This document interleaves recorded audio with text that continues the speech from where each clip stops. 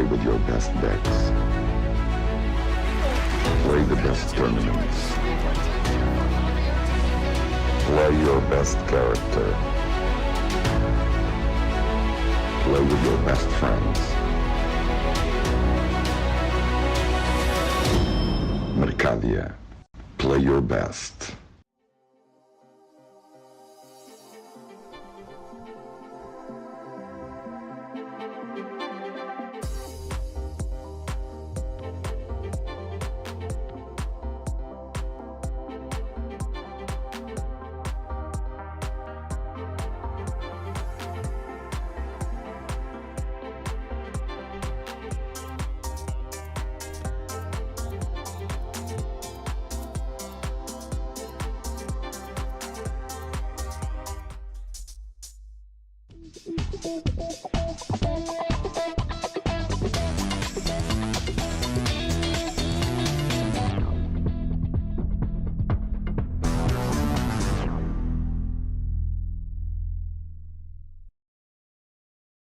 Welcome to SplitSecond, your channel for watching EDH and cEDH gameplay, as well as spicy deck techs.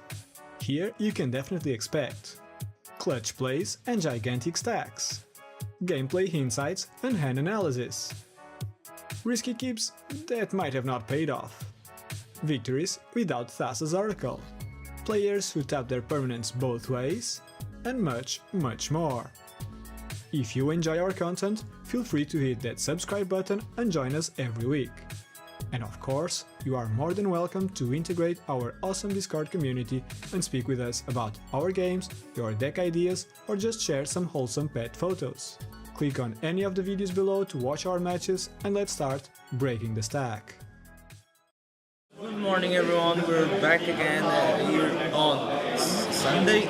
I'm Matthias and today I'm here with Fabio. Hey everyone, I'm Fabio. I am a former winner of a previous tournament here organized by cEDH PT. I'm a level 2 judge, and I'm also the maintainer for the Krark Thrasios deck on the cEDH database. So yeah, I like flipping coins. Yeah, he's the gatekeeper of the deck right there. Yeah. But he's here today, at least for this round, right? And we're seeing the bots are already there. Yeah. And we have our first bot. What do you want to talk about? Yeah, okay, so the first player is Enrico Cousinho, and he's playing Rionia Fire Dancer deck. Yeah. And it's a deck that aims to just cast a bunch of spells, similar to any manual Storm deck, and then win with some infinite combat combo with Rionia, and maybe copying a creature that creates an additional combat step, and that's it. We have a blue farm So the second player is Afonso, and he's playing Tayam. And okay, sorry. So the second player is Afonso, is playing the Tayam Luminous Enigma. He is already known in the community because he made top 4 on a recent Chaos tournament. So we can expect good things coming from him. Okay. And Time has a lot of confusing combos, but we'll see today. Yeah, it's a deck that aims to set up a large board presence, and during that he attempts to assemble an engine that generates mana and counters to continuously activate counter, Tayam. great mana, remove a counter, yeah. So it's a very interesting deck. It's inevitable because the deck only needs the commander and a bunch of other stuff to continuously mill cards and eventually find a win condition. Yeah, and we have a Malcolm Tainment today, which is could be a turbo deck. Yeah, it's an ad nauseam deck. Yeah, and an ad nauseam peer deck. Let me check if it has. Probably has like. It would be an ad nauseam. No, I don't see the. Here is not the case. Yeah, it's not the. Faz-me um favor, desculpa. Mete aqui. Sorry, we're doing some start roll. We were just checking, but no problem. Yeah, we have the round controls here, so we're gonna start the timer soon. we're almost starting the timer, Yeah, so the that, judge is making the announcement. and we have our last player. Let's not forget about Tin Macron, which is a blue farm deck that everyone knows about. Yeah. So So yeah, there's no doom. Like I was checking, there's no Doomsday on this Tina Malcolm deck. Malcolm Tin is not a Doomsday version. It's probably just a Mad Doomsday, and that's for good stuff. Yeah, our head judge is making the final announcement. Yeah. Then we're starting. And we're starting the round. The clock is on. Yeah, the clock So starting now, there's 75 minutes on the clock, and then there will be 4 extra turns, one for each player, and let's hope that everyone plays their best Yeah, and we have that's some right. great games. Yeah, that's right, Fabio. Because Rionia is the one starring.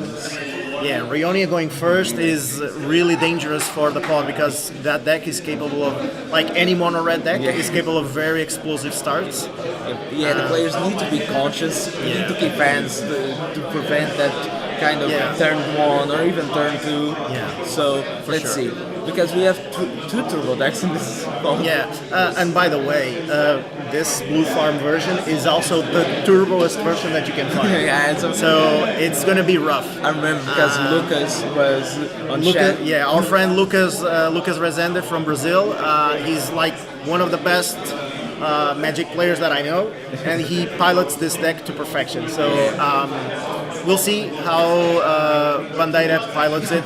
And by the way, Bandeira is also a former World Championship representative from Portugal. Yeah, that's good. So he's a really good Magic player, and we'll see how this happens today. It was fun because Lucas yesterday was losing his mind because one player went the money consultation. Yeah, it was him. blindside the- It was Bandeira. Yeah, it was Bandeira. The money consultation blindside them with the sixth The card. sixth card. It's so unlucky. It It's was so like unlucky. no. Yeah, what a game, guys! What a game. But still, they're still doing their mulligans. Yeah, so we can expect Rionia to try to mulligan aggressively for a really fast hand because Rionia is also like Enrique Pucinho also knows that Bandeira is playing the very aggressive version of Blue Farm, so he knows that he needs to go really fast, and he has the chance to do that. In this pod, there's only.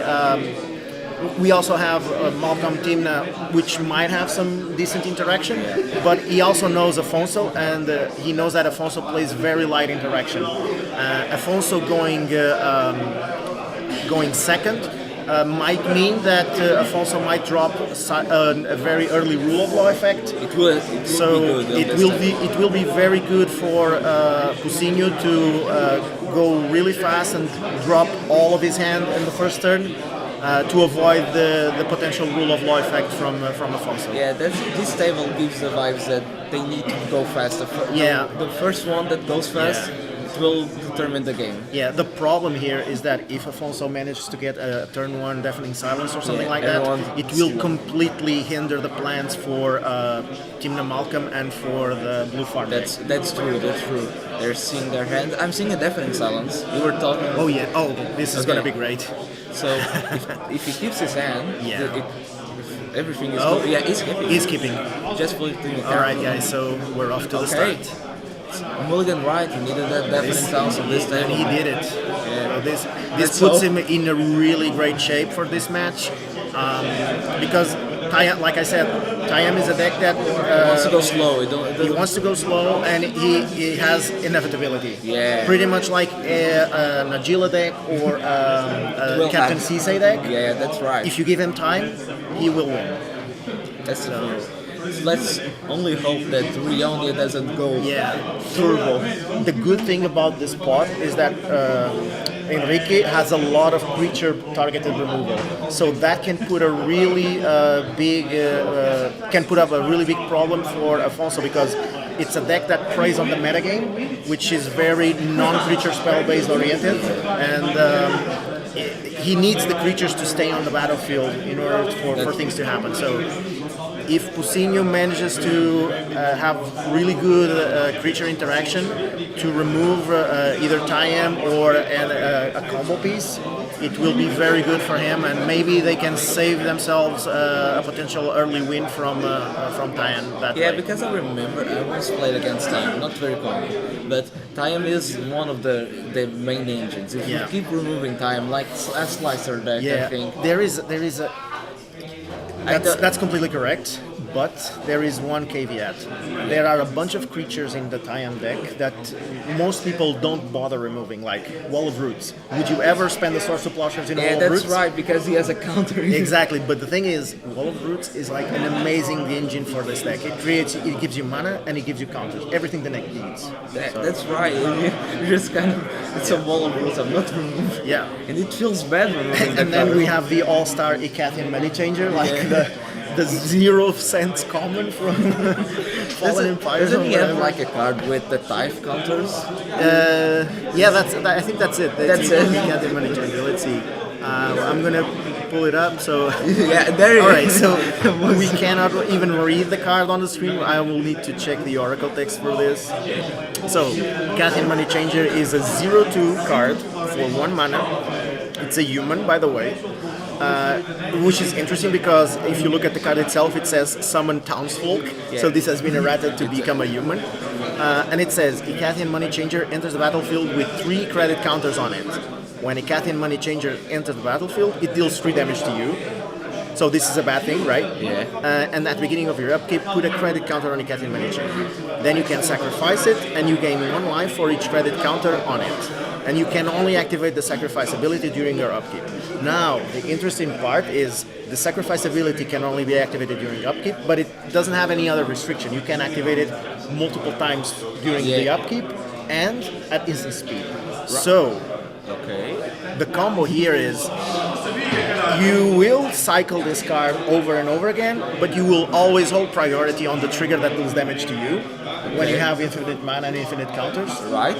So you will win with a bunch of 3 damage triggers trying to kill you, but you kill them before that. So it's incredible.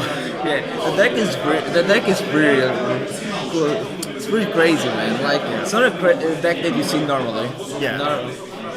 There's an extra. Do you want to talk about this guy? Yeah, the extra ringer you'll put a level of counter. 1 mana, make a counter. Like you spend all of your extra Wall of Roots or whatever mana to just build up counters so that you can use later and remove them with Taiam. So we're seeing a modern. Yeah. And there's a card here that I love that I haven't seen in a very long time. Let's see if I can find it. You even can remove the reverse counters from PC. Yeah, let me just change the filter here so that we can see the mana value, the mana cost, because it's easy for me to find it that way. Yeah, so Knight of the Reliquary. I know that card. This is a card that everyone remembers. Everyone who sees Legacy knows it. Yeah, this has been a very powerful card for a very long time, and then it got reprinted to Oblivion. Now it's like a $2 card. Yeah. But it's such a good card that in this deck, I mean, all the deck wants to do is find Gay Straddle. Right? Like, it's so weird, like I remember I played against him and he played a creature that dealt damage, like, okay, we're doing that. And, no, I'm just cycle, I'm putting Ranger Captain, I'm silencing over you. What are you doing? Like, it's so weird. Yeah. So let's take a quick look at the Team Malcolm deck while they're still deciding their mulligans. So this seems like a very standard deck. We have a Laboratory Maniac. Yeah, there's a Laboratory Maniac here. There's Mercurial Spelldancer. Hold on a second. Yeah. Is there no Tessa? Yeah, there's a Tessa's article here. Yeah. So Spectre Cell, there's a bunch of pirates to get you mana advantage, and basically this deck is a deck that can mulligan super aggressively, like mulligan down to 3 and still have a really good chance to win the game, because all you need to do is play Malcolm turn 1, then you solve your mana problem, and then eventually play Timna and solve your card advantage problem. Your card's problem. But still, there's some creatures that are very fun to see. Laboratory Maniac, Braids Horizon Nightmare. Okay, so we're off the start. They already Oh my god, so we already see the Deafening Silence. Yeah, that's right. We can see that Rionia started with a land that taps for like a depletion land that taps for the correct LED for Malcolm. Yeah, he went aggressively. He had 5 cards in hand. Yeah, Just like I said, like he kept a 3-card hand because he drew for the turn, and then he played LED, cracked it for the turn 1 Malcolm. Okay, and there's that's a it. Mystic. And there's a Mystic Rammer. Too late. I don't see that Rammer going to draw many cards. Nah, this it's game. not. It's sad. It's very sad. Typically, it's a great turn 1 play, Yeah, but going last, with the deafening sounds on board, it's gonna be very, very tricky to either maintain that Rammer or even draw a card from it. I really suspect that, well, maybe Rionia is gonna feed it a little bit because you will need to play some acceleration. But at most, this is gonna draw like 1 card. I don't see Malcolm feeding this, and I for sure don't see Tayam feeding it. So let's see if Tayam is a creature heavy Enrique, deck, so if Pusinho, no, he doesn't feed the Rammer, so that Rammer is not gonna draw a card. well, it's seeing land being dropped by Tayams. And that's a a Bloom Tender. Yeah, a Bloom Tender. Wow. Well, there's seeing a some Tayam. really fast start for Tayam. Time can be next turn is on the table if he wants. Yeah, to. I mean, it's not I really necessary. doubted that he's gonna Yeah, play it's not- Tayam before he has access to a counter engine. Yeah. So Just gonna wait. yeah, he's just gonna start putting pieces on the board slowly. That's his way to play. So all you see is a Bloom Tender now, no biggie, but Oh, we're seeing it. No, that probably this is Denmark. oh wow, he managed to put Tina and Malcolm turn 1, turn 2. Yeah, that's with good. with a deafening silence on the play on a mulligan to 3. This is exactly Now what I Malcolm has mentioned. Malcolm has an evasion. There you can see, attack. he has the mana engine and he has the card engine already set up. This is great shape for our friend coming from, let's see the name of the player. Yeah, Our friend Juan Paulo Martinez coming from Spain. So shout out to all of our Spanish fans watching the stream. we had a lot. We had a lot yesterday. We still have a lot today. Oh, by the way, I have to say, like, the Spanish community is doing great in terms of cEDH. I personally went to the qualifier in Coruña. It was a great experience. I really loved it being there, and I hope that next time more people can join us from Portugal going there because clearly they come to our events as well. Yeah, I think that Iberic region is being the cEDH levels being so good. Yeah, and we see that Pusinho played the dragon. Which we don't know the name. It's the dragon, the new dragon from Yeah, from Kamigawa. Kamigawa. I think it creates 2 treasures and exiles the top 3 if it does. Yeah, there it is. It's Atsushi. Atsushi, the Blazing Sky. So it's the other way around. yeah. It exiles 2 cards. Yeah. Then When it dies, you can do an impulse draw for 2 cards, right? Yeah. Yeah. Impulse draw. For those that don't know the term, it's basically exiling 2 cards from the top of your deck, and you can play them until your next turn, until the end of your next turn. either or you create 3 treasures. And we're seeing a Taiga at the table. Oh, he played the early Yeah, time. he played the time. Interesting. Oh, But there's no counters yet. Oh, but he's gonna do something. Is it a cat in money changer? Oh no, it's a stable is oh so god, stuck. it's another rule of war effect. But he's mulliganed so well for a deafening silence. Yeah, Even yeah. a deafening not a deafening Yeah, silence. and as we can see, the poor Mystic Ramara still hasn't drawn a single card. It's- And oh no, he did draw from Dark Ritual. Dark Ritual is the only Yes. card. Well, Still, one for one. One mana We'll draw. see. We'll see. Yeah. We'll see how that goes. We have in chat Fabio Pinto asking for why Fabio is in here. Yeah, Fabio Pinto is if he's a player from Porto. He also plays with me and some other friends on Discord. So shout out to the Porto community. Hope to see more of you guys. So keep attending the events. They'll be. Next event, a lot of people will come more. Yeah, I mean it's very tricky to be able to spread out the cEDH community in a country that doesn't have that much economic power like ours. Yeah. So I think it says a lot that we managed to organize Such these an type event. of events. Yeah. Makes me really proud, by the way. I think it makes everyone relate to this project well. But the only attack with Right, attack so with 2 Rammer goes. and Time is gonna block them. Is a scene. Is there any Elliot player? Yes, on the there is. Yeah, We have Bruno Peixoto. I don't know if he's still competing, but he was playing Heliod yesterday. Yeah, yesterday was playing Elliot. I know because I did a deck check on him yesterday. Yeah, that's a desperate ritual right there. Okay, yeah, like I said, it's a desperate deck. It's a mono red deck. Yeah. This is the staple card Yeah, for, but that's for something his, quite weird. He can desperate ritual, but Yeah. he can play Riona. Yeah. The others one.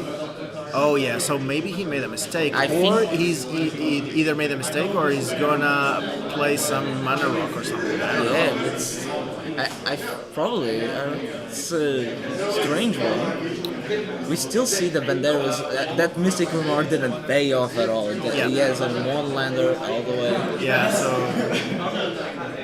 I think they were seeing that now they're reading Rayonia. they're reading Rionia, Yeah, it's a card that needs to be read.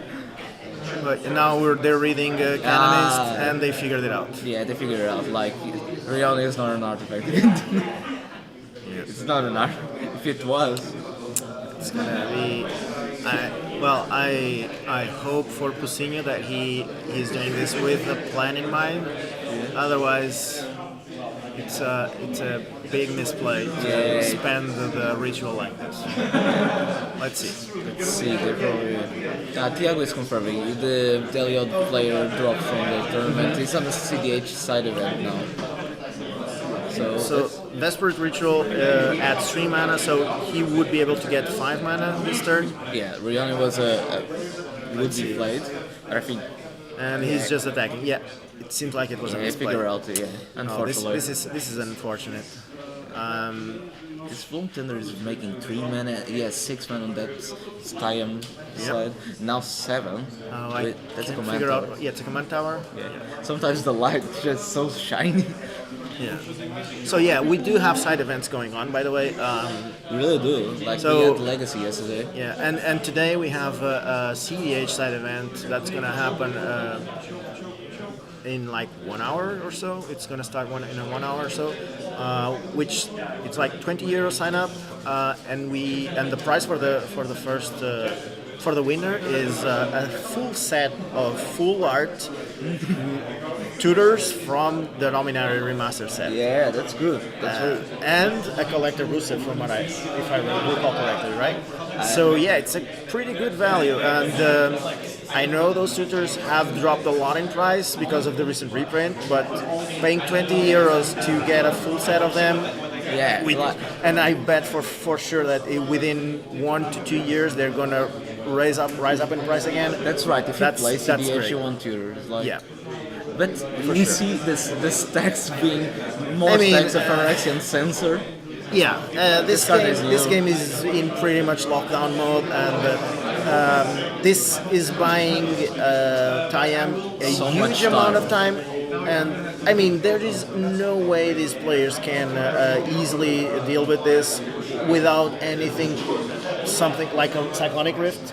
But if you look at the table, there's no way the blue players have mana Yeah, for that. they don't have. They needed either I don't even Cyclonic know if Rift or- Team runs it. Does Let's she see. has Toxic Deluge? No, I don't So Timna Malcolm does have Cyclonic Rift. About Toxic Deluge, nope. No. Oh, but there's a Dam. He runs Dam on his Okay. list. Damn. So this could be a really good card, but still, it doesn't take care of the Deafening Silence. Yeah, but still, it would remove Tayam and a lot of mana source. Yeah. But doesn't Rionia run Blasphemous Act? It could be something. Let's see. Like Not that doesn't. Blasphemous Act, but he does run some No, it crazy doesn't. stuff. It really does. So there's. Oh, this is Discard it. Pyromancer. it doesn't. Let's see. I remember there were some weird removal spells here. So yeah, claim the firstborn. It's not gonna work very well. Mark of the Reckless Joy, no. Chaos Warp, Thunderclap, can only deal with them. Yeah. Such a okay. Mind collapse, no. We It's still gonna be see really tricky. Bandera is not even the land for Yeah, them. Bandera did a big mistake keeping one lander with only Mystic Remora. Being the last player. Being the like- last player in this specific pod, it had a really high probability for Afonso to drop an early Deafening Silence. Yeah, he went for the Mystic Remora bait. we call it.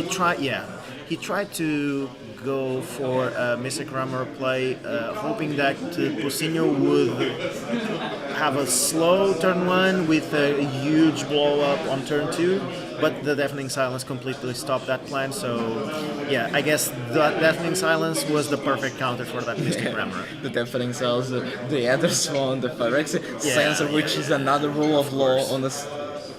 On a stick. There's a finale. Oh, there's a for finale? 5. Yeah, 5. No, 3. for My three? bad, my bad. Yeah. You've tapped Bloom Tender, another 2 Blue land. Tender for 3 plus 2 lands, so yeah, finale. Yeah, for We 3. don't know. Yeah, deck X is probably 3. It's gonna be. And he's gonna get an Archon of Emeria. No. But is that it? But if he does, like this is his only spell for the turn. Yeah, So- yeah, but I mean, at this point, he can get a Circle of Dreams Druid, which is like Gaia's Cradle. the gas cradle with legs, like people call it. So that would be good. And let me sort this by mana value. Yeah, let's see, Mana Valley.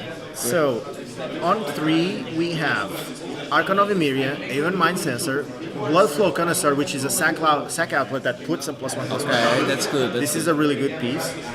Circle of Dreams Druid, Eidolon of Rhetoric, Elvish Spirit Guide, nope, for sure. Eternal Witness, nope.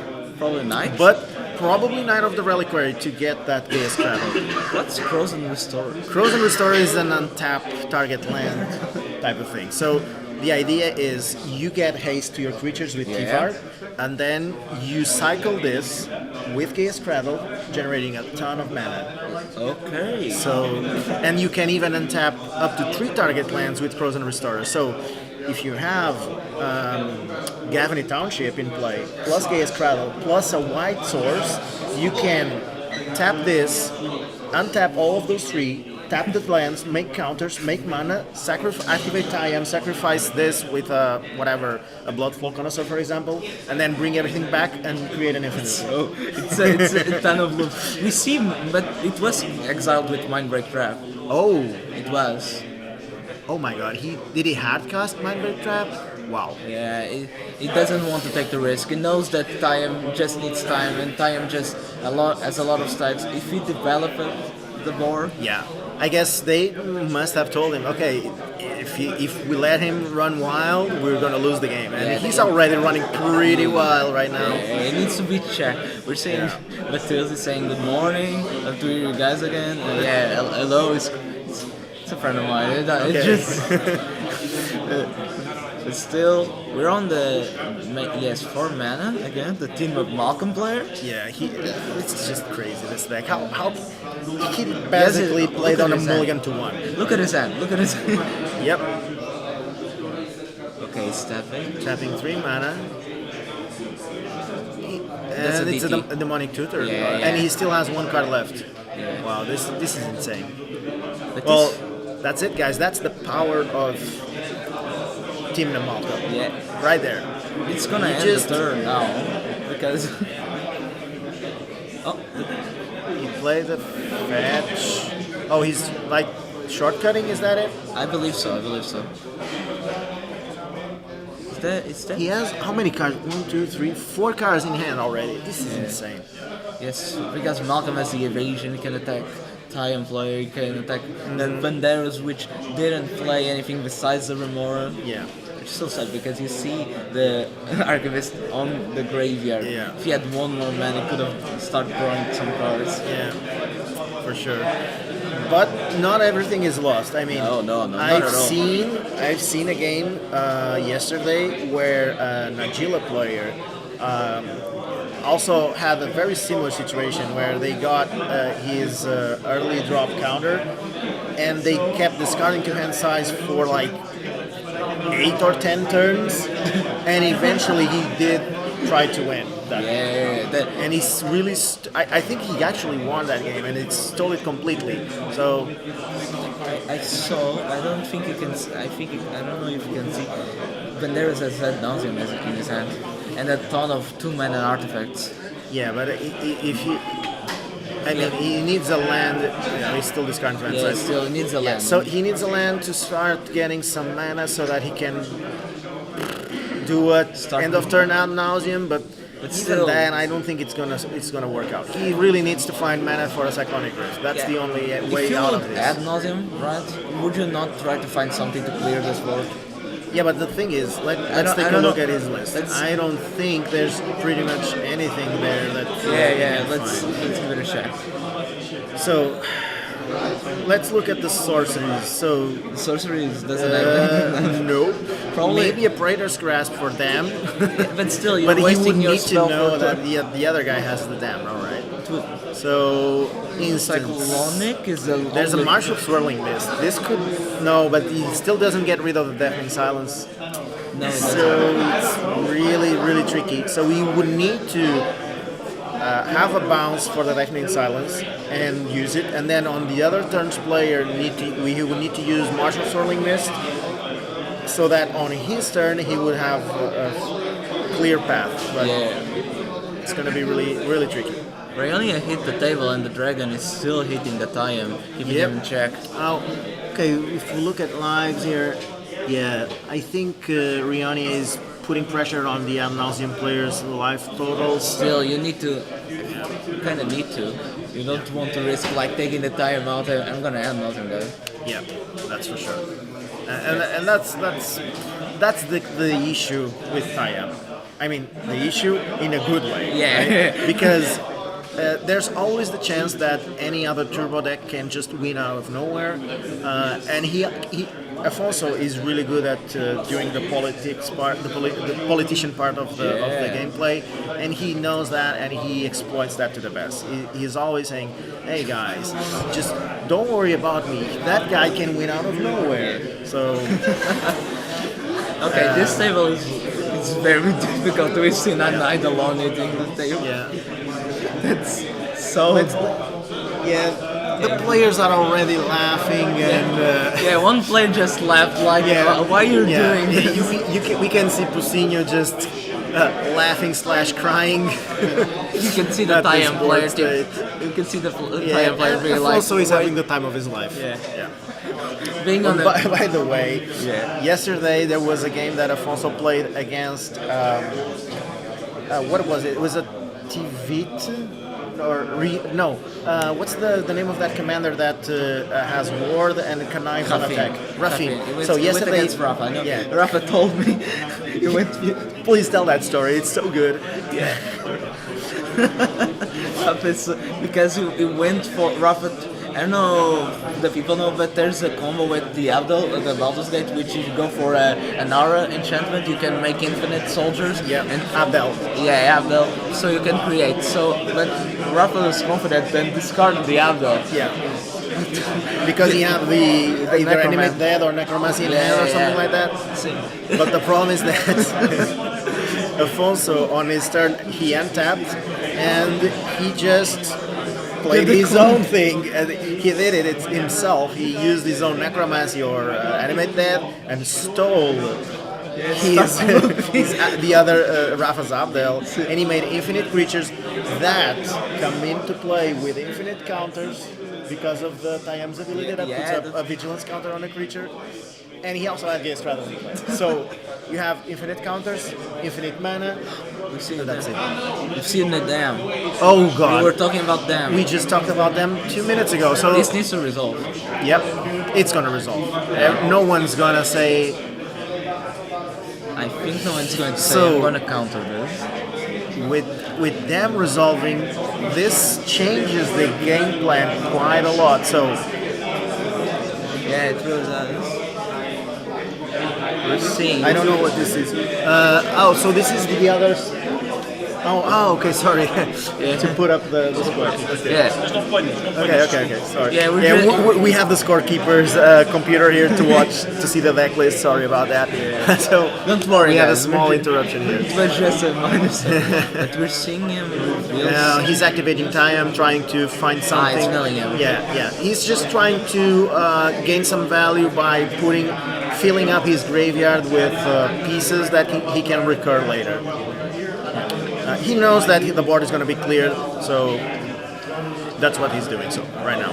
Time is one of those commanders because it's so fun. Because the Yep. first time you see him, when it was revealed, like it's fun, but it's not going to. But if we look at this game has been like the perfect game that the Malcolm team deck could expect. Right? We were talking about time, but you're right. He did a mulligan 2-3, which was technically a mulligan 2 lines on diamond because Lines and was it, Diamond, right? Malcolm.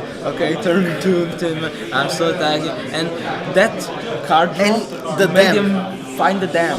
Damn, I mean, That's cool. this is insane. And now the table is reset. I need to know how many cards he has in hand right now. I'm gonna ask. I'm going to try to figure that out. Yeah, we'll try to figure. Judge. Yeah, it's just great. Yeah, just Okay, for I'm fun. gonna ask the judge using my superpowers here. Can you check the number of cards in hand from the Team the Malcolm player on the stream? It's the one sitting across Pusinho, so the one in front of Alfonso, that one over there. The guy with the white shirt. Just, How many cards? How many cards in hand? Just check. Just so we know. Because we just want to know how many cards he has. Yeah, Sim, sim. Só pra saber. still six. Yeah, it's six cards. 6 cards in hand. 6 cards. That's insane. The amount of value that he managed to generate with just a turn 1 Malcolm with no cards in hand. Even mana, it starts generating a Malcolm generates that mana. We've seen infest the turn. Yeah. That's some discard just because there's not a land. If he finds a land, it's I mean, who needs dark side, right? Yeah, it's Darkside. Rionia would love it. What we see from Rionia is Faithless Loading and Final Fortune being in exile by the dragon, which Oh, that's actually pretty interesting.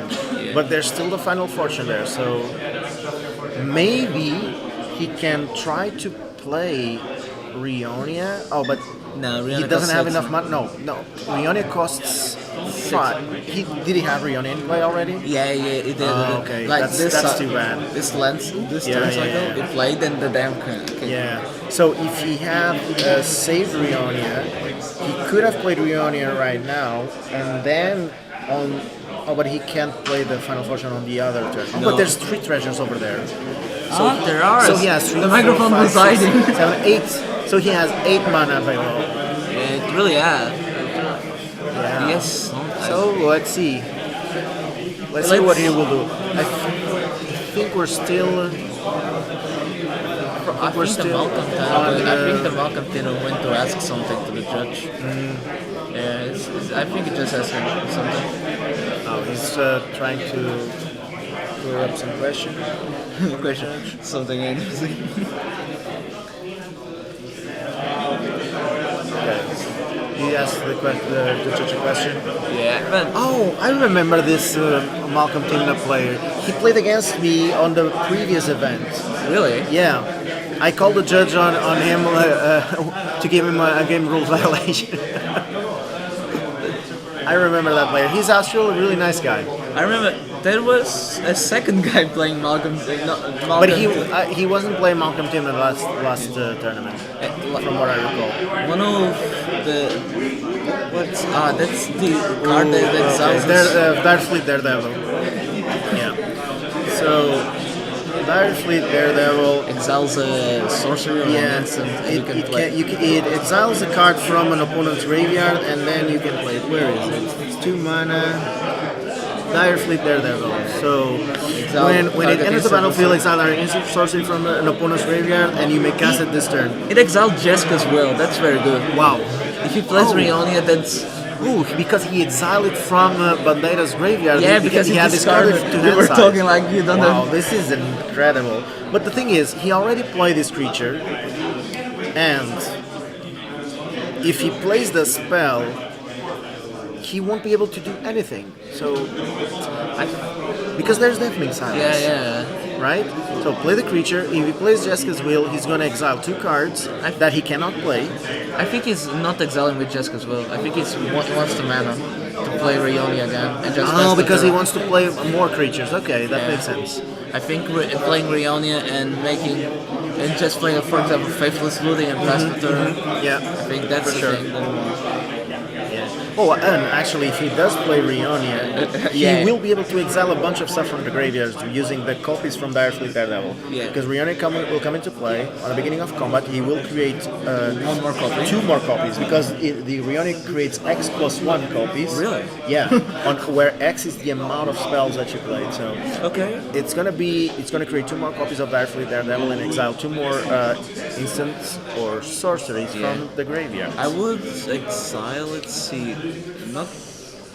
Unfortunately, Finale was exiled from that Yeah, side because yeah. it would, still it couldn't be cast. It would be from zero. I'm not sure if. And then Linton. And like the tutor, but the problem is that he won't be able to cast any of those. Right? Yeah, that's. It was So like an unless- important spell. Unless there's some important piece like a brain freeze or something like that. I don't see that this is gonna lead to much value, but we'll see. Oh. Okay, Fairy Mastermind. That's cool. Okay. We're seeing this card popping up. Fairy Mastermind. I have to say, I admit that I was wrong about it when I first saw it. I thought it was not going to be really great because, I mean, it's a card that depends on your opponent doing stuff and doing good stuff. I mean, they're drawing two cards per turn, where you're only drawing one. The problem is the metagame has shifted to Draw. so much mid-range value decks that it's very common for in a table with 4 players for you to see at least 2 other players with draw engines, and when 2 other players have a draw engine and you play Fairy Mastermind, you have one player feeding you one card and the other player feeding you another card. So you will eventually, or in average, have the amount of cards in hand that those 2 players also have. In this tournament, we've seen a lot of like Chrome and Tidmus. And Thrasios, there's a lot of Thrasios. Thrasios too. Yeah. But just to keep in check, Jessica's Will was countered by Glendaris with the Force of Negation. Okay. It doesn't want Rionia to hit the table, it seems. Yeah, but I don't see that it would be that much problematic. I think Rionia, well, I mean, they are basically saying, okay, we feel like Tayam is no longer an issue, so we feel like Tayam, we feel like Tayam is no longer an issue, and we believe that Rionia is the biggest threat right now, Yeah. which, in my opinion, is not true. I mean, Rionia becomes a problem once you manage to get The Exert creature. the Exert creature on the... Well, actually, you could still combo off with just an Exert creature and the Lightning Bolt right now, so it could be a problem, right? Yeah, so maybe it wasn't that bad. Maybe maybe he has the perfect hand out there with Rionia. We don't know his hand, but maybe that's the case. Fairy Mastermind is something very cool because he has an ability which you can pay for. It doesn't come very often, but it keeps like the brain freeze decks in check, or even Tassa's Consultation. Yeah, that's true. So, like I was saying, if you have Fairy and there's only one opponent with something like a Heuristic Study or a Thrasios, you're gonna typically have half the cards in hand that person has, right? But if there's a second player with that draw engine, then you're gonna even out with those 2 players. So you're gonna have 3 people with a lot of cards in hand. And if all of your opponents have a draw engine, you will come out on top of all of them. So because you will draw from each one. So Like because on its commander you are against 3 players and we've seen a lot, like we were talking, we've seen a lot of mid-range decks just grind value, draw a card, Mystic Study, Mystic. Yeah, and I was talking about that yesterday with some friends, and we kind of feel like the metagame has shifted from turbo to mid-range, and the problem is with all of these mid-range value decks, games tend to go much slower, and we will see control-ish stacks decks do well because IM it preys upon this type of metagame on slow metas. So if we see the decks like IM doing good, then the natural counter for that is going fast, and it's an old maybe cycle. the metagame will eventually shift back to turbo. We'll see. Well, Bandera's just fastest turn. We've seen a Okay, Dash Ragavan. Ragavan. He played an Arcane Signet and Dash Ragavan. It's probably I would attack Banderas at this point. Like, Yeah, but the thing is, this turn also sets him up for next turn Rionia. yeah, it really does. Let's see the card. He can still play. No, he can't because of the Definite Solace. Yeah, I forgot. I thought it was at the Swan. Yeah. Well, it's a land. Okay. It's a land. So. It wanted to draw the land. It's just going crazy. I just wanted that. Oh my god. That specific draw that He can't catch a break. But the treasure was made, and he has exactly. Well, but the thing is, if we look at, let's imagine that Ramura had drawn a couple of cards, it still wouldn't have made a difference. Like, Yeah, it would. look at the amount of cards that he's already discarded, and he only now did he draw the land, the second land. So, yeah, I think it's not good for him. Okay, that's a DP. Demonic Tutor, right? there. Oh, well. Now things are gonna go. Oh, they're tapping mana. We're counting with Oh, that name. nice! And It's a Nevermind sensor. This is, and it's like I'm this fine is with great. that. I'm drawing. Yeah, the thing is, Tayam doesn't really need tutors. He already played 2 and got 2 of those tutors countered. But, like I said in the beginning, this is a deck that has inevitability. As soon as you get your pieces on the board, it doesn't matter if you have Opposition Agent or Even Mind Sensor, or if you counter all of his tutors, he will find the pieces that he needs. Yeah. And now this cEDH just in the table, you put top 4, one of the top 4 cards into his hand. It's tapping mana. It's probably a creature. Okay, Yeah, that's Devoted Druid. Devoted Druid. So Devoted Druid is not as good as Wall of Roots, as you, unlike you might think, because he can only put one -1/-1 counter on it at a time. But as you can see, there's the Vigilance counter, so that's a good thing. So he will be able to generate some mana and start some counters going on, and it feels like Another creature's it's a Strangleroot, guys. So this is one part of the combo, like a big part of the combo. It's a creature that works as a counters engine for the deck. So all he needs now is to find a way to generate more mana and a sack outlet for Strangleroot Geist. And he will start getting a lot of counters. So I would say that Tayam is in a really good shape right now. He's in back on the game. Yeah. If Rionia... so the best case scenario for Rionia now is to drop Rionia on the next turn, and then on the following turn come up with something like a Combat Celebrant or something like that, right? Yeah. And he might win the game from there. Now, we see a Mystical Tutor from the Team Malcolm deck. I would like to say that Timur Malcolm is on 10 life. Yeah. So the interesting thing is, on this game, Fairy's not going to draw any cards. He's not going to draw a single card. And there was playing it. Maybe, but even still, he would draw one card per rotation with it, which is good. Yeah. But that is out of the game for now. He needs So to start like defending at some point. yeah, and I think that was the point of Fairy Mastermind. So actually, there's an interesting thing here.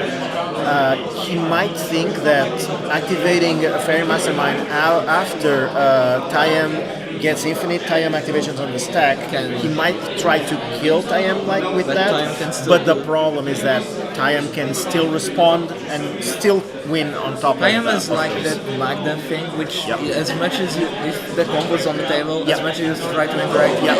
combo's on. Yeah, it goes on top of you all the time. Yeah. Well, we've seen a Path of Exile to probably strike. Yeah, it's probably gonna. It's an answer. It's a great answer to both Rionia and the Tayam decks. Yeah. So yeah, we're seeing that creature removal is five back. stars. 5 stars review on this matchup, right? removal is We've already seen them, and now about to exile. So But creature removal is getting back at the cEDH. yeah, because of the mid-range decks gaining traction. For example, I played for a lot of time Rocco, and we could exploit the players not having like a creature counter or either removal. Nowadays, people are getting ahead and playing Path to Exile. It's even playing Path to Exile. Yeah, but the thing with Rocco, for example, is that even if they have a removal for your creature, Rocco already does its thing just by casting it, Yeah, right? it's So it's the same problem with Tassa's Oracle, right? If you have a removal, it won't do anything to Tassa's If the Oracle. ATV is on the stack, Yeah, just there's a Spire Industry. Just we could have all this source path before the time turn. yeah. Doesn't need it just to keep in check the Rionia deck. Not to, because if you path now, probably the Rionia can try to do something, and it doesn't seem the greatest idea. So I think he's just gonna pass, which is the case. You're gonna he draw a did. land. No, Passed with full mana. Interesting. he really didn't draw the land. Oh my God. Maybe is he gonna activate? Maybe he's gonna activate the Fairy Mastermind on the Forces end step to draw 2 cards, right? Because we often forget that activating Fairy Mastermind's ability on an opponent's turn after he draws for the turn will cause the Fairy Will to trigger. activate your ability. Yeah. And we've seen a Polluter Delta hit, so the Oh. second land drop after how many times? But now there's already an Evermind sensor there. Yeah, that's horrible. Oh my god. I don't wish to shuffle the. Yeah, do you think He's gonna go for it. Bandera is just get me out Oh of my this. god, he's suffering so much. I remember I played once time against you. I played the Deafening Silence, and Deafening Silence is for 1 mana. That's a lot of things. Yeah, he's pointing at the Evermind sensor. Oh god, this is so sad. He has Ad Nauseam in hand. He has a net, not a mana. Can't say net. Wait, what is that? A Dark Ritual. He also has a Dark Ritual in hand. But it doesn't work with Deafening Silence anymore. Deafening Silence is such a. He's probably trying to do some politics, trying to get their opponents to get rid of Evermind sensor, saying, "Oh, you need me to interact with these guys. I'm the one that can stop the Team of Malcolm Don't deck look from at my winning hand. because Don't look I'm the one that has stack interaction." Don't look at my hand. Well, I mean, it's a good argument, right? It is true. It is true. You don't want to play to get behind it. Unless Rionia has something like a Rattle Metal Blast or Pyroblast or whatever. Oh, he did crack it. And Nothing. did he find it? I don't. Well, I think he found something because he was. He thinking, found it. Oh god. He was thinking. Wow. Yeah, but he always does that. He would, even if he didn't find anything, he would still shuffle the cards a little bit in his hand just to bluff. Yeah, just to. And it's a good practice. I mean, it's not slow play if you do it fast. And as you can tell, he took like 2 or 3 seconds to do that. And you're being like a Dracius the guy, you know what some guys do a slow play, like a Yeah, but- Dracius cry Yeah, 1,000 years. Yeah, let's. For me, as a judge, when I see a player resolving a tutor, and typically when we're resolving a tutor, you pick up your deck and you start cycling through the cards, and you take 1, 2, and you go all the way to the bottom, and then it's still acceptable to go back and pick the card that you've seen when you're passing through. This is okay. But when you go all the way to the bottom, and then you start again and go all the way to the bottom again, and then you go for the 3rd time, then for me, you should be getting a slow play warning. Because I once played on a tournament that were a lot of Seedborn Dracius. Yeah. And it gets so. You see people just going like this. Oh, let's see. Oh, That's a this is good a card. great Let's- card. do I want the card let now? me put it back on top of library. Now let's look at my hand. I have some really good cards here that I haven't noticed. Now I put back down my hand and I look at the card again. Oh, it's still a good card. Oh, let me put it on the bottom. Oh, come on. And 3 more activations. Yeah. Yeah, but it's but there is something like you play the land that can sit and yeah. No, he's getting back in the game. After some I while. mean, it's better than nothing, right? Yeah. So we'll see. Rionia is on the turn of the Rionia. Yeah. You're thinking what I think Rioni is. I mean, I don't know. If I was in his position, I would probably play Rionia so But that next turn I can do something. Let's see. he could be afraid of 5. he could be afraid of the Six. path to exile. What's What that? is that guy? Oh, it's the one from the Commander 40k. It's the Bloodthirster. Bloodthirster is a 6/6 flying trample. Whenever Bloodthirster deals combat damage to a player, untap it. After this combat phase, there is an additional This combat comes with phase. Rionia. And Bloodthirsters cannot attack a player that is already attacked this turn. So, the way this works with Rionia is, if you play Rionia, you you play Bloodthirster, then you create a copy of Bloodthirster. You attack with both, or you attack with one of them, And you get an extra combat. and you get an extra combat. And you on the extra combat, Rionia will trigger again and create another copy of Bloodthirster. Yeah, and so with it's the- similar to Godo. Yeah, with a new copy of Bloodthirster you can continue the Yeah. combat. So the thing is, you always attack with new copies of Bloodthirster. So you eventually kill them. Being flying trample makes Yeah, it's a 6/6 flying trample, it's good. But again, if you have Bloodthirster, why wouldn't you play Oh, because it's a depletion land. So if you played Rionia now, he would be out of the depletion land, but he would still have 1 treasure, right? Because Rionia would cost 7. Let's see. I think so. Let's It see. would cost Rionia costs 5 and he would cost 7. 7. So this costed 6 and he has the depletion land, so It would, but I 5, 6. So if he has a land next turn, he can play Rionia, and Bloodthirster will. Yeah. Will it go? I think he wants to I play think- Bloodthirster because if the path to exile comes to him or either tie him, Yeah. So if with this in play, next turn Rionia will go infinite. yeah, it will. But would you do this? Because we know there's a path to exile. Yeah, and the thing is, if you play Rionia first, you can create a token copy of the Bloodthirster, right? Yeah. And the token copy has haste because Rionia gives it haste. It gives it again. So the thing is, playing this first puts you, unless he has another one like this, like the Combat Accelerant that we talked about, it puts him really vulnerable to the Path to Exile that we've seen. There's a big target on his head. Yeah, people will realize, okay, if next turn he plays Rionia, he wins the game. Yeah. If you see a strange creature that you don't see normally, you try to think about So- how you combo with it. For me, it would have been better to play Rionia first, because then maybe Malcolm on the next turn would be tapped out, or without mana to cast the Path to Exile, or maybe even Tayam plays something more threatening than this, because this is like win the game threat level. So he should have waited and played Rionia first and then played this. I think that was the correct play. But we'll see. Or try even to force the Malcolm team to play because it's on 10 life. Just start attacking. It needs to block. Yeah, and then there's also the political side of things. So you play Rionia, okay? People know that Rionia is dangerous, but they don't see your hand. They don't know that you have the Bloodthirster, right? So you can argue with the Timina Malcolm player and say, look, you need to exile the Strangleroot guys, because if he plays a Sack Outlet, there's no way we can get back from this, right? I mean, something like that. You can try to get away with that type of thing. So is that an internal witness? That's Eternal Witness, probably returning Vampiric? No. He's just looking at the graveyard. Probably stacks. Phyrexian Sensor would be good here, because it can't combo with Bloodthirster. The non-Phyrexian creatures come and play tapped. Really? Yeah. No. Yeah, Where really, is it? Phyrexian Sensor.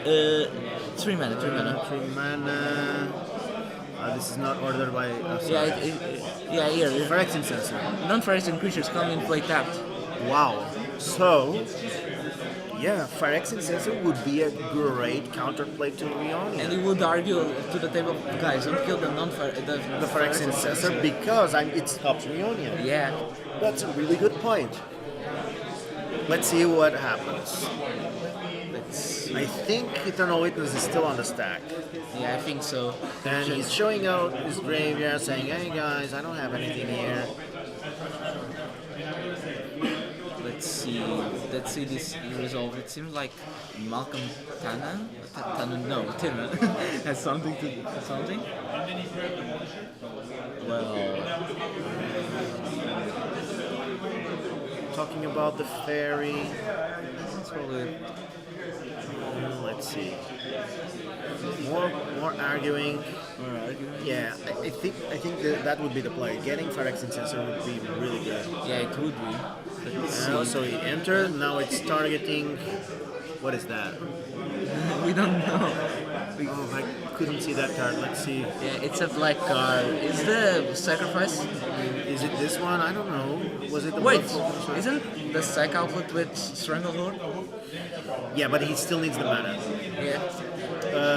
Okay. It needs So he still needs the mana in order to go infinite. But if he manages to get a way to give haste to his creatures, he can still get some mana from the Devoted Druid. So it's not infinite yet. But the thing is, he also has a bunch of mana in play, right? So if he manages to activate Taiyan a couple of times, he might find more mana, like a Gaze Gravel or something like that. And then he can activate it more times. And eventually he finds it. So we've seen it. He has activated. Yeah, like we were so saying. they're reading Bloodthirster now. Finally reading the card. Yeah. So yeah, this Taiyan deck, I know they joke about it and say that this deck is called Life Finds a Way, and we've all seen Jurassic Park. We know what that means, right? So. Oh, we have Thiago saying that Slicer loses, the dream is over. Yeah. Slicer is a fun deck, guy. Don't go for it. I mean, Slicer is a fun deck, but I think it's also surprisingly stronger than people give it credit for. We were joking around, but on the table with Tevesh Chromes at Tinma, even when there wasn't, it dealt with when there were like 12 damage on those stars. The thing with Slicer is, if you look at Taiyan's deck, it's a deck that preys on the metagame having very few creature removal spells. Right. Slicer does exactly the same, right? And it kind of mulligan similar to this Tindra Malcolm deck. You mulligan to play Slicer turn 1, and then you know that if no one plays anything, you will kill the board in 3 turns. Yeah, just put some... Or even Ball is on the chat. Ball is... Yeah, good morning, Bal. Yeah, good morning, Ball. All things in Switzerland. Is it in Switzerland? Yeah. It's in Switzerland. We've seen a Phantasmal image hit the board. Does he want the blood person? I don't think so. Eternal... No, you don't... He's thinking about Eternal Witches because he's looking at his graveyard. Let's try to see... You know, copying... Eternal Witness down? That would be a really good thing, but we'll see if he goes for that. Because then single target, remove the blood first, and then it's ult. He doesn't have mana to play them right now, right? No, I'm just the single target, not overloaded. Yeah, but the good thing would be to be overloaded. Yeah. Switzerland's okay. Yeah, don't worry. Yeah, I mean, we miss you. Yeah, next time you'll be here. Yeah, for sure. Yeah, You do your thing and get your life in the sweet spot that everyone wants it to be, and then you will be able to come back and play with us all the time. Okay. Did Taiyan activate this ability? I think not. Is got the new other card by the Mind Sensor. Yeah, that's yeah. Fairy Mastermind. Yeah, it's not a Nedric. It's more like if you draw, I also draw. Okay, a rule of law effect is at the table. But Okay. this enough? So he activated Tayam to get back the rule of law. Yeah, that was expected. So is there's another Tayam activation, and those were the cards that were milled. So and we can see the Tayam win con there that Fonso runs. It's an artifact that you can sacrifice to deal 2 damage to any target. Where is it? It's Moonglove Extract. So this is a card that was printed first in Lorwyn. I don't know how many of you have played the Magic since Lorwyn. It has been recently reprinted in Mystery Boosters and Iconic Masters, but it's a 3-mana artifact that has one ability. Sacrifice it, and it deals 2 damage target creature or player. So Just cycle this card over and yeah, over. if you think about it, this looks like Draft Chaff, but for Tayam, this is a 3 or less mana value permanent that you can recur with its ability. So, this is infinite damage, if you have a way to activate Tayam an infinite amount of times. It still doesn't have, but it could.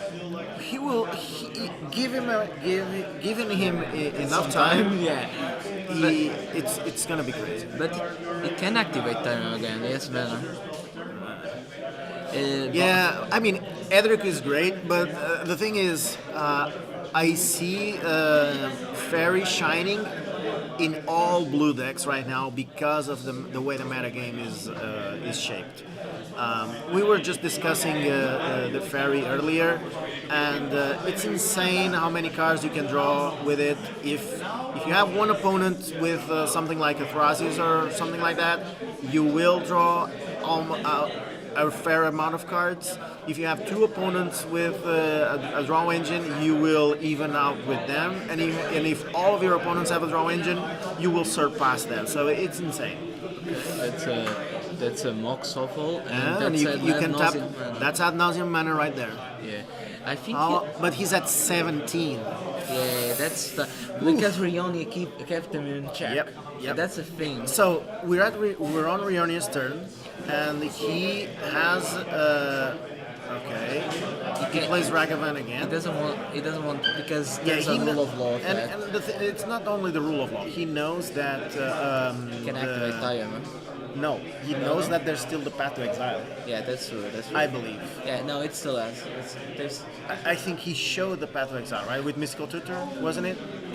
But something I don't know is what does Phantasmal Image hit? Phantasmal Limit, we don't know what's what we it's don't know. copying. I don't think it was Eternal Witness. Yeah, so as you can see, he attacked with Bloodthirster on Bandeira, and now he's attacking with Bloodthirster and the Direfleet Daredevil on someone else. Probably Malcolm Tumor? Yeah. Or would you force this?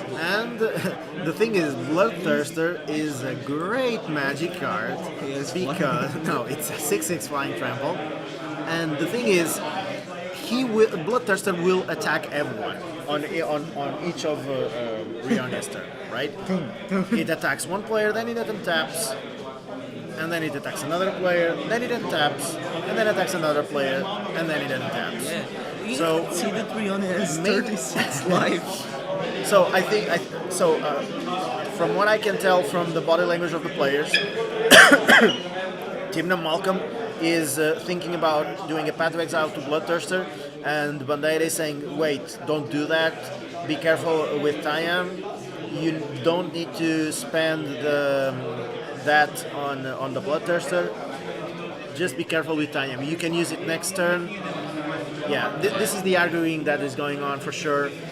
And now Afonso is arguing back against Bandeira's point of view and saying, oh, don't worry about me, I'm okay, you just need to kill the Bloodthirster. Yeah, probably. No, don't do it, don't kill me. Yeah, but the thing is, Bandeira knows that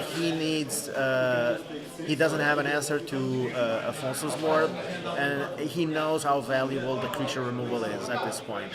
And it is true that the Path to Exile can be used on the next turn, but he's casting it right He's now. casting it right now. It's not that even So taking- Afonso's open. no, the thing is Afonso's argument won this, and we will see what happens in Afonso's turn, because I'm pretty sure that with the Path to Exile out of the way, bad things are going to happen.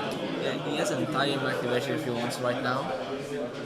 Yeah. With the voter, then he's gonna do Yep. it. There it is. Okay, there's And a there's time. 3 counters going off. Nope. Wait. What is that? What happened? I Don't know what something happened. target phantasmal image. Maybe he sacrificed it somehow. I don't know. We wouldn't sacrifice it. I don't know what happened. We did. That's Did he block with it? probably blocked. I don't know. Probably We, because we can't really tell. But the thing is, what I can tell you is that both of the Ad Nauseam players are at 10-ish life. So Tayam is at. that's is a that scurb ring. Is that how much life is that? 15? Yeah. The Italian players. Player is at 15, life. right? Yeah. So he's at 15. Let's see. You went. Can go for Bloom Tundra. Okay. Yeah. I got, that's cool. You want more mana? Probably can. You know, I think Oh no, that's it's a Hex Drinker. It's just another counter creature. Yeah, and by the way, what I just said is what gets you killed. If you look at something coming out from Tayam's deck and you think, oh, it's just whatever thing, and that will get you killed really fast. No, because it's more questioning than. yeah, underestimating the cards on that deck is very, very dangerous. Okay, stepping mana. Does he Yep. have a Silence. Okay. What? But does it Silence on Tayam's turn, it doesn't. I mean, doesn't I don't think this is going to do anything at all. unless because he doesn't. I because think Tayam wins through silence very easily. I think they do this because they fear because he has the suck outlet, the creature one, Yeah. and they kind of fear something. Oh, because he has it in play? No, in no, hand? in the hand because of the eternal witness. Okay, got it. So they kind of fear it. So it's just throwing the card away. I'm very confused right now. Oh, see, yeah. Yes, also on the upkeep draw card. And it resolved. I don't think the silence. Is it gonna make a difference here? I mean, he can still activate. No, he doesn't have counters to activate Tayam right now. He needs to put a counter on Devoted Druid and on. Yeah, so yeah, there it goes. He puts 2 counters with 1 mana. And now, because now he untaps and he has 3 counters. And then he can activate Tayam once. Untaps, yeah, there it goes. A counter. Now he can activate Tayam. Removing the 3 counters. No, he's already putting another counter there. Let's see. So, Afonso, if he's lucky, he can win right now. I don't know exactly what's in his graveyard. If he has a way to sacrifice creatures in the graveyard, that will solve the counters problem for him. Oh, he's attacking with Strangleroot Geist. Okay, cool. He's also attacking with Eternal Witness. Everything. And Eidolon. Yeah, there he goes. Beatdown style. Yeah, I mean, when your opponents are at like 9 or an 11 life, attacking it feels pretty good, Yeah, right? it feels. I think he wants to kill this welcome to 10 players. Yeah. He has been shown that he's still interacting with the board a lot. When there is still, he's waiting for his admirals and we're just gonna do it. Yeah, but you know what this also tells me? What? This tells me that Afonso does not have Card of Calling in hand, Yeah, it doesn't. right? That's Because something you can. you can tell if a green player has the chance to attack for free and doesn't take it, it's better over X. I think X-Drinker just because the voter Druid with X-Drinker makes Yeah. 2 counters for 1 And mana. that's not all. The thing is, a Hex Drinker Has stats, but No, he gets big, and people are Yeah, it's really it, low it's on life. And Hex Drinker with on level 3 already becomes a 4/4. So I think he will be able to just kill at least one of the ad nauseum players, and then have maybe he's in a better position. But I don't know, maybe he's underestimating Rioni a little bit. The fact is, Rioni already wasted the Bloodthirster. yeah, the Bloodthirster. It was exiled, you know. Yeah, it was exiled, so we'll see. There's another Demonic Tutor, and there's the Esper Sentinel trigger. If I was a Taiyan player, I would actually try to kill the other. Okay, so I think Alfonso is responding to the Esper activating. Sentinel trigger. Yeah, it's activated. Yep, there it is. Okay, he's moving a count. Maybe he has it, and he's gonna win right now. We don't know. I'm just that curious. Let's see if he found the line. Okay. Because doing it in response to Esper Sentinel feels like he has I want it. to try. There's a Mangle Horde. That's an opposition agent. Opposition agent. Okay, it didn't. Wow. That's cool. That's very good. It was in response to the Demonic Tutor. Come on. It's very good. Very good is the king of understatements. And still, he can activate time again. Yeah. So Bandera is showing the mana rocks he has in hand, cleverly not disclosing the fact that he has an Outhouse, which at 11 live is not that great, but we'll see. But I was saying, I think I was a Taiyan player who killed the Malcolm. I still think that he might go for the ad nauseum on Timna Malcolm instead. Probably. Because he's at 11 life. He's not gonna get. The game is not gonna last that much longer for He him. needs to find a way. Yep, we'll see. So there's also an interesting fact that Taiyan's last land is an ancient tomb, and he's already at 15 life. So there is the danger of Tapping it over. Rionia coming in and just having enough damage to kill him through combat. Ragavan can go for it. Is Taiyan a what? A 3-4? No, Taiyan is actually, I think it's 3/3. It's a 3-3. Okay. It's a 3-3. Can block the Ragavan. Okay. Can buckle Ragavan, and Direfleet Daredevil has first strike, but he's only a 2/1 or a 2/2.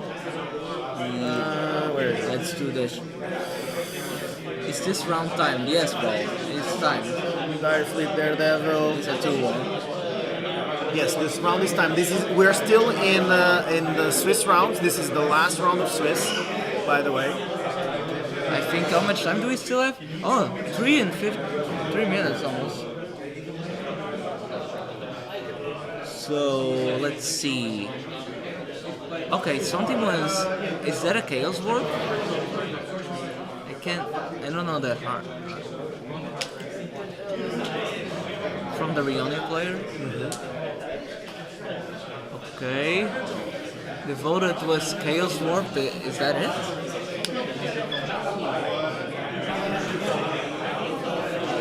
Is that a Chaos Warp? Good question. I think he runs That it. artwork. Yeah, he does run Chaos Warp. I don't know if that's it. All printing. So it has to be from SplitSecond, Mystical Archive. Okay, it is. It is. We've confirmed it. I think so. He was just gonna try to fight for the draw at this point. If he doesn't have a blood celebrant, not blood celebrant, fighter something like that. The exact creature. So what did the Chaos Orb kill? No, it's activating. No, it's really. It's already in the graveyard. The Chaos Orb. Yeah. Okay, so that's the initiative guy. We were seeing So initiative. we're entering the Undercity, guys. I think it target. Let's see. I'm really Oppo agent. Okay, so he killed the opposition agent so that the Demonic Tutor can resolve. Is this a good idea to let the Team Malcolm player resolve the Demonic Tutor? I don't know. We'll see. We'll see. This is the first time we're seeing this. Oof. For legal. There comes the initiative. Yeah, here we are. It's just shuffling so you can look at the top 4 because of even mind sensor. Initiative really can kill actually Tim and Malcolm if he reaches the track to. Okay, he's tapping. Okay, he's activating. He's activating time again. As expected. Okay. And they found a sack outlet land, which Yeah, is not great, but can get him. Oh, there it is. He needed that. So he's gonna untap the Voodoo Druid. Okay, he's gonna make another activation. So he's gonna sacrifice the Strangleroot guys to make 2 black mana. Comes back with 2 counters, 1 for Vigilance, another one for Undying. And he has 3 counters now with green mana floating from the Voodoo Druid. There you go. Stepping again. So removes 3 counters, spends the mana, activates Time again. There we go. Okay, let's see. Let's see what this time hits. This is gonna be, if he gets lucky. That's a Ranger Captain. A Ranger Captain of Eos. Well, that doesn't win him the game right now, but he as sure as hell stops the other players from doing so. It really does. I think I would put Ranger Captain over Recruiter. I So mean, we can Recruiter puts a card in your hand that you can't really use right now, right? So Yes. I think Ranger Captain is probably the solution, but or we'll see. another card. Oh, Which is what is? Oh, that's Yara, the untapper. Yeah, it's the untapper. Because now he can untap the land. He can untap the land and sacrifice the Strangleroot guys again. Yeah, it's Nature's Chosen. So Nature shows. I'm gonna read the card for you guys. It so has a lot of text. It's really nice. So I need to look at the article text. So We're at time Nature now. Chosen says, yeah. So this is time in the round. Nature Chosen says, enchant creature you control. So this is an aura, right? It costs 1 green mana, and it has one ability that says you pay 0 and untap the enchanted creature. You can only activate it during your turn and only once each turn. So this is not relevant now because we're responding to the demonic tutor on the Team Leviathan's face.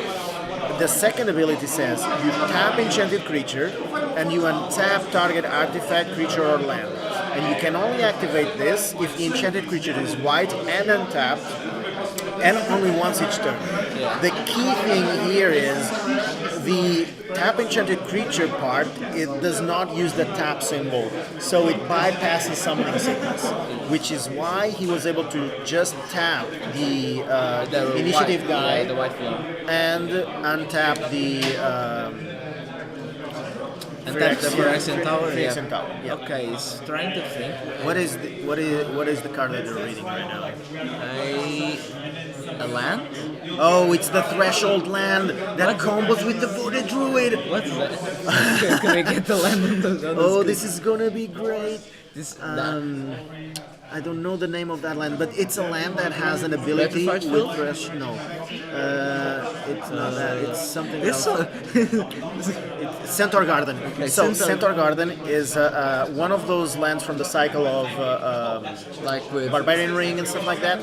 So it's a land that taps for 1 green and deals 1 damage to you. It enters untapped, but it has a threshold ability where you pay 1 green mana, tap it, sacrifice it, and it gives +3/+3 to a target creature until the end of turn. Okay. So the way this works with Devoted Druid is you sack this, you target the Devoted Druid with it, it gives him +3/+3. So now Devoted Druid becomes a creature with base power and toughness of 4/5, which means that you can put up to 4 -1/-1 counters then you on can it. repeat the loop. And then you can generate 4 mana. So you get 4 counters, 4 mana, and with that you can do infinite tie-on activations.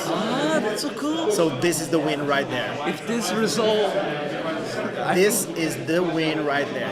He only needs 1 more tie-on activation, and that's game over, guys. yeah, I never thought about that combo. It's so interesting. And doesn't Devoted, it's just a fun fact, get infinitely large? No, because at some point you're just removing 3 counters and putting 3 counters to activate. Yeah, okay, over and okay. over, right? So Just a fun. There's the demonic consultation coming Yeah, they're out. trying to find. He is trying to find an answer for the votive druid. He's showing his hand. He's not okay. I have ad nauseam. This is nothing. I don't have anything. Everyone's showing their hand. I think they're saying. They're saying, okay, we need to stop you because you're gonna win. So we're gonna do anything we can to find you. And he's showing the Moonglaive extract that he can just yeah. Oh, it's over. They didn't have it. That's a G. Yep. So yeah, Taiga wins the game. It really mulliganed with the combo. Really mulliganed well with that thing. Yeah. So he had already. Yeah. Really mulliganed that well. So this was a really great game from Afonso. He, like we said, he went out with the perfect start with the deafening silence. So yeah, unfortunately, Banderas went a little bit greedy with that Mystic Remora. Yeah, the Ristic, the Remora going last with only a one card, one land hander. It was a really bad choice. It was a very difficult. Yeah, but we saw a lot of interaction. Even Malcolm Tinman being the and again, we saw the Path to Exile being spent on that Bloodthirster. We were talking about. We were talking about it. We said Afonso is going to argue his way out of this, and he did. And again, we can see how powerful the politics are, right? And we just saw a deck that it's not regular tired. Yep. And it's but again, such an interesting. If you're a good politician and you can divert attention from your things, which are not very linear to understand, it's very easy to get away with a win like this. It's very sneaky. Yeah, of course. And the thing is, there was the Path to Exile there. Yeah. We all saw it. Yeah, we all knew about it. And Afonso knew that he had to find a way for people to waste it. Okay, this was a fun game. All right. So rounds are over. Yeah. So rounds are over. Okay. Yeah. Okay, so I think we're gonna take a small break now. Yeah, small break with the top 16 coming right next. Right next. No, so don't worry. Play with your best decks. Play the best tournaments. Play your best character. Play with your best friends. Mercadia. Play your best.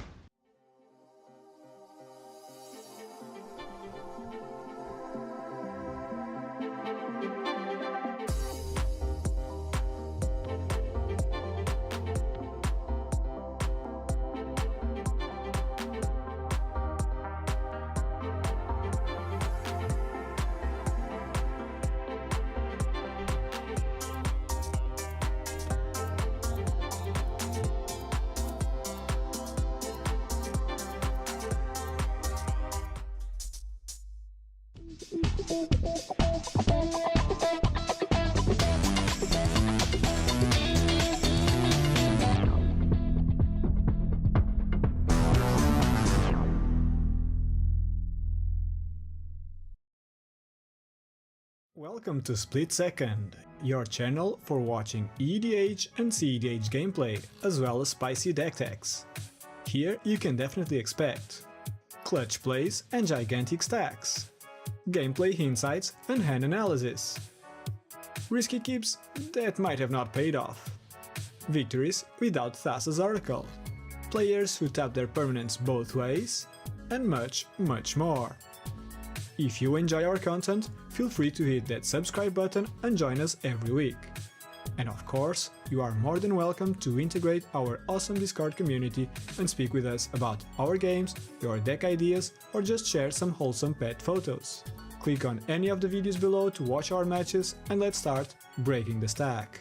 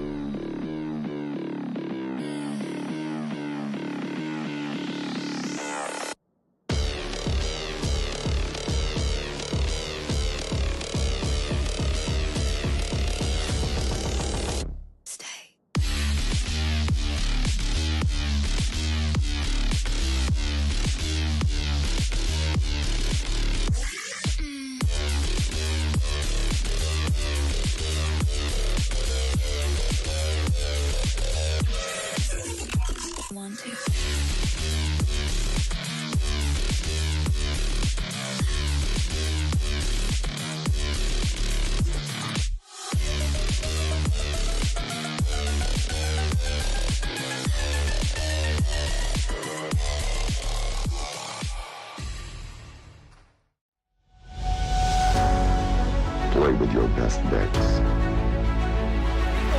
Play the best tournaments. Play your best character. Play with your best friends. Mercadia. Play your best.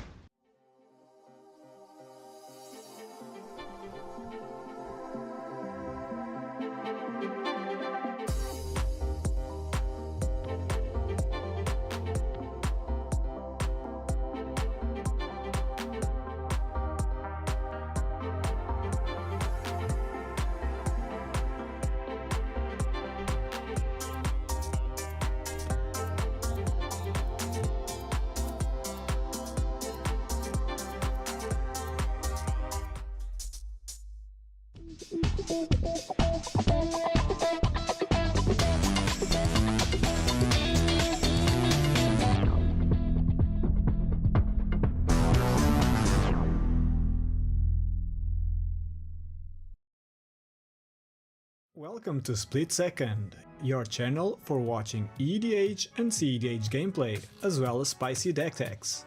Here you can definitely expect clutch plays and gigantic stacks, gameplay insights and hand analysis, risky keeps that might have not paid off, victories without Thassa's Oracle, players who tap their permanents both ways, and much, much more. If you enjoy our content, feel free to hit that subscribe button and join us every week. And of course, you are more than welcome to integrate our awesome Discord community and speak with us about our games, your deck ideas, or just share some wholesome pet photos. Click on any of the videos below to watch our matches, and let's start breaking the stack.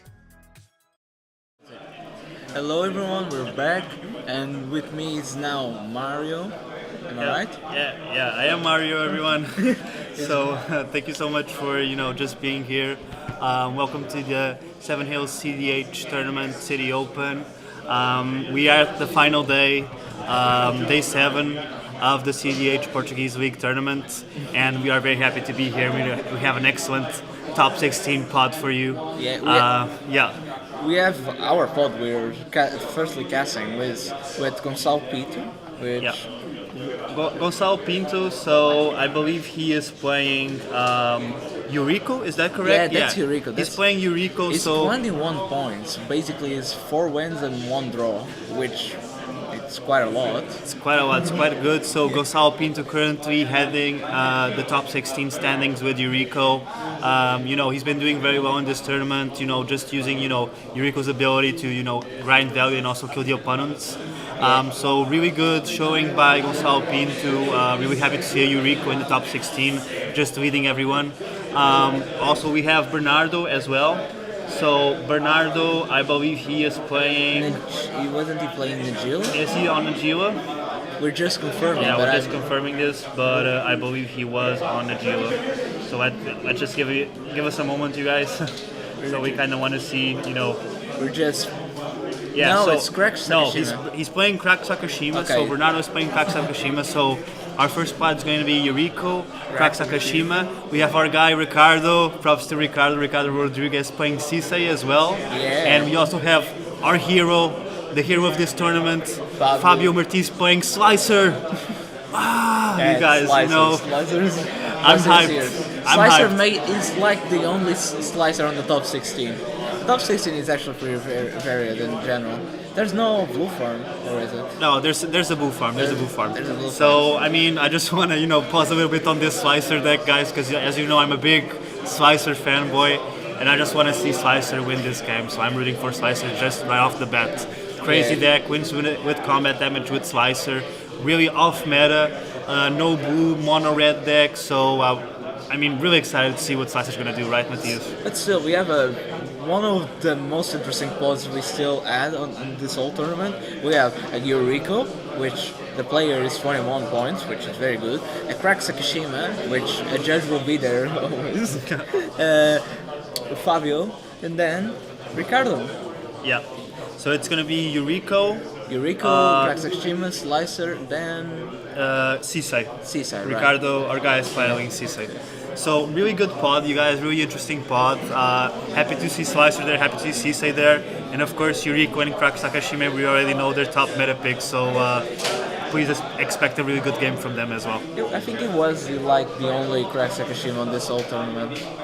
For sure. So it could be a spread deck. It could be a spread deck. So we'll see. Very strong contestants. I want to see this table. Very strong. Fun. Yeah, very strong feeder And table. Yeah, while we wait for the feature table, let's just go over the top 16. All of it. Let's go for the second pod. So in the second pod, we have going first Jan Wenger. So Jan has been doing an amazing performance in this tournament, going into the top 16 3-0, I believe. So he's got 3 wins. He did a really good performance with Malcolm Tana. We saw his games on the feature streams. Yeah, really explosive games. One of them he won turn 3. Another one I believe he ran it a bit more, but he managed to win it as well. Yeah. So really good showing from Jan, and we expect him to try to be proactive and try to take the win early on. We have Diogo Philippe Scandini. Yeah, Diogo Philippe. Let's check out his list. So let's check it out. Let's check it out. So Diniz is piloting Tivit, which I believe it's Adnos. Is it an Adnos deck? No, it's not an Adnos. It's a control deck that wins with infinite turn combo. With time sieve, right? With time sieve. Time sieve, with time sieve. And probably has this placer combo with good Teferi, 0 mana artifact. There's that. It's a deck that kind of seemed low, but it started winning tournaments. Now it's like a top tier 8 probably. It's very good. It's very good. 6 mana. The creature is 6 mana, but you can play him. That's awesome. So he also plays, some stacks piece like Graph Digger's Cage first you need totem. to. So interesting to see what Tivit, Diogo Philippe Serrano Dini is gonna do with his deck. Really interesting deck there. We have Unrivaled, which for those who don't know is another Seaside player. Yeah. It's like the second Seaside player on our top 16. Yeah. So Unrivaled Shiku, great player, tournament winner as well. I actually fought him in the finals in the Mercadia tournament, the qualifier for this tournament, and he did a really impressive showing. So very excited to see what he's going to do with his Sisei deck. It's his own version, more geared towards Planeswalkers, so interested to see what he's going to do there and how he's going to pick up the win. And then we have for Jill, the last player on Plateau. Jill was playing not Slicer, but I think it.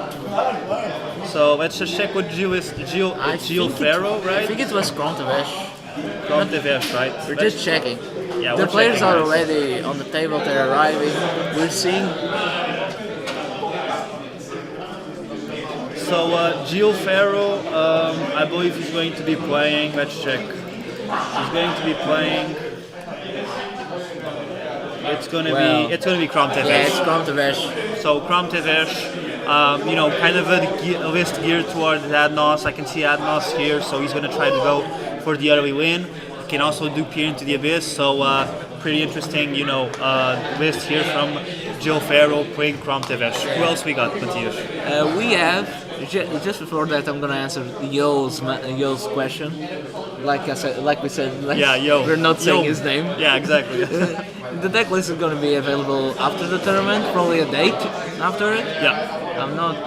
I can't confirm you that, but we'll see. Yeah, well, it's going to be available, after the tournament, probably in 1 or 2 days. Let's see. I mean, we can't be sure because it kind of depends on our logistics and stuff. But we should have it up pretty soon. Our port 3 we have Adriel, which is playing in Jessica Shai, is a friend of ours. So Adriel is a big friend of ours. Very happy to see him in top 16 playing his favorite deck, Jessica Shai.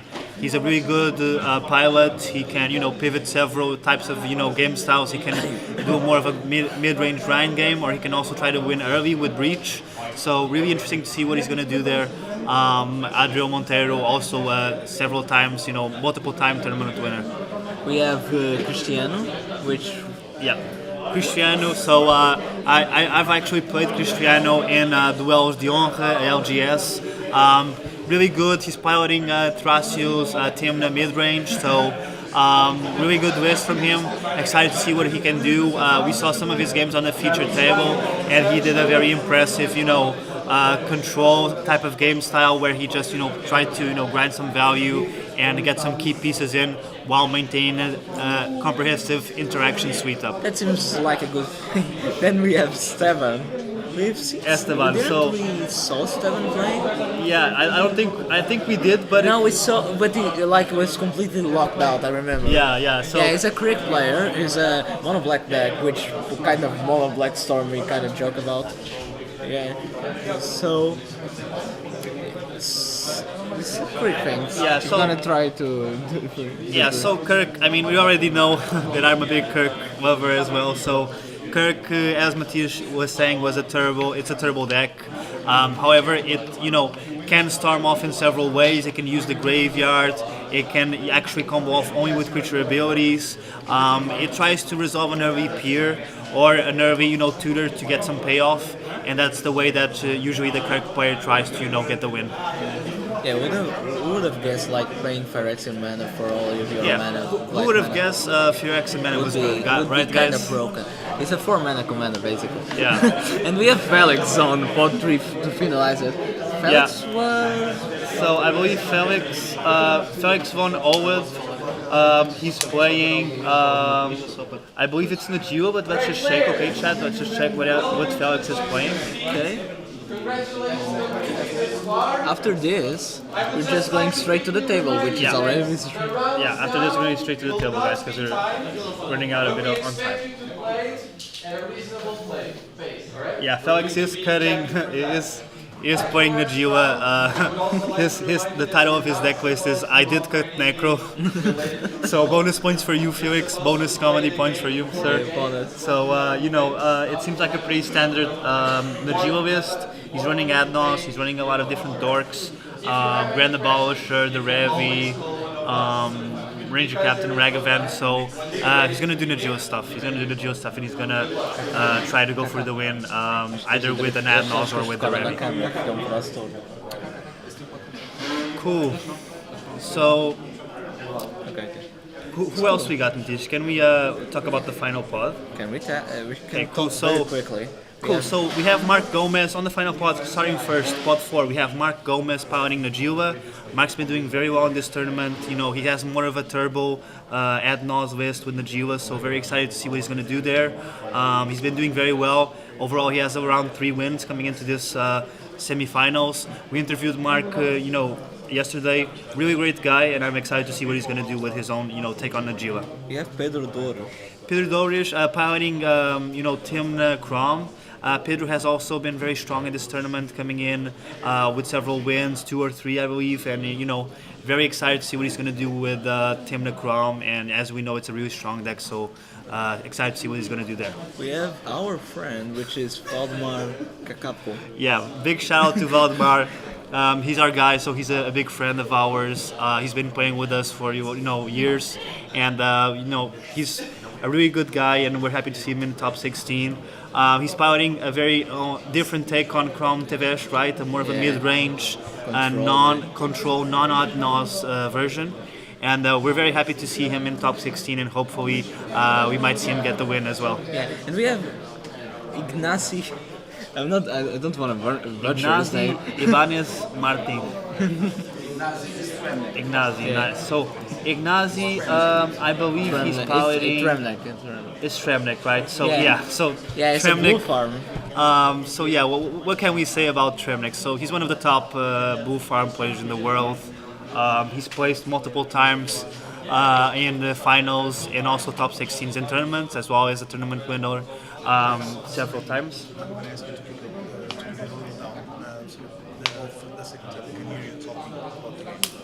Okay. Cool. So yeah, Tremnik very excited to see what he's going to do as well in this tournament because it's always exciting to see, very, established cEDH players playing with us. So really cool to, see him coming in to this tournament and just trying to, place well. Yeah, as you can hear, that now it's very quiet because a lot of the players, of course, there's only 16 players playing, so we need to be a little bit more silent. Yeah, I'm gonna keep my voice down, you guys, because of the table. Okay, so as Matthias is saying, we have the table right next to us, so I'm gonna need to keep it down. So I'm sorry if the volume is a bit low, but I think we're gonna be able to manage it. It would kind of suck, like someone reveal an ad nauseum in this end, and we're like, oh my god, he has ad nauseum. Wow, what? What? It's that guy who has ad nauseum. That guy, that specific guy we're pointing at. You can't see us, but we're pointing at him. We're pointing at him. So really cool. So our players are gonna start to shuffle with Mulligan. So yeah, we're gonna see. I mean, really excited, Matthias. So what can we expect from this spot? We see Slicer. Obviously, I'm gonna talk a lot about Slicer, right? But I just want to get your thoughts on you're a crack you were a crack Sakashima player, right? So you have I have the deck. Yeah, you have the deck. So you have a deep insight into what's happening there.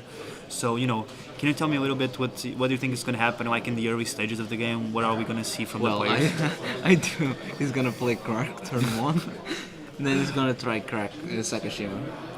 The best, like the engine is, crack is the engine, and if you can stop him, it comes to a halt. It's very crack dependent deck. But if this crack is on the field with Sakashima and some copies or even enablers or doublers, the deck can go off and storm infinitely. And different from other storms, like this is not an infinite storm per se. It needs to have a specific amount of creatures to actually go kind of infinite, like, because crack works like this: you flip a coin, and you choose the one result, a roll of dice, for example a d6, and you roll and you say that odd numbers are a fail, right? So every time you roll, there's this original spell, and the crack trigger enters on the stack. If you roll, for example, an even number, it works, and an odd it returns to your hand. With multiple cracks, you can make multiple copies, and you can bounce your spell like a buyback 0 spell, all of your spells. So that's why multiple copies of crack, which started as a joke, really. It really started like with quasi duplex, something like that. It's not the name of the card, but it started as a whole joke of a deck. But people, it's good. If you know how to play it, it's really good. So Crack Sakashima was also the tournament winner of Tier 1, Ken Baumann, which is one of, I believe he is the creator of the Crack Sakashima list. Yeah. And he also, participates very heavily in a list that I also love, which is Thrasios Crack, which I also love playing. And he placed really well on the Tier 1. He won the tournament with Crack Sakashima, so we know it's a strong deck, and we hopefully will see him, do lots of Crack Sakashima stuff, right? We even had one of our one of our friends on the final, which is a producer now. Yeah. He was playing Isan, which even Ken said that Isan deck was very good. Yeah, we have our head of production, Fabio, Tiago. Tiago, which was started looking at us because we said his name. Yeah, we said his name. So he was a finalist in Tier 1. Yeah. And he actually fought against, Crack Sakashima. Not physically, but... Not physically, of course, but, he was able to, also,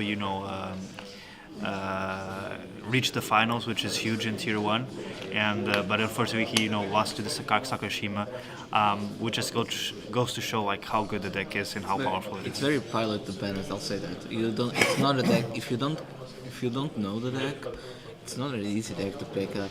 Yeah. You need to lose some games to actually know. Mm-hmm. It's not all of the decks, but some of them are more easy to pick up. And what's Gonzalo playing? Gonzalo, his commander is hidden, but it's Seaside.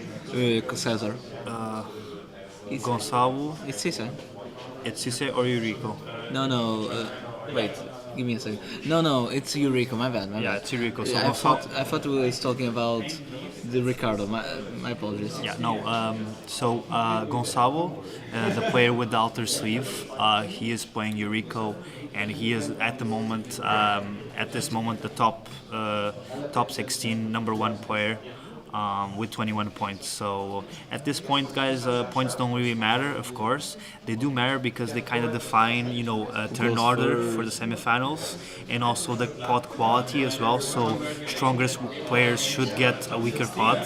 And weaker players should get a stronger pot, so that's kind of how it works. And since he is the number one seeded player after the Swiss rounds, he is also starting first. So we're gonna see Gonçalo start first with Eurico. And we're still waiting for Yeah, the mulligan. we see the chat is active, so that's great. So Rafael Branco, friends, then you know it's Valdemar. Okay, cool, Yeah. Rafael, thank you for that shout out. João Abgão, let's go do it, Asa de Frango. Okay. So that's beautiful. So we see already Uncrypt, the, a soul ring, and a scroll rack. That's very good for Eurico. Wow, that's a great That's a consistent source of damage right there. So really good spot at the moment for Gonçalo, just laying out his mana rocks and also the scroll racks. He's gonna flip the skull rack probably and just try to, Filter his hand. filter his hand, try to get some more value out He of needs it. a land. He needs colored mana for this. For sure. Is he gonna find the land or not? I think he kept his hand because he's gonna cycle all of his hand. Yeah, that seems like a good bet as well. Yeah. Cool. So We see him pass. have- He doesn't hit a land. Seems not. I don't think is he passing now? I think he's still just searching his land. Yeah. Oh, that's a land. That's a nice. polluted So delta, that's a that. perfect play from Gonçalo Pinto piloting Eurico. Polluted delta, aka getting an underground sea right there. But I think as a crack player, I would like a Rite of Flame Deer. It's an early crack. Or even if you can get crack Sakashima on the table on turn 1 and have something in your hand that draws cards, Yeah, that's gonna be a good spot for you, If you right? have a good Texan Pro, but his hand is good. Cool. So also, Chad is also saying Ice Juice's Angel's Grace is already on his sleeve from Abagão. So, We're yeah. seeing a shiny island. That's a Mox Diamond discarding. That's a crack turn 1. Cool. So this is a good start as well from Discarding Crack Sakushi. It's discarding a Otawara, and crack is coming to the battlefield. That's no pleasure. Oh, it isn't a Mystic? No, that's a Ragavan. It's a Ragavan. Okay. So he wants to get the Ragavan early. Okay, That's if- great. He probably doesn't have so much cards for crack to feed him, so he just wants a Ragavan to actually start hitting the players and try to take them off something. Yeah. He's cracking a Marshmallows right here. That's a Birds of Paradise, just short carding. Probably he's getting Savannah. Yeah. So Unrivaled is a pretty experienced player. So We saw the card. yeah, you kind of want with Cisse, you kind of want to establish Cisse early, and try to keep some mana up for her tutor. So we're gonna see probably Unrivaled trying to establish Cisse turn 2 probably. Yeah, but let's not forget this slicer can start eating people and make someone the arch enemy. Of course. So we see Slicer tapping down a mountain. Ooh, let's continue seeing it. It's a soul ring right there. So we must Yeah. So see.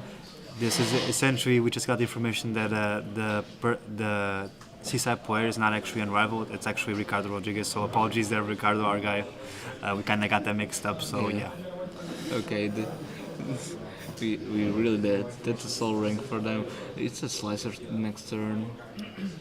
But I think this Eurico, that's not a turn 1 creature for Eurico, which is good for the table. It's not a drone engine active already. Cool. Yeah. So what do you think, Matthias? How is this whole Slicer situation going to play into Eurico? Because Eurico is also going to start pinging players with her ability, right? Can you And- ninjutsu the slicer? I think I'm How not does sure it you work? can. I mean, How does it work? that's a great question, actually. Like, as a slicer player, do you want to give it to Eurico? Like, this is a true question. Yeah. That's a real. How does ninjutsu read? We don't know about that. We don't know. So it's gonna be interesting to see, how this interaction between Yuriko and Slicer is gonna happen, and if we're gonna see the table's life totals going down really fast or not. I think it works because it will bounce to the slicer's end, then it will let's see, it bounces to the slicer and then the ninja comes to the playing. So yeah, as a slicer, I don't think you ever want to give slicer to him. Yeah, for sure. But he played the land, so his step is rolling for mana creep to which he forgot. Yeah. Oh, I didn't forget, sorry, he fetched on the And end. just talking a little bit about Ricardo's position in this table, how do you feel Ricardo, the C-side player, is gonna, be able to interact with the table? How do you think that he's able to, do his own game plan in comparison with, the Crack Sakashima, the Yuriko, the Slicer? How do you think he's gonna, fit into this spot? I think as C-side, I would like to have try to develop a mana for them, but so that they can play C-side next turn. Yeah. Which probably they will, but and try all of the colors, try to continue. Like we're not gonna offend him last time, which he said he felt offended because he played the fairy. He said he's gonna win. Yeah. Yeah. So quite always fun to see Ricardo playing and trying to find a way out of situations. So right now he does seem to have the mana next turn to play CSA. So we'll see if he's gonna do that. We'll see. That's a lot. It's scroll wreck all of his hand again. Mm-hmm. It's probably just trying to find a Yeah, land. he's trying to find a land for you. Okay, for sure. he missed it. That's for sure. Describing an underground seed, that's not surprising. So, I mean, Yuriko's not really a deck where you can take a whole lot of advantages of this kind of, curveless mana, I believe. Some Eurikos don't even run mana crypt. Wow. Because, it's one of the best budget, quote-unquote, cEDH deck, because mana crypt is not completely necessary. You just want to attack with some ninjas that deal damage and create a draw engine. Cool. We had a friend who played the Eureka for a while, but he kind of didn't want to continue. So let's see. A Eureka was played, so they're reading it.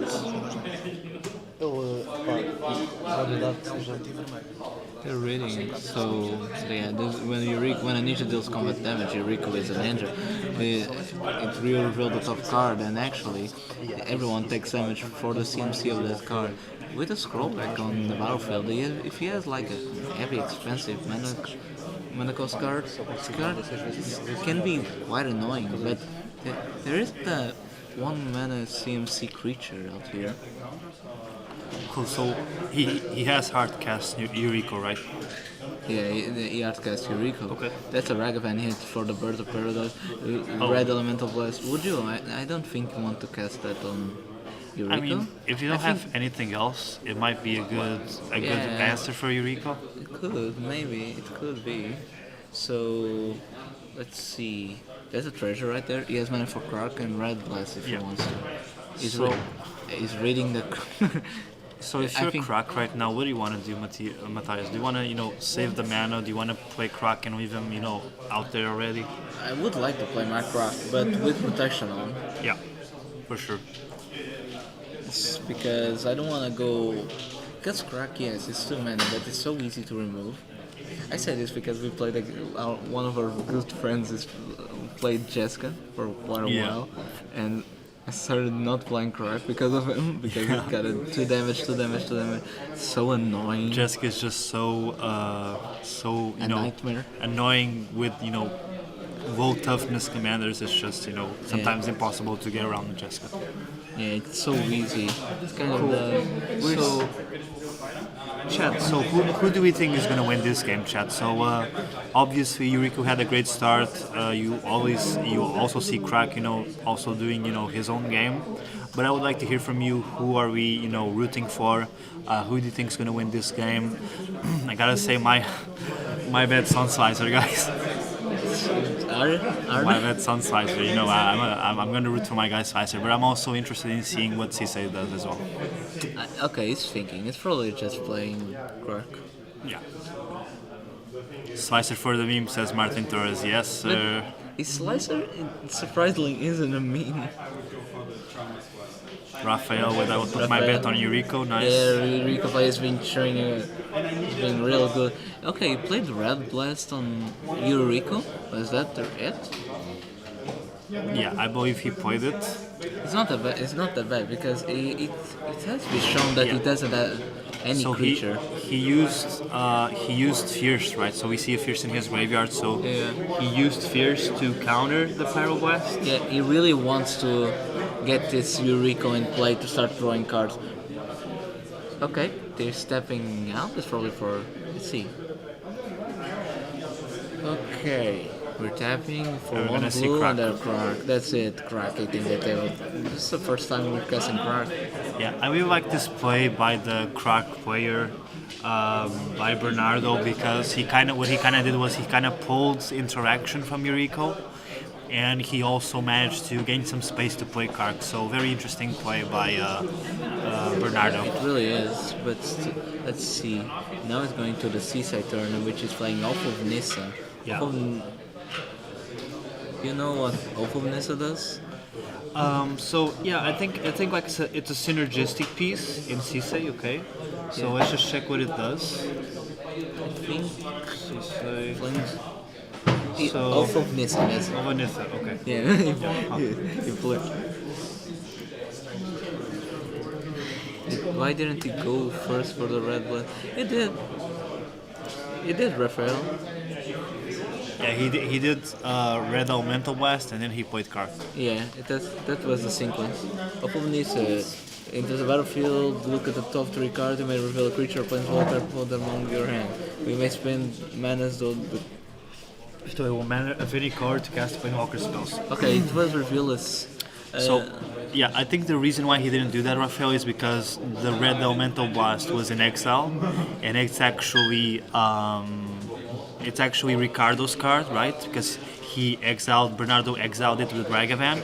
So what this means is that if he played Crack, he would trigger Crack, and that would mean that if the Crack trigger failed, it would return Red Elemental Blast to the Cisse player's hand, Ricardo's hand, effectively giving him a Red Elemental Yeah, Blast. effectively drawing him a card. Yeah. What's that? Not sure what that is. That's a 1 mana black creature. Not sure what that is. Okay. Maybe you could see the deck list, probably. Yeah, let's see the deck list. Let's see the deck list. These seaside decks are just impossible to keep up with. Yeah. Look at this. Oh.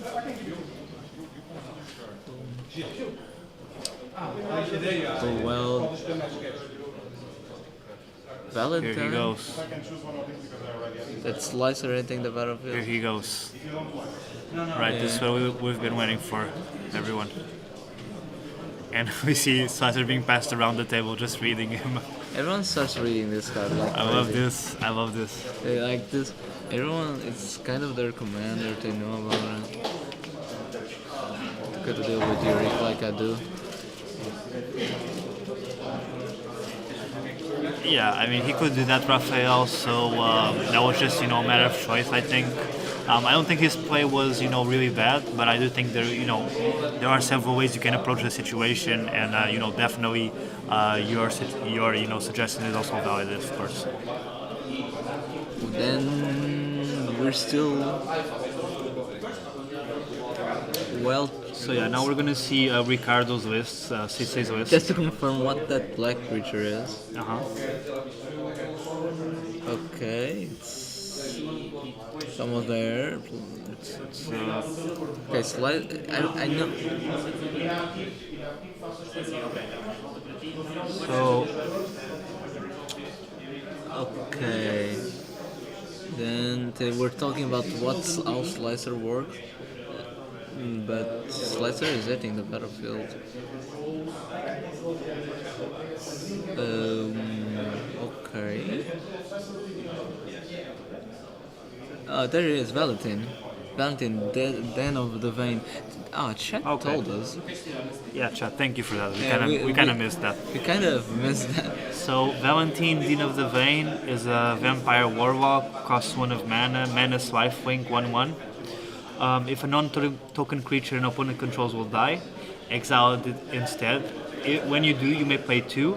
If you do, create a 1/1 black and green pest creature token with when this creature dies, you gain 1 life. It's Graveyard 8. It's Graveyard 8, so, and you also have, he can also flip it for Vasset, Dean of the Wrath, 2 green, 2 colorless. Whenever you gain life, you may play 1. If you do, put a 1/1 counter on each creature you control, and those creatures gain trample by the end of turn. It's mostly a C. It's a 1 CMC legend, so CC can start a loop. Okay. Okay, I see you. Okay. Shook has been equipped to Slicer. Now 4 damage. It's just there to give colors for CC. Okay, cool. Okay. Chat is more. Yeah, chat knows about this more than us, you know, like. Do you play like against CSAI constantly, guys? Chat's already used to, you know, these types of This type of deck. these types of decks and stuff like that. So thank you, chat, for the information. That's great. The Shook was equipped to Slicer. No, probably is just gonna switch around. Do you want to give to Eureka? That's the thing we were talking about. Because it can bounce with ninjutsu. I don't. Ice Juice with Ricardo does not miss on Discord. Nice. Yeah, I need to get more on Discord, Ice. You know, been missing the guys out there, the community. João Gomes, like we know Ricardo's tricks. I never play on Discord. Yeah. Like, I don't know. I'm just kind of lazy to set up the camera. Yeah, actually, I used to play more like a year ago. Nowadays, I play more in real life, but I should definitely try to, you know, catch up with the guys in Discord because you learn a lot of stuff. Yeah. And you also have a pretty good community there, so great stuff, you guys. That was pretty fun actually to play. Well, Shuko is passed. Yeah, Shuko is still equipped on. Guys, we're playing Shoko competitively. That's when we know that it's good, you know. You know, Shuko actually sees some competitive play Really? in cEDH because of breakfast combos on Team TNT. Okay. Because Cephalid if it's target with Shoko, it mills you. So you can target infinitely times. Joao, we're going to shout out to the Plateau Discord cEDH Yeah. PTV guys. Yeah, shout out to our guys, you know. Not our sponsor, but shout out. They've been like, you know, everyone, like Pedro, João Pego, Fabio, like all those guys, like they keep the community alive, and that's great. Lucas, where's our guy? Lucas is not here. Like, if it's not Thermachrome is not here. Yeah, if it's not him, Crown, Lucas is not, you know. Yeah. So let's see. Cool. So Slicer is on the other. Lucas is here. Awesome. Okay, that's cool. Glad to see you, my guy. They're Glad to see you. talking probably about the judge if Choco keeps equipped. It does. Because they're asking why. I think it does keep equipped, right? Ready to curse Windows, says Rafael Branco. Yeah. Basically, good morning. Good morning to you too, Lucas. It's more like. It's the semi-finals, Lucas. The semi-finals. Semi-final. There's a blue farm here, if you care to know. Yeah. But still, Slicer's on the battlefield. There's a land from the Eureka player. Evil Rays, where do you book bets, guys? Evil, so we can't book bets, unfortunately, but you know, feel free to just, you know, place your winner in the chat. We'll be very, very happy to see, you know, to hear which player you think is going to win this match. I know this creature. It's playing like a 1 mana ninja that taps a permanent. Okay. Like it's Moon Snare prototype, something like that, no? Let's check it. Let's shake it. Let's shake it. Check it. Let's have a shaka.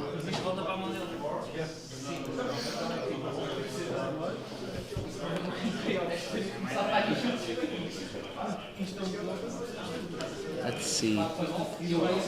Still, this table is gonna start being chaotic if this creature.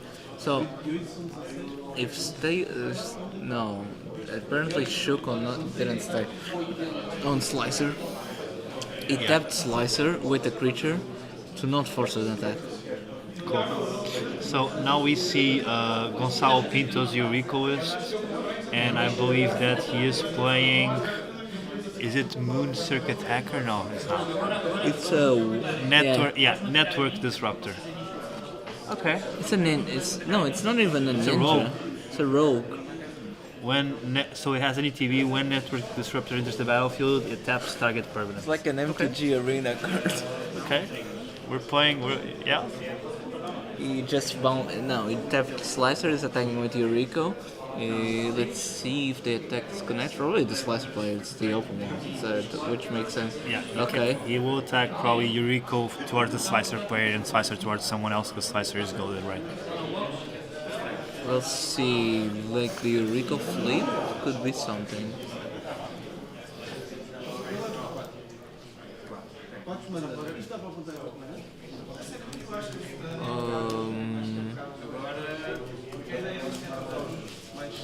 They're talking a bit about something. I don't quite realize. Okay. Everyone takes 8. Everyone took the 8 damage with the Eurico trigger. That's a lot, man. That's really a lot. Okay, 8 damage, and he played. Yeah, it was. I forgot the name of the card with Del, but he revealed the card.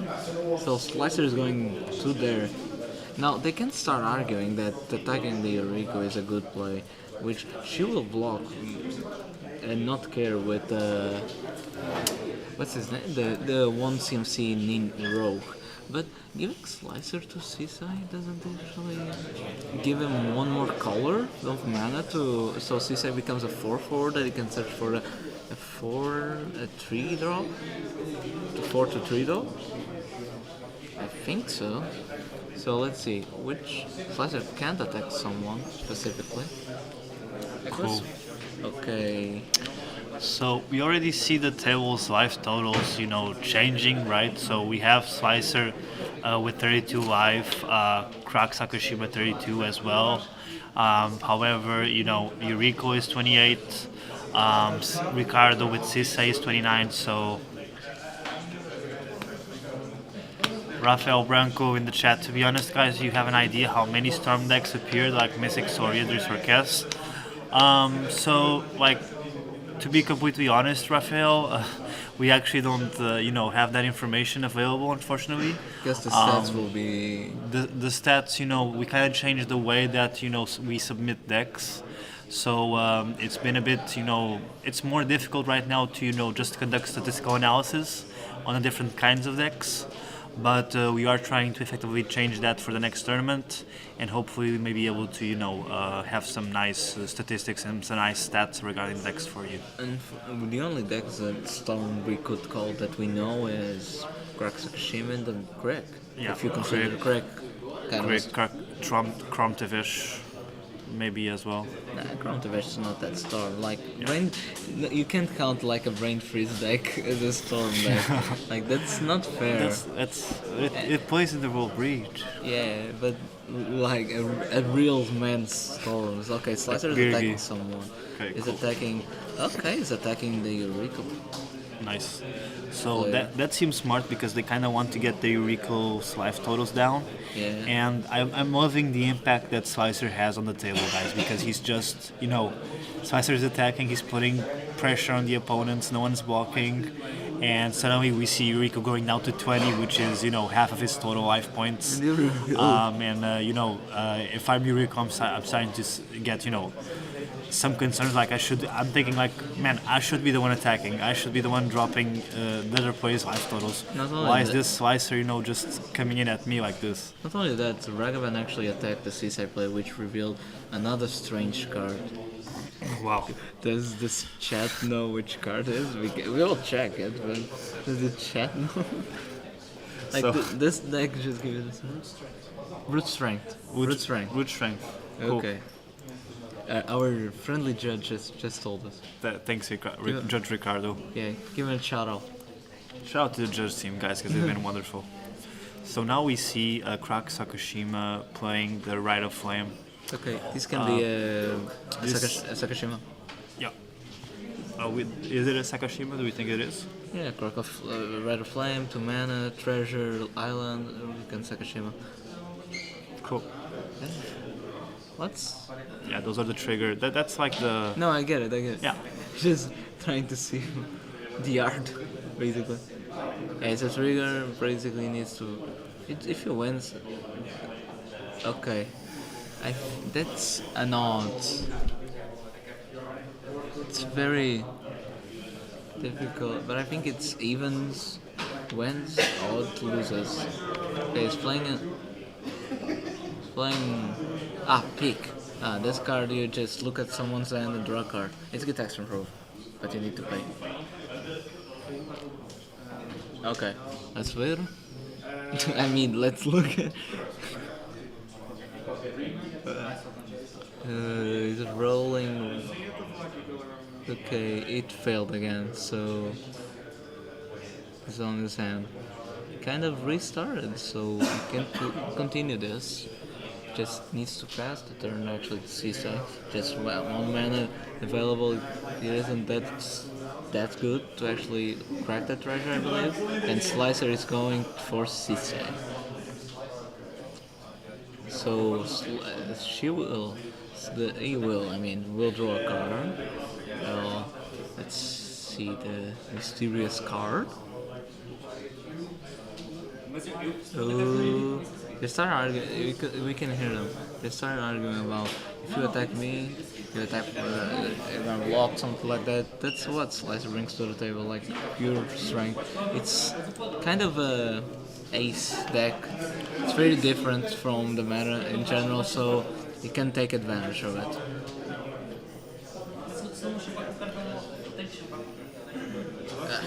Still. He's just tapping 3 mana and playing his seaside, so that's not a problem.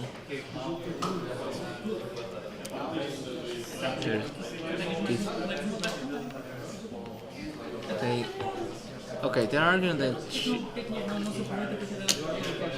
I think they're arguing about... Let's see. They're arguing about attackings.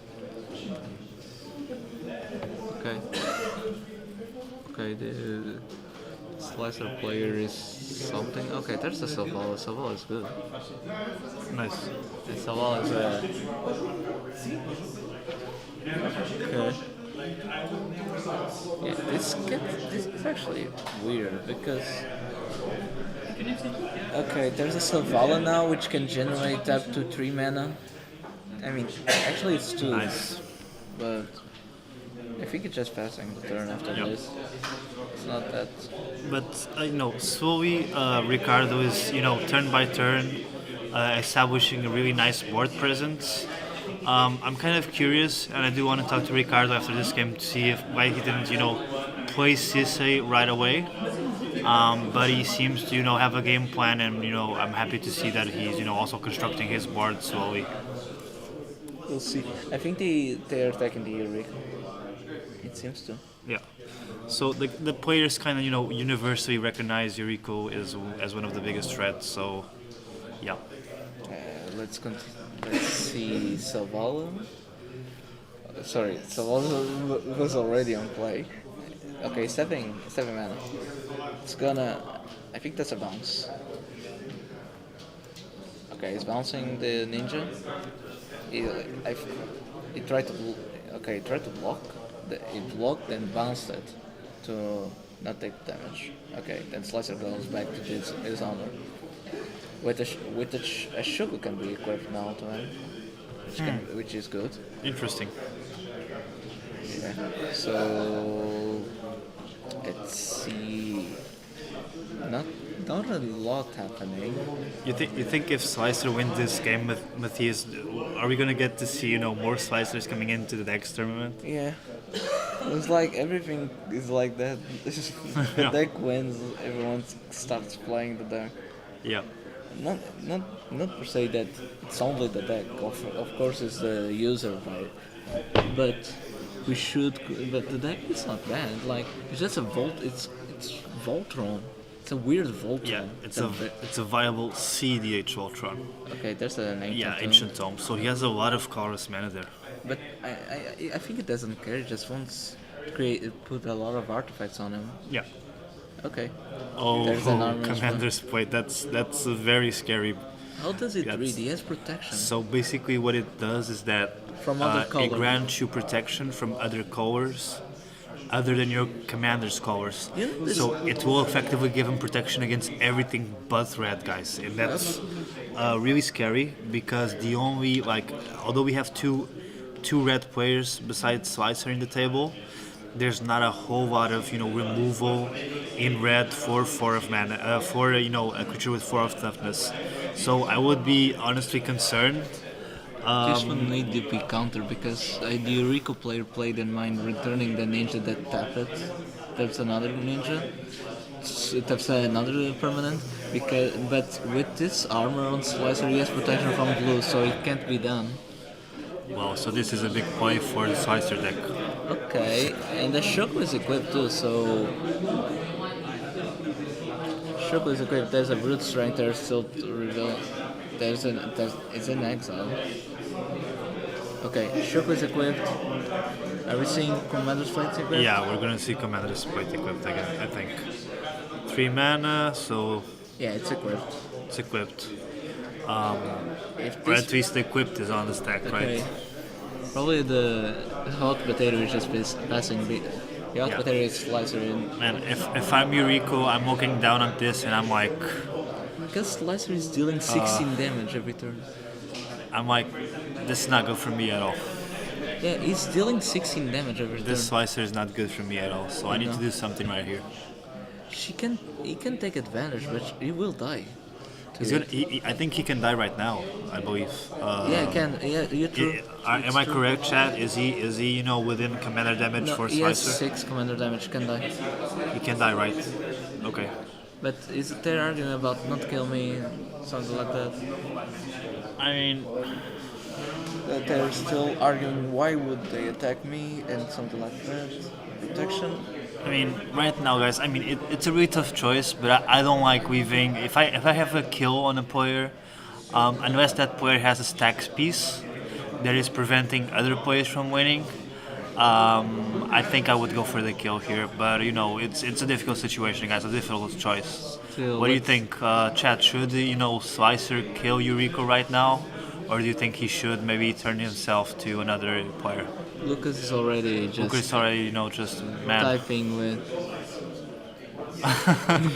Yeah, yes. Yeah, it's yeah, possible. Lucas. It's possible. Yeah, Imagine if you were here. Yeah. It's gonna happen, man. It's gonna happen. Raphael is right. He there's a should red, kill Yuriko. There's a red. No, lightning That's a bolt. lightning bolt. To Slicer. Okay, he's trying to roll. So if it gets an even. Yeah. So then let's see what it will. happens here. That's a really interesting play. Okay, it can kill Slicer. Just. Yeah, it can. Okay, for Slicer he won. He loves that. Okay. So Okay, it the does. copy resolves. It does copy. Then let's see more. Copy is resolved. Well.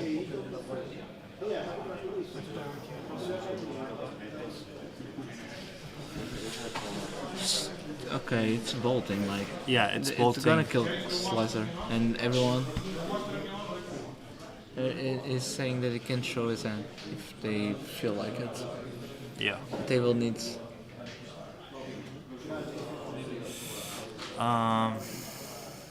Rui Tomé TV is saying I've played against this deck. It's annoying. It is. Yeah, Rui, it feels annoying from where we're standing, to be honest. Now Slicer is back on the command zone. He Yeah. has been killed. For Slicer, he would love to lose the. Yeah, if the coin flips, if Croc lost the coin flip,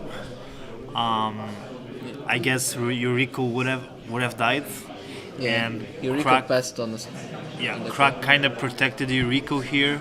So this is kind of like a controversial choice, guys, because I mean we're playing cEDH, so protecting other opponents is something that it's fine, but it's not really something you want to be doing, right? So just goes to show the type of aggression that Slicer brings to the table, and what it forces other players to do in order to protect themselves from Slicer. The thing is, the table needs to work against Slicer. If they leave the Slicer doing his own thing, they die. Yeah, for They sure. can't actually. They need to do Yeah, something. they need to do something. So in that regard, But Eureka is still on the board, and he has a scroll egg. That's maybe another egg damage. The table needs to do something. it's a about weird situation here because the Rico player also has Skull Rack. He can also get an extra turn. If he starts chaining extra turns, that's gonna be very annoying for the other players. So we're gonna need to see what's up with the Rico player, but yeah, the Crack player kind of saved Rico there. They're laughing. They're Yeah, laughing. table is laughing right now. Pretty laughing a lot. They're laughing. He No, should, he couldn't, Raphael, because he it could would not, become a Raphael. 4-4. Yeah, it would become I believe it would be 8-8 with Choco. yeah, it will be like it will be out of the range of the two bolts, Raphael, if he lets Commander's plate get equipped. So yeah, he couldn't. Still, it doesn't. I believe that Eureka is still 17 life, but the scroll rack makes a lot of difference. He still have Walker. Yeah, I mean he No, he does. doesn't. He had Ragavan, right? But What? The Yuriko player had the Walker. Okay. no, but with protection it doesn't. Yeah. So Raphael, with the Commander's plate, Slicer against protection against everything except red, so he will not have the Walker there. That's a moons. I know that you create a treasure. I mean, Bernardo. Bernardo. Okay. Yeah, Bernardo would have a Walker. Yeah, it would.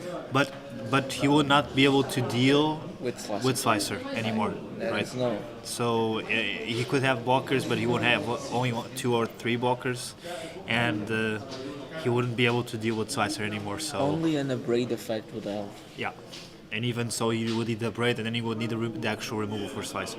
No, abrade the Slicer. Oh yeah, braid the Slicer. Okay, correct. Yeah. Okay, that's dismember on Clark. That's a compensation you get from helping me die. Yeah. So I kind of feel like the table kind of did the deal, which was Okay, but he had dismember the whole time. He Yeah. could have killed Slicer. not with Commander's plates. I don't know. We don't know if he plays Chaos War. Not sure about that, Raphael. Yeah, we could check. We could check very quickly, but I don't believe he plays. Like normally the crack list don't play. Yeah, it doesn't. I don't think Crack plays that kind of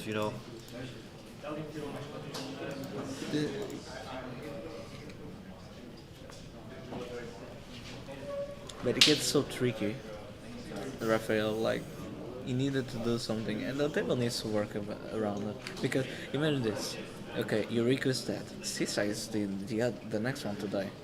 You're the crack player. You need something. You're gonna start because you can put a trampler effect on Slicer, and that's horrible. Really is. Bro, but it will enter the table again. I'm very confident about that. Very confident that it will hit the table, and okay, there's another. Okay. Eric just hits everyone. They lost a lot of life. Jesus. They like lost 9 life each. We were talking about Slicer. I forgot the 9 life they lost. But yeah, Eureka did 9 damage. Yeah, this Eureka needs to go down. The players, I don't know why the players are not realizing this, but Eureka with a scroll rack and 2 ninjas it could be GG. Like They need to do something about it. A bounce will not help. They need to deal with the board or the scroll rack. Okay, we need to see this. It's gonna go there. I think they're passing or trying to do something around.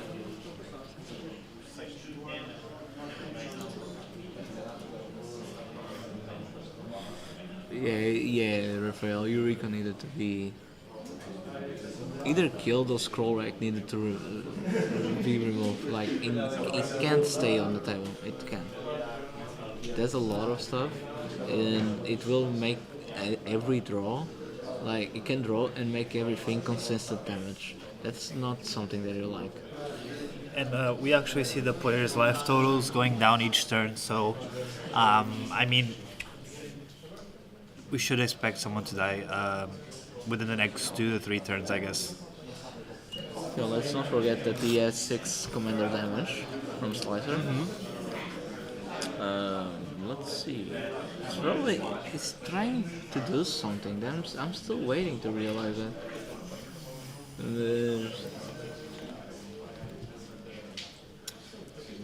He has 2 mana. What do you want to do? The crack player is not passing the turn. It's very slow right now. We don't know. We don't know what they're gonna do. Still, they don't have time, by the way. Don't forget about that. They just don't slow play, but they don't have time. I think they went to ask something. I don't know.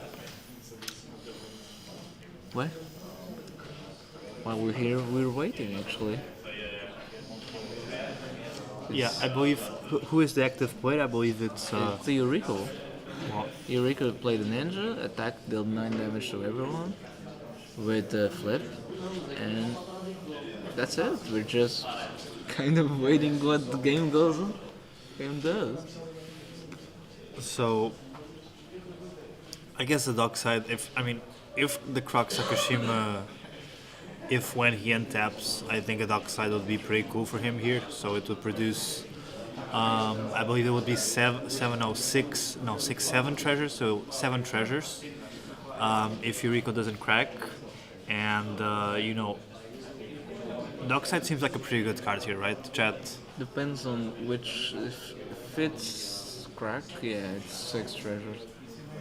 But it is a good card, but you can basically just play 4 mana for what's his name?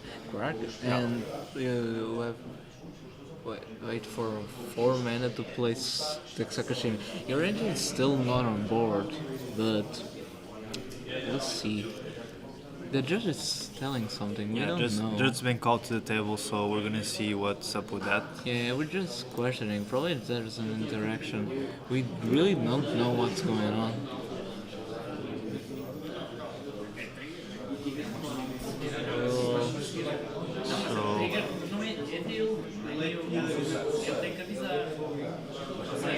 I think it's a trigger. Yeah. Raphael Brank, imagine if Sakushima copy slicer. Raphael. it seems something That about would be tasty. it seems something about a trigger. Basically, I think it's a Silvala trigger. Yeah, I think that it is that. Because the ninja has more power than the Eureka, then it draws a card. Then it wouldn't deal them 9 damage to everyone, and they're arguing that it's a mistrigger from the Silvala player. But it could be a mystery. It could be a mistrigger to everyone because it's a trigger that everyone needs to be careful. Yeah, exactly. I think everyone gets a warning for mistrigger, and the game state doesn't change. Yeah, I think so. I think that's I think the there's problem. no rollback.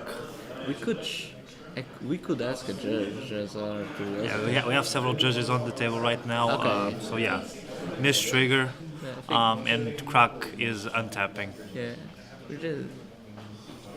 Okay, Crack is untiming and actually he can't play now. Yeah, he's not really in a good spot, I guess. Matthias. It is gonna hit someone, called Slicer. Okay, Yeah. Slicer's gonna Slicer's reveal, gonna reveal. a Tangle Wire. Play that. Okay, not ideal. Not ideal. Don't play that. I'm joking. Yeah, not the best card to be playing right If at you the play moment. that, you kind of give the win to Eureka. Ah,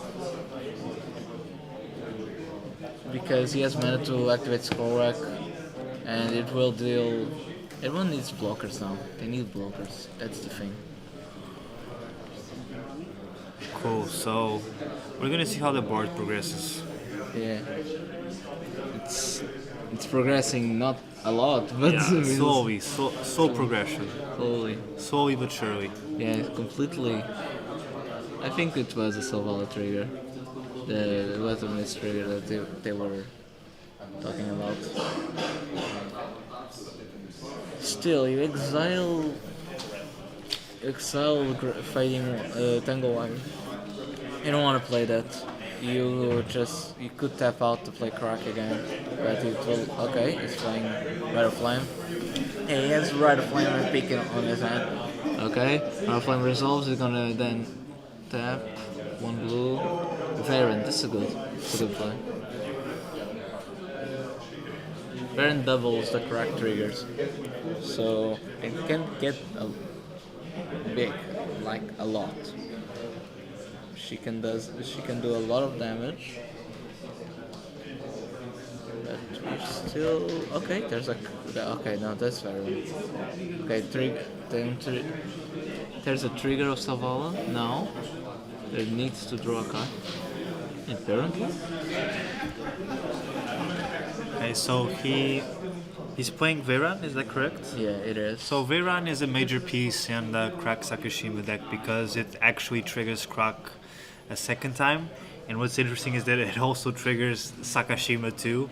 So basically, when Veiran is on the battlefield and you have Crack and Sakashima is copying Crack, you actually have 4 Crack triggers. Is that correct?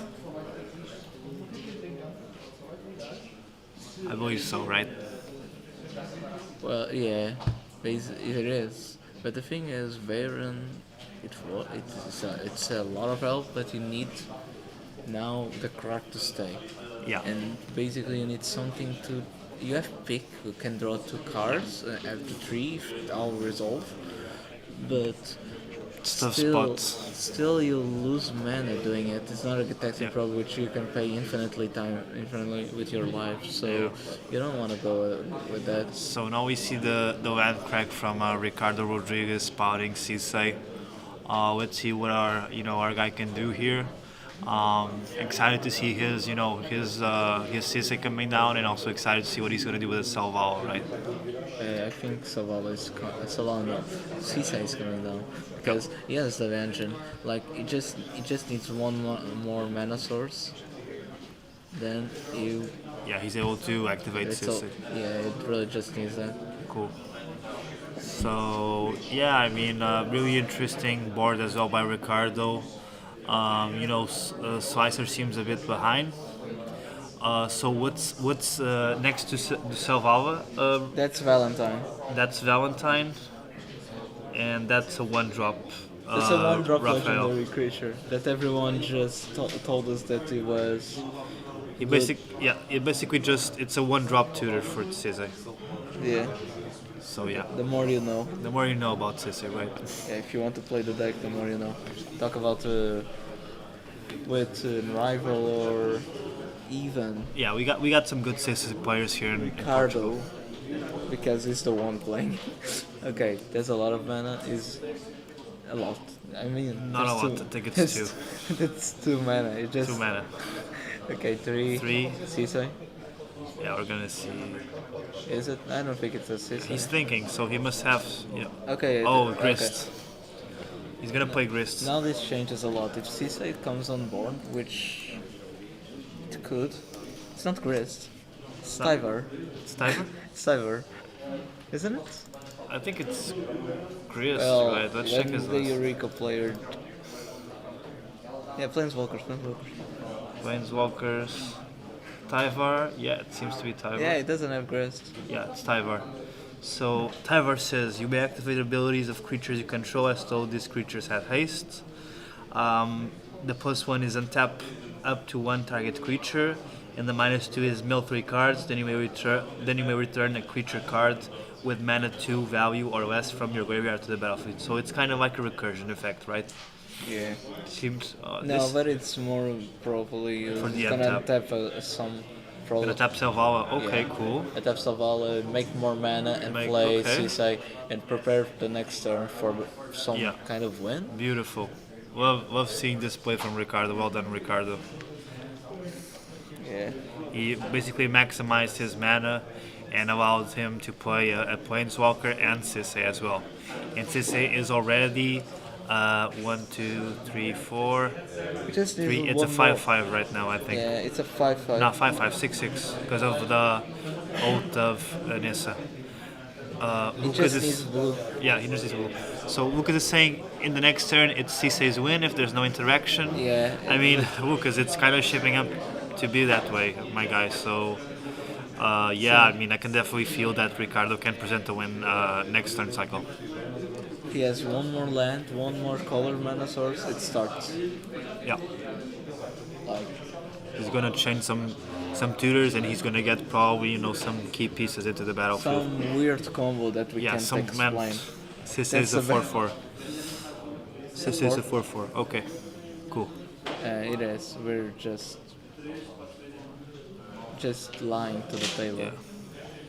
We're checking to see if you're paying attention, chat. Or not, we could be lying this Yeah. way. Yeah, green and black. Still missing some color. Okay, probably it's going to the slicer turn now. Or they're trying to interact because this is dangerous. Like, yeah, it could win. But I think, probably? We don't know. Wait, he has mana. He has mana because he can untap the Birds of Paradise with Taiga. If he doesn't have a land. Okay, cool. And also, Selvala also taps for any mana of any color, right, guys? No. Wait, I mean yes. You're Selvala correct. taps for mana You of can any filter, color, you can guys. filter, You can that's filter right. mana with Selvala. Okay, so you have enough mana. yeah, he can win next turn. Yeah, he can win. You have enough mana. I'm just Excited to crazy. see. Excited to see if I'm excited to see if the table recognizes this I think it does. and There- what they're gonna do to prevent this. okay, there's Rico's. But still, the Rico is not something to be. I mean, You would not be Forgot. concerned with Yuriko, or no, I you are? would. You Like, I would, would. okay. Like, there's a scroll rack. I mean, Yeah. if this. Temporal Mastery is a card, right? No, he revealed a ton of like ICMC 8, 9 CMC cards. So, let's see. Spad is telling us so Saga fetches Crypt, recast Slicer, equip Plate, attack Ricardo. I mean, yeah, I can definitely see that happening, Spad. The table should get together trying to take away any type of advantage Ricardo has because he definitely presents a win next turn. Yeah, it's weird. It's tough. Okay, it's cracking. It's gonna be mana crypt then. It would be cool if there were some cure rate on this table. Uh-huh. But I think the only deck that it has is the Eureka one, so... Yeah, that's right, Enrique. Gonzalo actually revealed like Dictor time like a lot of times. He has an ICMC card, he can chip away the table. If he has another two cards, he can deal 8 up to, let's see, up to 17 damage, which doesn't kill someone already. Oh wait, he kills Crack. So let's see. It's a mysterious mystery. It's a mystery to me. Yeah, mystery TTT. But they're doing a lot of analysis. Like this whole rotation is going very analytical. Because I think it comes to the problem. If you deal with Eureka, And if someone spends all of their things to deal with Yurik and the other guy doesn't have, Sisai wins. And that doesn't help you. That just a lot of pressure. So I think it's like the table is trying to figure out how not to lose, Yeah, that, as opposed to trying to win right now, right? normally I do that. I try not to lose a game, but it doesn't work all I the mean, way. sometimes not losing means winning. Yeah, or not. Let's see. Without more, Enrico Couto saying without more information, it would be better for him to cast it and dig among the top 8 cards for 1 or 2 extra turns. He could put on top with Skorak. I mean, I can definitely see him do that, Enrique. So that's a pretty good line for him, and that kind of wins him the game, right? So if he can just chain 1 or 2 extra turns and put some high CMC spells on top of the deck, that'll maybe be enough to just drain the table and give him the win. But Isn't Magic a confusing game? yeah, I'm confused already. Like, No. okay, that's a Mox Opal. Okay, Mox Opal, nice. True, you can replay Slicer all the way, but Yeah, it will not help you. Like, can do that at the end of this turn. yeah, you can double away the graveyard, I think. So Yes. Yuriko might actually be more of a threat than Seaside maybe right now then. No, they're both threats. Like it's like who pulls the trigger first, and if there's interaction, you have a mono red deck. I don't. Yeah. The interaction is killing something. So the crack deck also has a blue mana up, so we're going to see what's up with that. He has 2 mana actually. There's a Jet Just as well. Okay. Okay, basically you're just confirming that there will be a slicer. Will and there he wants a be- commander's plate, and it will kill. Will there be a counter spell here, chat, or will we see the table, just letting it go and letting Slicer hit the As battlefield? Spark, I don't think you counter spell this. You kind of need to kill someone. Yeah. You need actually to kill someone and then be able to counter something from them. Let's see how much mana he has. 3, and we can see the Cyan, but I think Yeah. So you just make 3 mana out of 3 mana. 3. Yeah, I think it is. Did he miscount? Maybe? No. Or is he examining? No, I perhaps? think it could be casting to the Seaside play. We're not seeing their hand. Their hand is just piled on. We can see how many cards they have. So kind of a weird play here by Spicer, right? It's interesting. Well, we're gonna see what he's gonna do. Yeah, we're gonna see their play. The Jessica's wheel play. 3 mana ritual.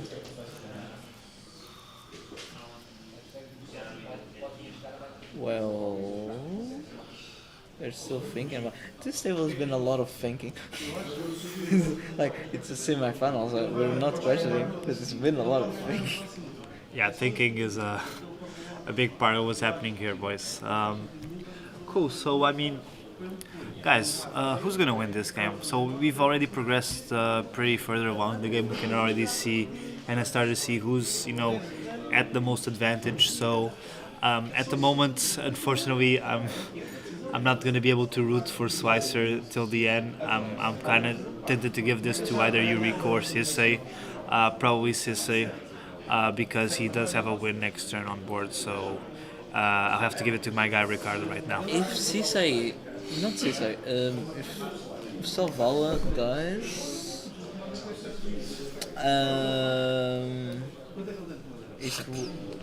Salvala dies, he can filter mana, okay, but it will have an activation of Sisai no matter the course.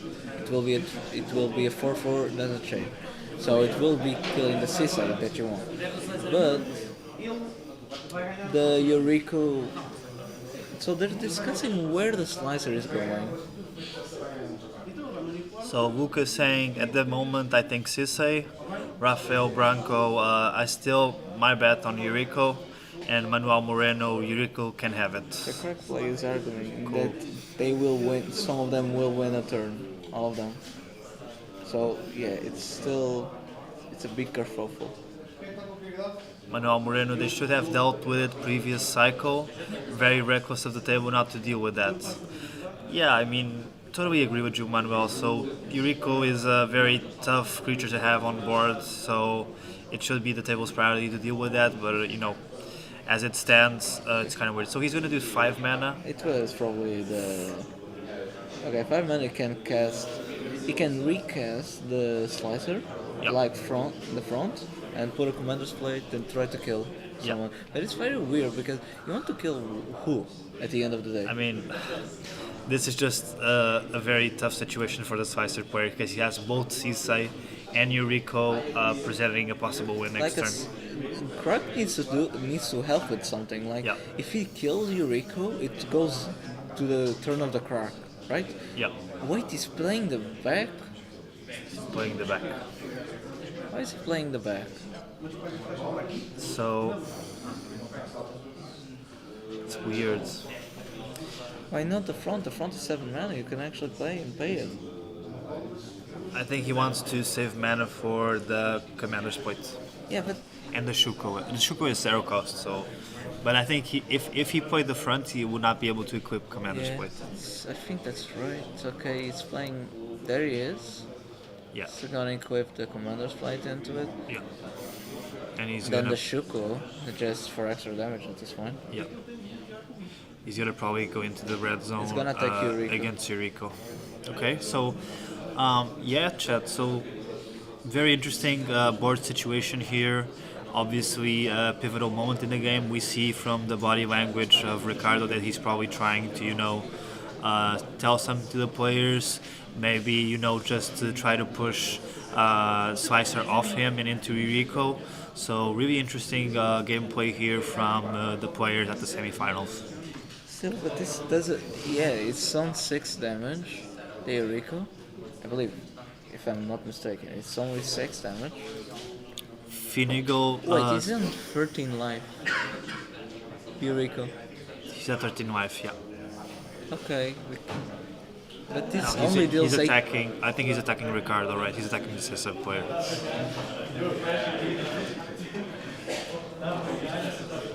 Finagle in the chat comments. I heard about a tournament in November. Is that true?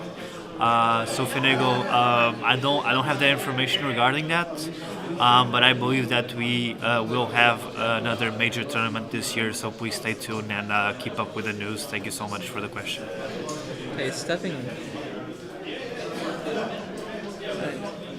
He doesn't want to give Slicer to the Seaside player Yeah, because it's an extra color. for sure.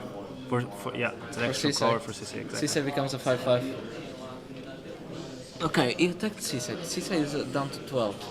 The life totals in general are everyone is quite low in this table. Uh-huh. So Yuriko, this helps.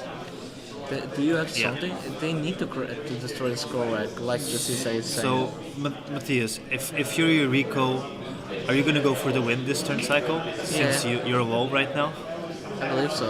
Like, Slicer's coming to you and kill you.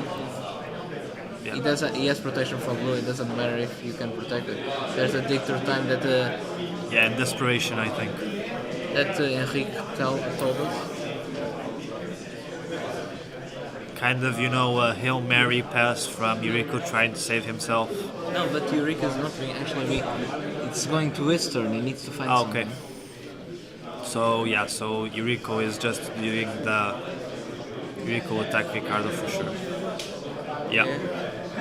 So he's just doing the dig through time in his end step. So we're probably gonna see him, pick up some card advantage here, and we'll see what else he's still gonna be able to do.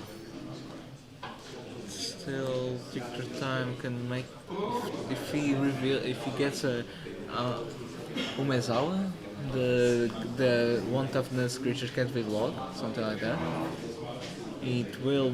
Eureka will connect for sure, and he can try to kill the other player, but still he can kill the whole table.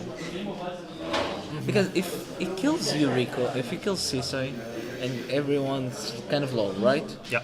And Crack doesn't have anything, he has something that will be presented to him, a slicer that will kill the other player, then will kill him. Well, not at all, because he has actually, if he has a trampler equipment, yeah, it will kill him. So this is This is weird. That's why he's just trying to kill. So we see the crack player also, like, just from his body language, he's just trying to also talk to the table, saying, "Hey, maybe you have a counter for the through time. What else do you guys have?" He has 2 cards in hand. What are we gonna do? So we see the counter spell, Mind Break Trap, coming through for The alternate. Crack Sakashima to the dig through time. Yeah. Wait. Did he? No, he played 2 spells. I mean, I was going to say something pretty dumb. So he played Slicer. No, it's not. No, I was talking about Sisai. I was thinking why he didn't do that, but now I remember that Sisai, like, it just played 2 spells. So I'm just trying to understand. So they already played. They played Jessica's Wills, Slicer, Tentacles, then that spell. Yeah, but I think a single opponent needs to have 3 spells, right? I believe so. It doesn't. So work. he can't cast that. So Then okay. it's just. Oh no, but he's Slicer also has something. So Red Blast. Red Blast. He was the last to respond. That's correct to do. Cool. Nice to see the players respecting priority in the semifinals. Yeah, now they are going, why didn't you kill Yuriko? And that's true in some effect. You needed to Yeah, kill because Yuriko. You didn't. he could kill Yuriko, and then Croc would use his Mind Break Trap for dig through time. So kind of, maybe a hasty move by Slicer, and maybe there was like a communication on the table. This? But yeah, I mean, this type of stuff happens, guys. That Red Blast I believe, was for Yuriko. Yeah. Well, are you giving to him? Yeah, And he's giving losing. Slicer.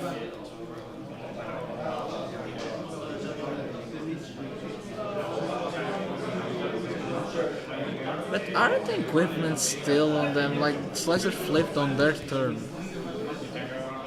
Yeah, of course it goes. Sorry, I heard the player stop, my bad. Someone said, this equipment goes to him? Yeah. Like, yeah, it goes. Yeah, I think so. 100%. No, 100% Lucas is like, this play cost him the game. Probably Lucas. Probably. Probably. Well, I believe so. Because Dictor Time isn't just gonna see like a bit of the cards of the scroll rack that he has put than others. I don't think that I would kill Yuriko on this. Yeah, I he would, needed I to would. ninja to the ninja. Thing is, he can always ninjutsu Yuriko, so I kind of wanted to hear Slicer's thought on this, because of course he has his own, logic on why he did that. But here maybe removing the Yuriko would be the right choice, and just letting the dig through time get countered. So I would probably talk to Croc and say, hey, so you have the Mind Break Trap. I'm gonna play my 3rd spell. I'm gonna destroy Yuriko, and you're gonna counter the dig through time, okay, guy? And he would be like, yeah, man, if you do that, I'll Mind Break Trap. And that would be a much better situation for the entire table, and it would also force a counter spell out of Crack Sakashima's hand. Yeah, they would actually, if they talked about it, I think Slicer didn't want to tell what the table, what he had. So, because if he told it that it was a Red Blast, then he could have dealt with Yuriko, then the Mind Break Trap, the dig 2 times. So, yeah, this is bad.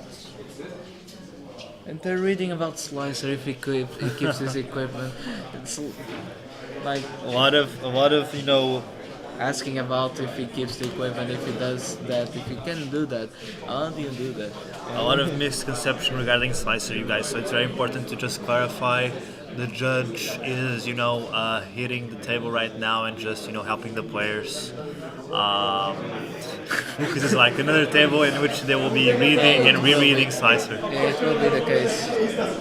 Yeah, Lucas, that's gonna happen a lot.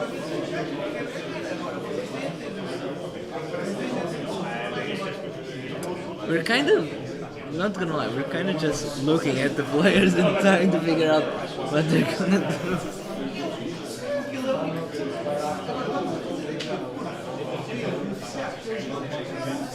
But So they're discussing. there's a lot of discussion. The Crack Sakashima is currently arguing a lot about the game state, and rightfully so, because this may be a game-winning turn for Yuriko. Yeah, I would take it. Like you just won 4 times in a draw, and you kind of want to. Okay. And you see Slicer also getting up. You see the slicer. Yeah, the Slicer player getting up from the table and just, looking at the situation from above. Yeah, just doing a warm up. It seems. It's a tense situation, guys. I'm not gonna lie, it's a tense situation. So Manuel Moreno says confusion always go in favor of Slicer, but they won't survive Yuriko. And Lucas is like, they're talking about Slicer, blah blah blah. It gets to Sisei's turn and he wins. Yeah. If I'm Sisei, I'm doing exactly what Ricardo is doing right now. I'm quiet, If the Yuriko not saying anything. If the Guys, Yuriko doesn't win, you Sisei win. Like, why didn't the table just realize that now? They're putting on a spot which they kind of needs to realize which one. Okay, there's now the equipment, blah blah blah blah blah. Yeah, so Okay. they already established that Slicer remains equipped. Okay, then it goes the other way. Jesus, this is so, This is convoluted, you guys. This is convoluted. So No, I would like to see Ricardo win this, of course. Been talking a lot to him lately. And we actually have a round of applause from one of the semi-finals tables. yeah, it's not ours. Ours is not going ours. all the way. We're not having lunch. Ours is just we're going at Like it. there's still this. We're going at gonna it. have lunch like the McDonald's, and they're still talking Yeah, about we're going how in- Slicer can be equipped and that and that. We're gonna hit lunch break, and our guys are still gonna be discussing Slicer and checking out what he's gonna do. That will be the case, and you'll go crazy by it. They're discussing, still discussing. Basically, for what we can gather the information, right?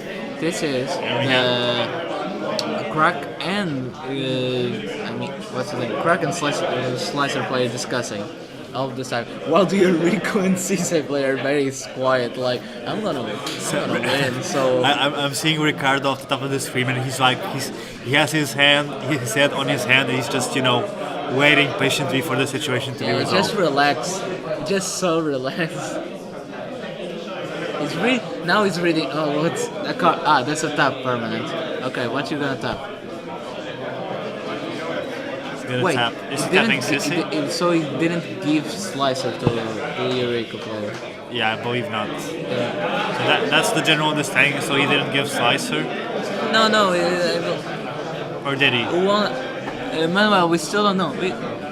We're kind of we could ask, but like only a judge.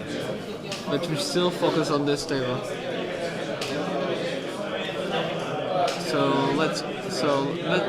When we have the chance, we Okay. ask. Do we see what did the Croc just do? He played pick. Okay. Played pick so that he can draw a card. But still, I don't want to curse someone, but I don't believe that Crack has a lot of more interactions. He's been shut down. Like his drone engine, which was the idea, it doesn't go. Like, still, this is so much time for reading the Slicer and a 1 mana spell.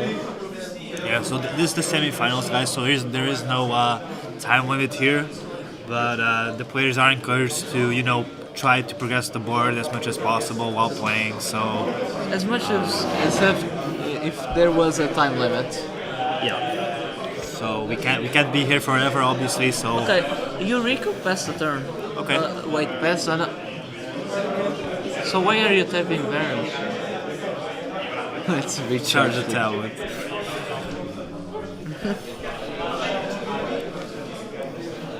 Seal. Okay, it didn't pass. Okay, your Imperial Seal. What are you getting?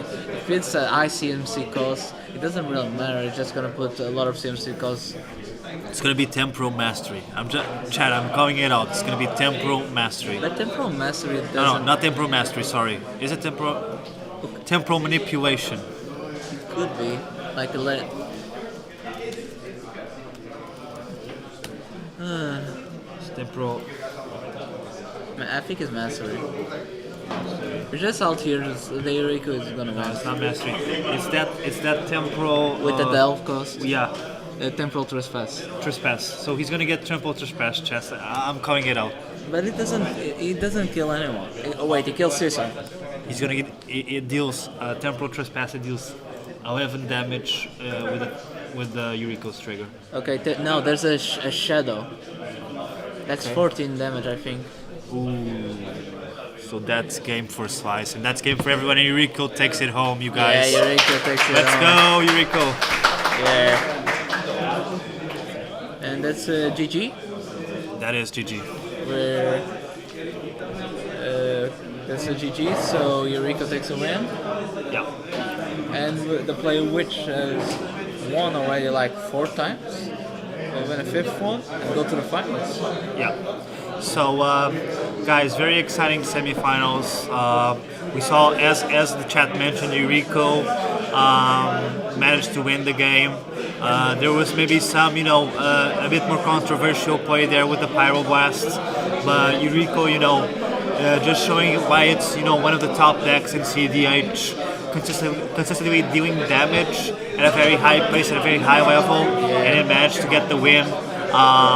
And also he was saved. Yeah, he was saved by the Sakashima, right? So there was a bolt. Chad is mentioning that there was a bolt from the Sakashima player that saved the Eureka player, and that managed to get the win out of Eureka.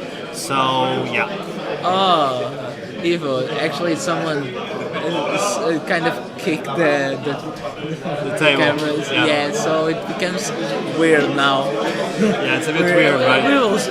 We'll resolve later on the finals. Don't worry. Don't be so Cool. So, you guys, we're going to announce the semi-finalists.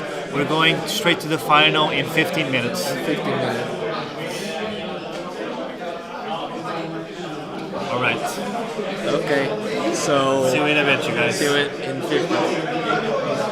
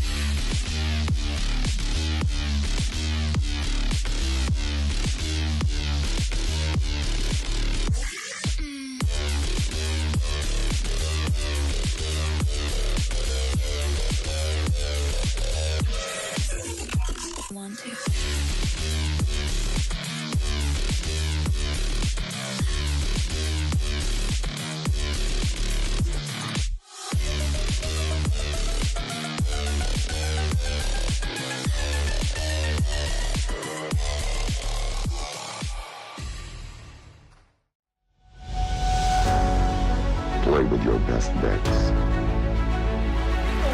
Play the best tournaments.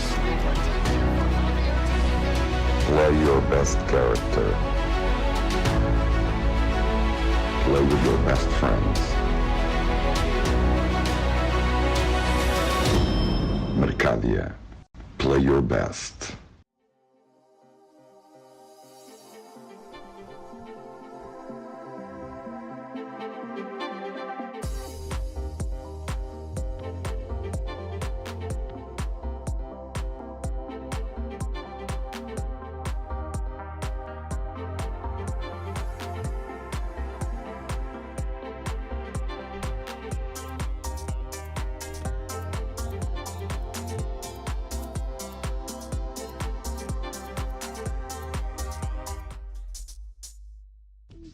Welcome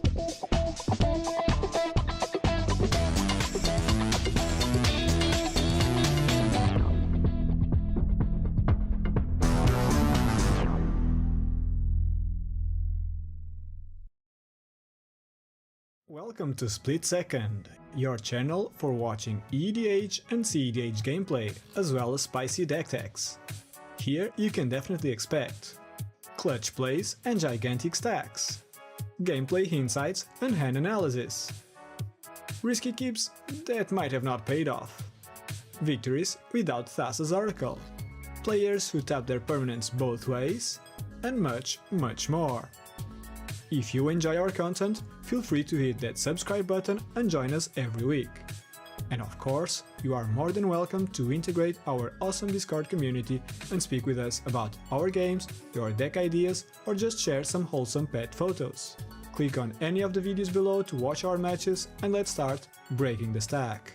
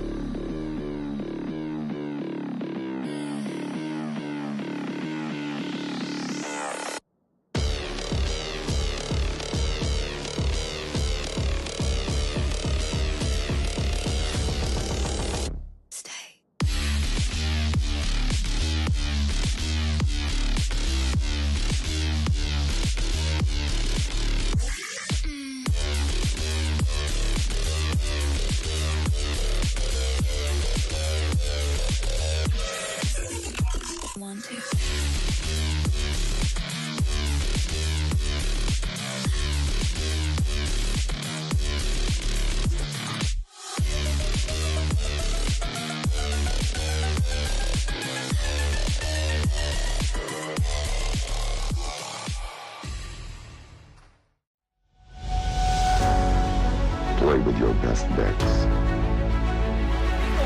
Play the best tournaments. Play your best character. Play with your best friends. Mercadia. Play your best.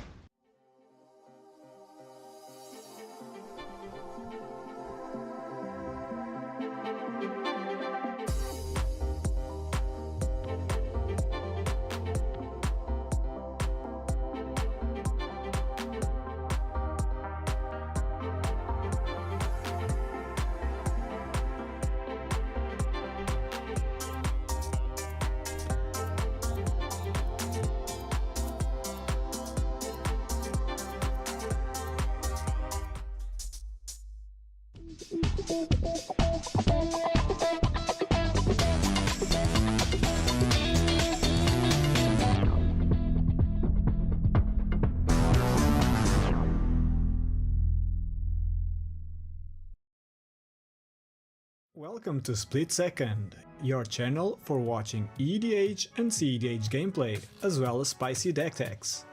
Here you can definitely expect clutch plays and gigantic stacks, gameplay insights and hand analysis, risky keeps that might have not paid off, victories without Thassa's Oracle, players who tap their permanents both ways, and much, much more.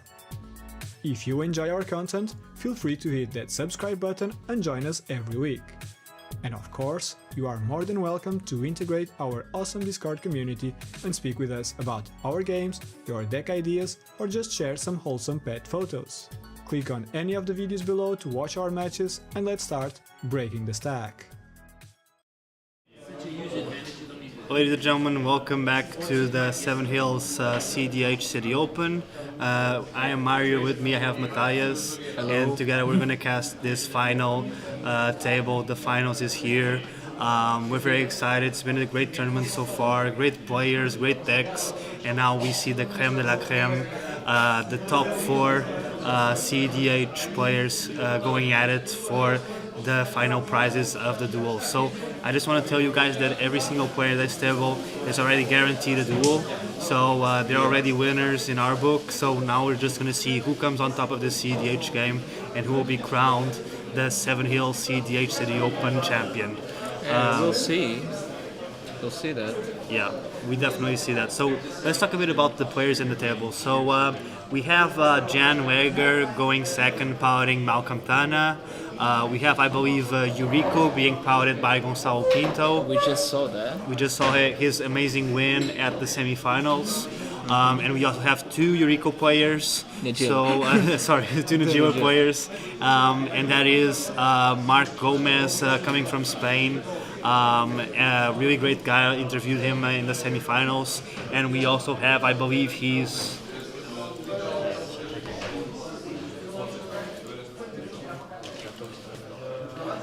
it is Felix Howell. Felix Howell, who will be also playing Najila. So, Matthias, what can we expect from this finals table? I believe that we're gonna see Najila's turn 1, Outrider on the back, or one of them at least. We can see early try to win from Malcolm Tana. He's been very turboing all the way, and Yuriko just gonna grind all the way. Yeah, well, because we are quite close to the table, so we're going to need to keep our voices down, unfortunately. But we'll try to keep the volume at a decent level, but we cannot really speak too loud because we have the players right next to us. Assim não podemos falar as jogadas. 2 Yuriko is going to be fast finals, I guess. Two Najilas, Hugo. Yeah, two Najilas. Okay. Like, you can write on the comments some play, but we will be like, I agree with that or disagree. We'll not specify something. Ricardo saying, again, greetings from Stuttgart to my buddies from Hamburg, Jan and Felix. Okay. Great, so we have both Jan and Felix coming from Hamburg. Very nice to see them both, just reaching the finals. And it's great to see international players just coming in and performing really well at our tournament. So congratulations to them for being here, and hopefully they might be able to have a really good finals game. And if you could see us, like we're just close to the table, like a microphone to our face, Yeah. a single microphone to our face, Yeah. and we're casting this. Yeah, Like, we're casting this, guys. So, Okay. yeah, Matthias. So, currently, we know that Mark's list is a bit more, turbo-based, right? Yeah. So he's not really, trying to, do the mid-range. He's mostly, gonna try to, get an early breach or Adnos win. I don't know, like we can check out, His deck list? Felix's deck list. I believe that's gonna be But helpful. we need to be very quiet about it. Yeah, we need to keep quiet though. He hasn't been chilled. Jan Wenger. Okay, maybe thank you for the correction, my guy. Okay. So yeah, I believe that Felix's list is also runs Adnos, but it also has 15 creatures, so kind of a mixed mid-range list there. Yeah, let's see. This, we can see their hands, the left players. Not our left players, just mirror. Yeah. to us. But it's Molina. So yeah, interesting. Like I do love the Malcolm Tana deck, so I'm kind of rooting for Jan here to take the win. But I do think that these are all fast decks, right? They're this like kind of of a situation where if one of them goes off first and the other three don't have interaction, then we might see a very early win, possibly turn 2, possibly turn 3. If not, we might be in for a more grindy game. And in that case, I believe that probably Yuriko or a more mid-range Najila has the advantage. So we're going to just need to see what's up with this game. So the players are still shuffling. So yeah, chat, who's going to win this finals, chat? I want to hear your thoughts. I want to hear who you think is going to win this match. Obviously, I'm rooting for Malcolm Tana because I do love the deck. But I just kind of wanted to hear from our chat, who's going to win this? Who do you think is going to win the Seven Hills City Open? I would like to Yuriko win because it's been proving that he can grind his way out of their games. So let's see. Lucas is saying I'm going to root for Gonçalo, although I don't like Yuriko. So yeah, Lucas is going for the home crowd here. Yeah, let's go.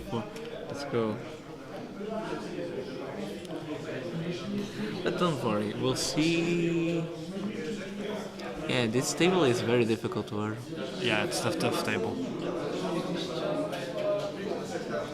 Rafael Branco, I support Portuguese people, but I actually think Jan is a really good player. Yeah, so Jan's been doing really well in this tournament, Rafael, so really excited to see what he's going to do right now. We seen Agila actually mulligan again, he's going to 5. Ricardo saying, I think Jan has a good flow. For sure, Jan has been, having a great performance in this tournament. Really happy to see him perform well, and hopefully he might also be able to impress us this time. Let's see then. Just need for one of the Agila players finish their mulligan, and we're off to the start with the Yuriko starting. Yuriko doing the plays. For sure. And it's very interesting, Matthias, that we've already interviewed 2 of these finalists. We've interviewed Jan, and we also interviewed Mark. So very interesting that the people who we interviewed in the feature table are also the people in the finals, right? Yeah, I think it's fun. Like we just kind of cursed them to be on the panel. we were like in the interview. So good luck, sir, and hope to see you in the grand finals. And we hopefully. We asked Valdemar for an interview, and he's not on the finals because he refused the interview. So yeah, so next time, Valdemar, my guy, you should definitely interview with us. Yeah, you should, because it'll give you good fortune. Yeah, it's a good fortune. Cool. So I mean, what do you think? What do you think is going to be the role of the Yuriko players here? So, do you think they might try to go for the early sorry, the Jiwa players. Do you think they might go for the Yuri in the Jiwa, or you think you might see more value pieces coming down from the hand? What are we trying to go to? I don't know, like probably in the Gila. I believe early in Gila is always good. Like there's a no-brainer, but value. Let me see. Huh? Okay.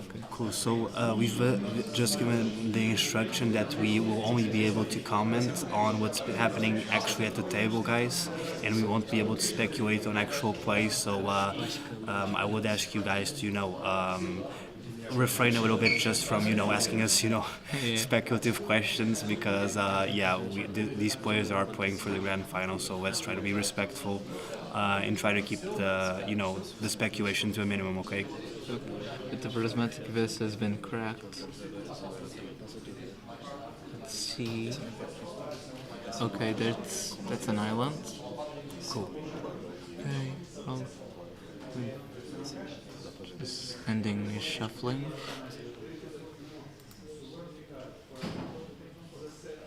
Will end eventually. The shuffle. Yeah. Okay. So there is a cracked prismatic island coming in, and we see the Phyrexian Walker also hitting the battlefield. Yeah, that's good. It's a Eureka trigger, right? Yeah, most likely. And this is free for recycling. Yeah, he is cycling the card, so Okay, that's basically just draw a card for 2 life. cool. And they're going for the Malcolm Tanator, let's see. He's playing a Flooded Strands, cracking right away. And he's probably shortcutting, I believe. Or who's taking some card off?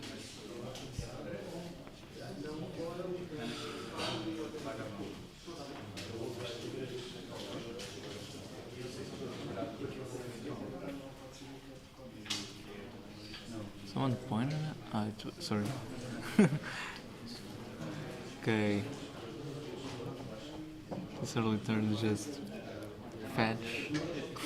fetch card. He's fetching.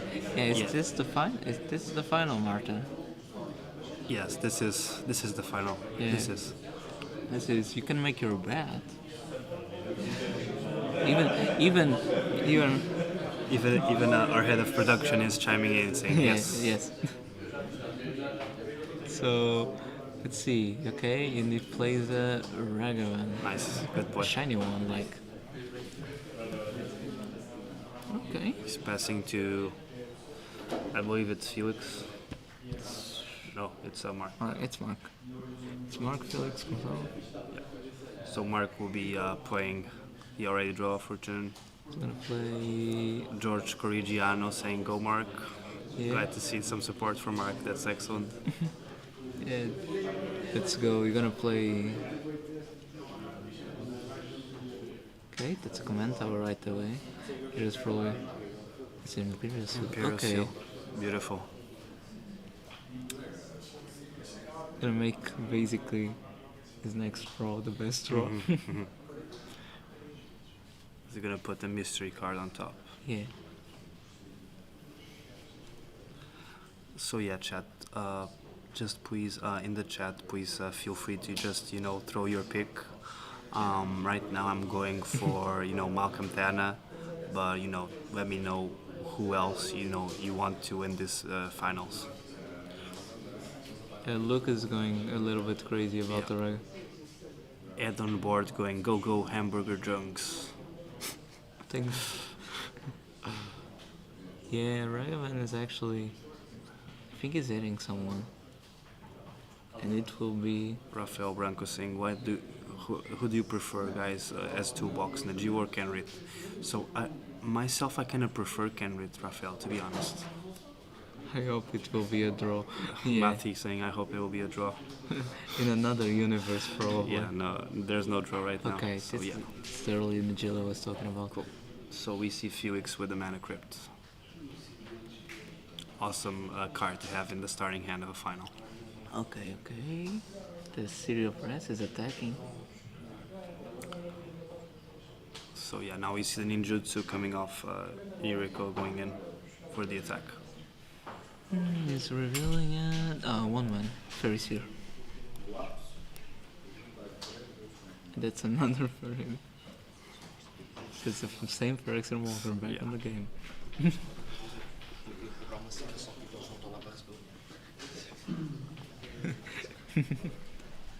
Okay, we're seeing a Scalding Tor, I believe. He'll watch metal. This is good for him. He has a lot of mana. Okay, he's fetching already.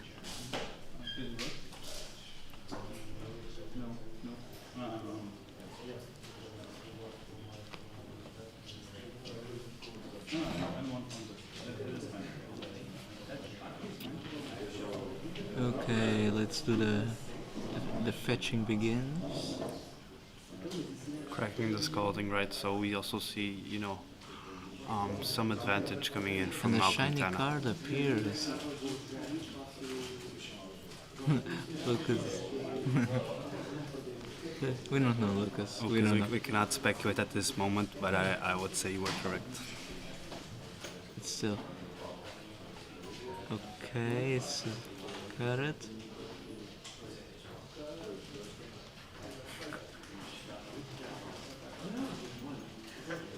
He's tapping. Huh? Yeah. Yeah, probably the Ragavan is going to attack Mark.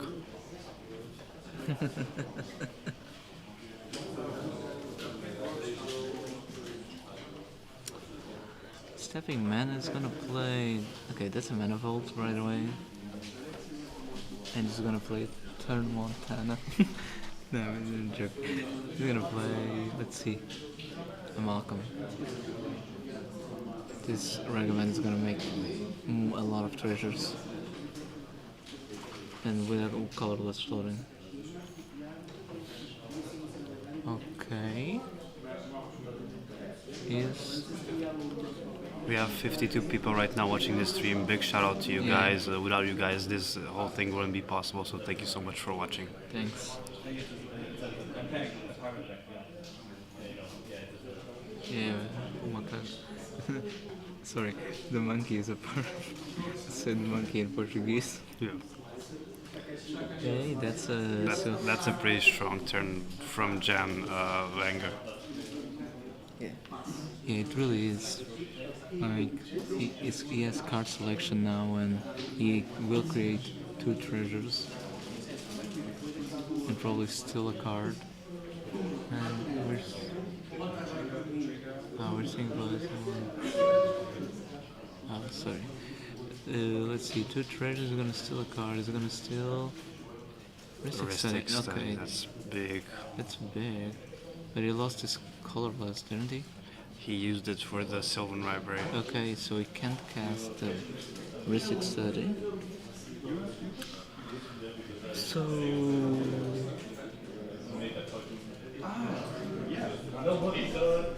Unless he has some kind of mana, one more mana, can play the Heuristic and be in a good spot.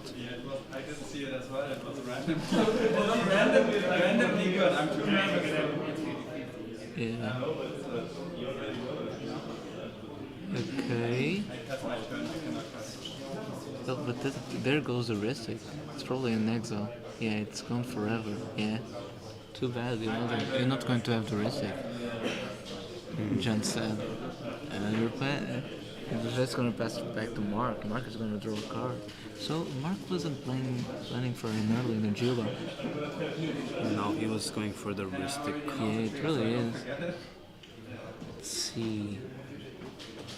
Does he? Oh, he has the land drop of the turn.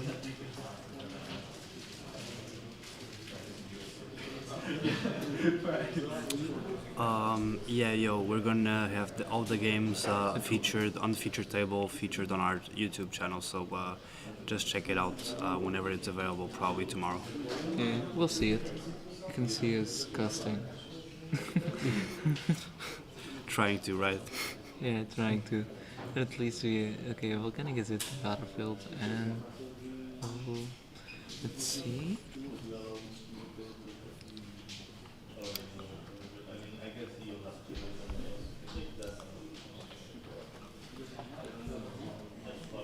Okay, So they're currently discussing. They was discussing something. some things. And There's some, body language that's pointing to Jan Wenger probably trying to, make the table aware of his threat, of the value he's showing on the board. yeah, he's ahead on board, basically. He makes a ton of mana every turn and can steal on library the best cards. So yeah, that's very good. He's gonna actually cast a gamble. This one doesn't go to the top of library. Cool. So just reminding everyone that this is the grand final, so these players are playing for the dual lands that you see on the left side of the screen. The winner will receive a Tundra, and then the rest of the second, third, and fourth place will decide on which duels they will want to have. So They will fight on a ring with swords and Yeah. gunblades to fight. they'll have a Yeah, they'll have a arm wrestling match to decide who gets the duels. yeah. Fight to the blood.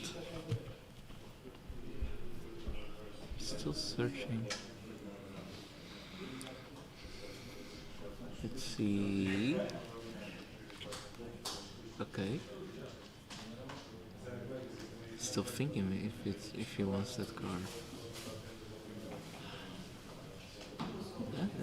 Okay, it is. But don't forget, we still have the gamble effect, which he needs to discard a card. It's gonna draw the card. Okay. How many cards does he have? He has 4.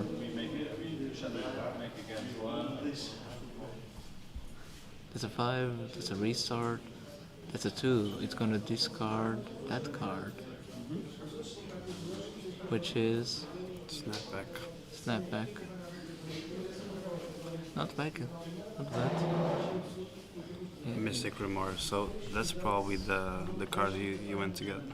cEDH Galicia, let's go cEDH PT, amazing event. Thank you so much cEDH Galicia for the support. And now we see an intuition coming off for the Najila player. It's simple intuition. Ooh. You just need to have intuition to do that. And the table, Start the with- table should be scared right now, Yeah. because he can probably have a turn 2 win. Is it turn 2? I don't know. Can't confirm nor deny.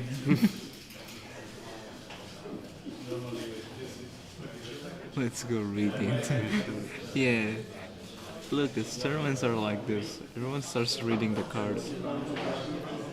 They start reading like Arbor Elves.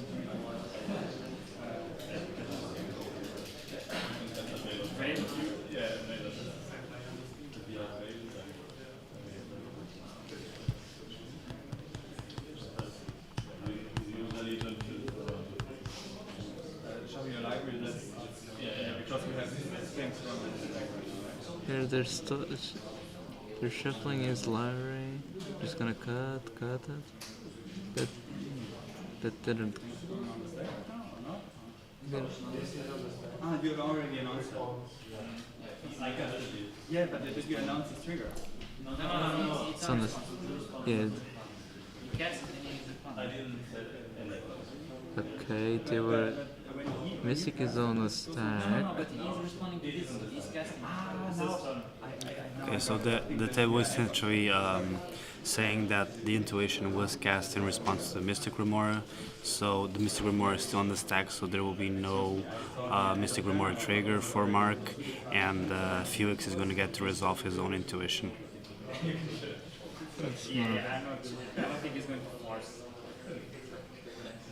Still, we see for the people who can see us, there's a side show which are the other players or event organizer which are actually seeing the match, all of them on the projector, I believe. So Yeah, we have kind of a good setup here, guys. You can't chat, you can't see it, but we have the entire community watching this match on the big screen. And yeah, it's a crazy atmosphere here. it really is, but the intuition is resolving, but it's a valid intuition. Wow. Gotta say, I was not expecting that.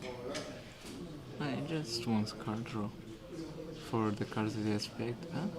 Even sevens, just to be sure. Okay. You know, not. Rafael Branco, defensive intuition, value intuition. Lucas is probably just, turning his head around right now. Okay, they're reading Sabine's reclamation. Gladstone board just say go Najila, team hashtag team Najila. Yeah, Gladstone. I'm not Yeah, on that team. I kind of Yeah. don't like Najila. Matthias is like, I've had enough of Najilas for Yeah, this. and Timbers for and Chromes. And Timbers and Chromes and all this different kinds of stuff. Yeah, that kind of stuff I don't like. But still, This is the same. This is the same for when. still, let's see. There's the.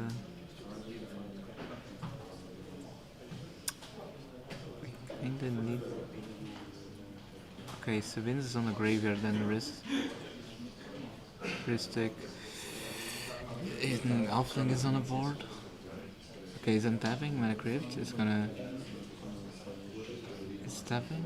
Okay, is that a 2? That dice is actually quite difficult to realize the number, but I'm gonna guess in probably evens are a win. So they're gonna play line for turn.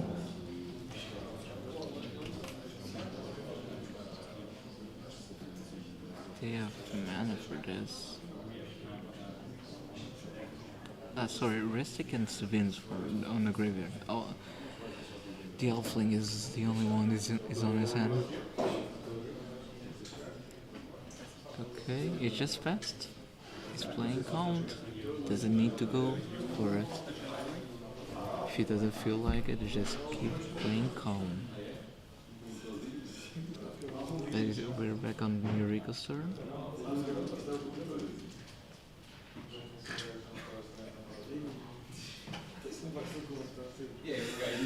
He's probably, he can attack two players, like they're completely open if he hasn't. So probably a Eureka trigger is confirmed. Oh. That's okay, that's a very serial reveal earlier. The OG fairy. Okay. Hi Borja, thank you for joining our stream. This is the last game, it is the finals. So all of these players have done 6 Swiss rounds, as well as the semifinals, and these are the finalists that have won the semifinals matches. So this is the finals. Yeah, a lot of finals there. Many finals. This is the final. The final countdown. Okay, he's attacking. Yeah. Okay, he's attacking with Eureka and Ferex and Walker.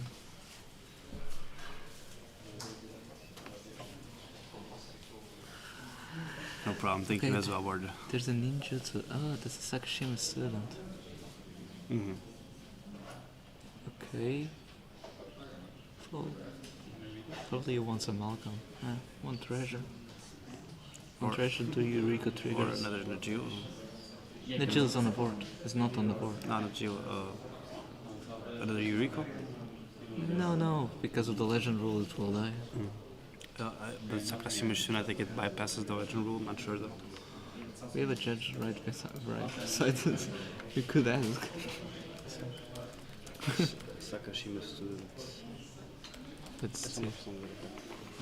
still, we're gonna try to guess. where it's gonna actually find. But Ok, so vamos a ver se isto se a Ledger Rule tem Yeah, so the legend rule does apply to Sakashima students, so if it would become a Yuriko, he would need to sacrifice one of them, so... yeah. Okay, that's a mind break trap, Mind 4 break trap. damage. That's a Tacit Oracle. Jesus, 6 damage already. Nice. Nice. And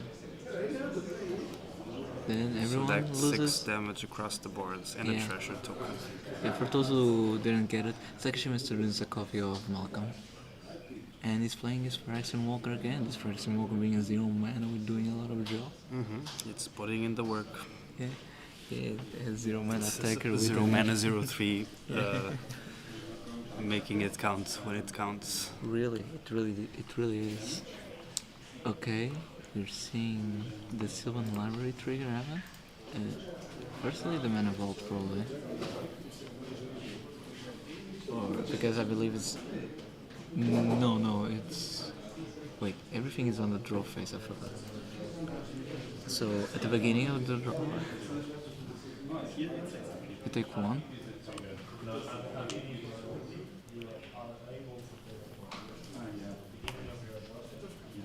Unfortunately, this Mystic Remark from Mark is not drawing him a lot of cards. That is unfortunate for Mark. Yeah. Yeah, that's right, Lucas. That's right, because you can only untap Mana Vault on their upkeep. On their upkeep. Okay, thanks a lot. So now I have the trigger, I get 1 damage, and then I drop him.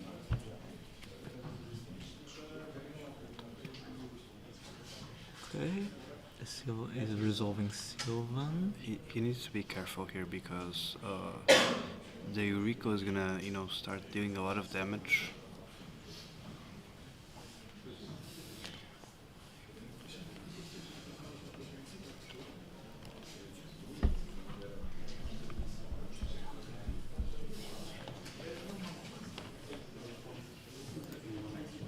Still, We currently have 64 viewers. Guys, thank you so much for your support. This is the top viewer count we've had so far, so really good that you are supporting us. Thank you so much for your continued support. yeah, always almost to the lucky number. Yeah, Almost. yeah, we're almost to the lucky number, guys. Okay, that's 3 mana. 1 damage. Will it be X equals 3? Ah, because he had the treasures. Yeah, Is he winning? it seems like a win. If it resolves. Okay, but Najila was ready. She needs to. Okay, there's an archivist. It's gonna. Okay, there's a colorless floating. A secret hand just roll a colorless. Yeah. The Judge Chan, he's watching. Yeah, he's watching. Still, there's a. Okay, he has drawn from Mystic. Okay, it seems to resolve. Yeah, so as it resolves, Archivist of Ogma will trigger, Yeah. and Felix will also have a draw. Yeah, but don't forget we have a Mind Break trap on Gonzalo's hand. He only did 1 spell, but it's only 1 spell that is kinda needs. The other players could do more.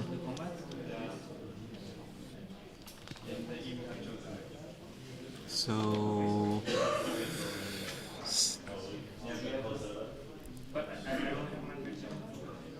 kind of living on a prayer, aren't we? So Yuriko's just saying, I only have Mind Break Trap at the moment. Yeah. Like an opponent needed to make 3 spells. But it doesn't seem the case. It's only 1.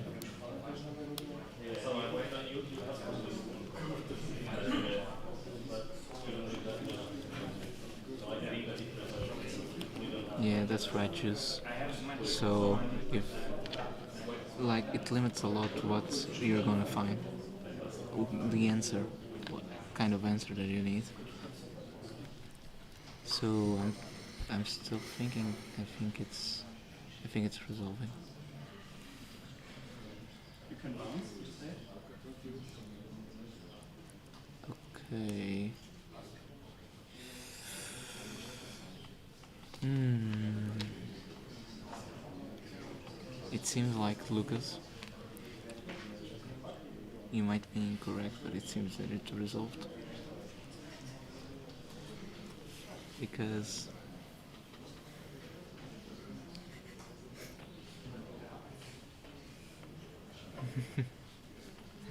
still it's gonna find a mysterious 3-drop Yeah. that we don't know about. What is this 3-drop chat that we don't know nothing about? Don't know nothing about. But still, let's continue. It's doing the search. Yeah, we're just. Thank you, Ricardo. Yeah, we're just joking around. Yeah, we're just trying to be funny. trying to be a lot fun.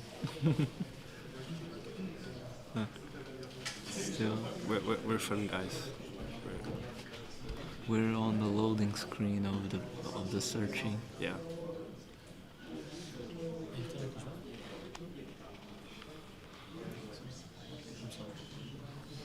Still, Cool. So.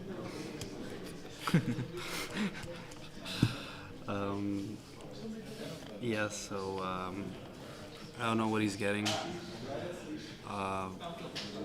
But whatever he's getting, I'm sure it's not going to be good for the table. still, we are trying to realize what could, like, finale ends result. Like, I'm gonna search for the card that you kind of wish for. Yes. And don't you agree? They're gonna be like, nah, I'm changing it. Okay, Yeah, he so- changed oh. it. He changed it. He changed it. He's doing the dock sides. Okay. Yeah. So this is a really surprising finals, you guys. So I think because one of the players said that they had a bounce. yeah. So a dockside makes 3 treasures. Okay. It's weird, but you know, I can see that if someone has a bounce, he'll be like, so I have a bounce, so don't go get whatever it is you're thinking of getting. Yeah, this is okay. 4 treasures. Yeah. Mana crypt. I forgot about mana crypt. So he's also gonna swing, so he's gonna build 3 more Okay. and exile a top cards. Lucas is losing his mind. Lucas is like, Yeah. He knows about it, Lucas, that's right. Okay, Ragavan is attacking in front and attacking the Both Nagilas. Nagilas. Both Nagilas are being attacked. As they kind of deserve, but yeah, Edna's right. yeah. Lucas is just losing his Yeah, mind. he's gonna die before we end this cast. Okay, he's gonna steal the card. There's a Tinder wall. Tinderwall. That's actually fair. It's a fair Tinder wall. So Martin, I don't know why he didn't go get Buccaneer, to be honest. We can't really speculate too much because we're kind of close to the table. But I do believe that maybe one of the players told him that he had a bounce for either Buccaneer or Mountain. Yeah. And that's why he just opted for the dockside. Still. Now we're back on Nagila's turn, faced by the Mystic Remora, and there's, I think it's it's real. Lucas, you make a good point, my friend. So we don't know exactly what's going on in the table, but we do know there must have been some reason for him not to go get that. Yeah, we're trying not to. Okay, he played just for Remora and passed turn, I believe, for the other Nagila player. That's good. For Felix turn.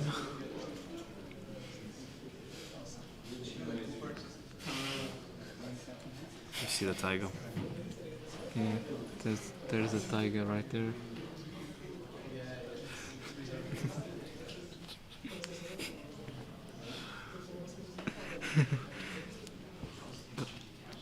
Probably Lucas. We should ask him.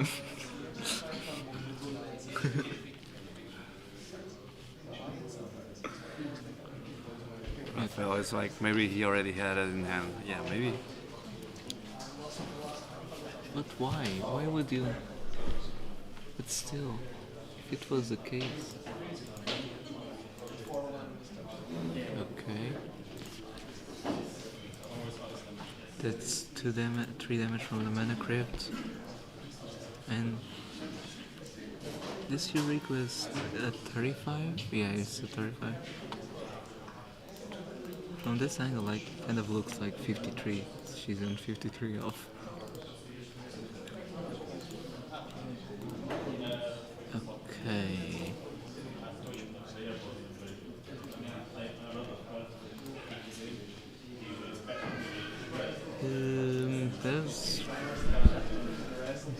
There's another fetch. So, yeah, the finals, Robert. This is the finals. We have two Nigillas on the board and a Eureka and a Malcolm Tana. So, yep, you're right.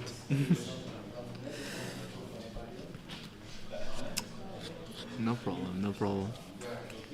We're still on Felix's turn, and we've cracked the Messi on the instep. Now we play the marsh flats. He's probably thinking, do I want to play Nigilla? I don't know.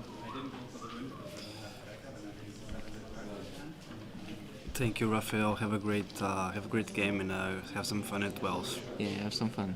Good luck.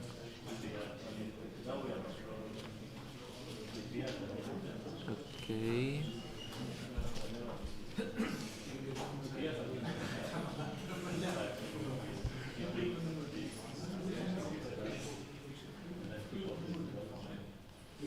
Yeah, there's that. They're arguing about it.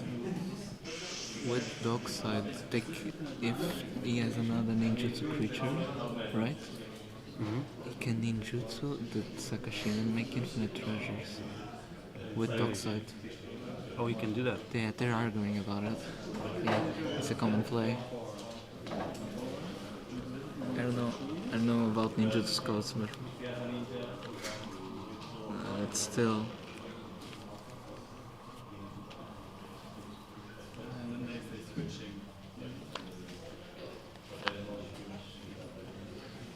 So the table is discussing probably the possibility of. They are. It could appear like some of the players is telling about the Sakashima loop, and they are trying to see if there's. If that was the case, would make at least 3 treasures. If it didn't finish Gen, that doesn't crack anything.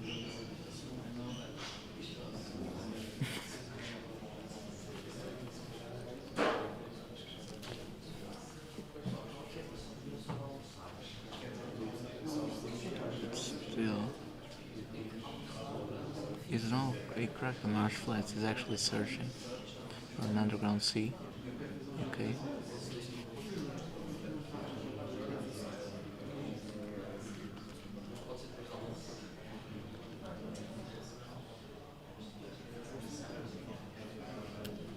Yeah, probably Lucas, probably. Okay. Now, after he gets underground sea, what will we do? He has 5 mana, which kinda. Okay, he played Nagilla. Finally Nagilla's on the board. So Nagilla on the board is a. Like, this table actually needs to have blockers. Mark not having a blocker, very detrimental because Eureka's this attacks. So it really is a problem. Still. Question: Sakashima student stays until the end of turn, or is a copy forever? I believe it is a copy forever. Sakashima. Yeah, it's a forever, right? yeah. Yeah, it's a copy Okay, forever. okay. So he has a Malcolm. So he has a Malcolm. Okay. Yeah, it really is.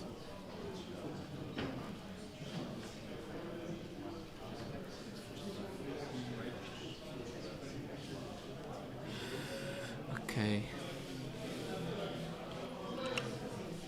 Sit tight. Let's see.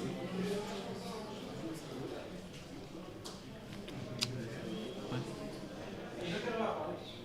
Yeah, they were discussing that, Lucas. Yeah, they were discussing that, Lucas. Yeah. Great ice. So, yeah, it kind of depends. But let's see.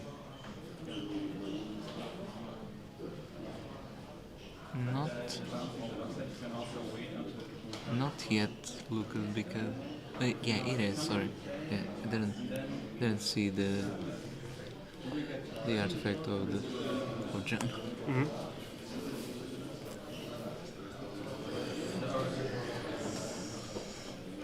Let's see, we're very okay. They're reading Sakashima student. They know about the loop. Yeah, so they're just trying to confirm whether or not there's the possibility of looping. But yeah, they know it can be. So let's see. I don't know. No, the scanning it, the card. I really don't know about that. I never used that. Okay, yeah, they're talking. Probably. The application they're using, I believe it's Cryfall. The application they're using. He has it on. Okay. So yeah, you should ask Lucas, because he has its own application. Yeah, he really is. I don't know. They're discussing about it because remember they were talking about bounce. Yeah, Yep. talking about bouncing the outside.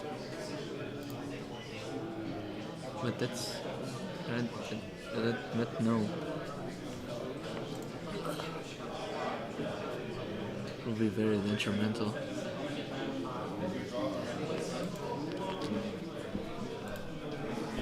For those who are wondering why we are not talking so much, we're trying to listen to the table because kind of give us an insight what they are discussing and what they're talking about.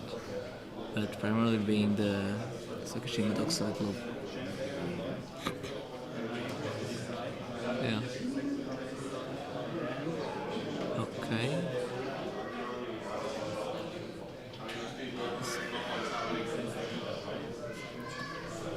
What? Okay, they're sacrificing a land.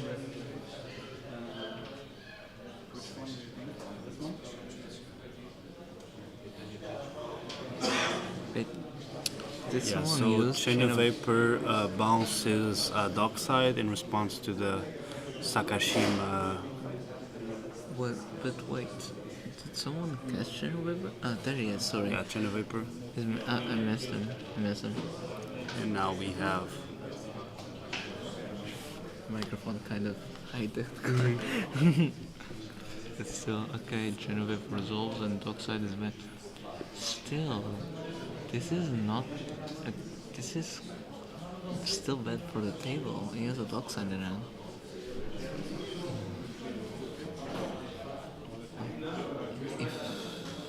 Let's see. This is okay. Yeah, this is not ideal.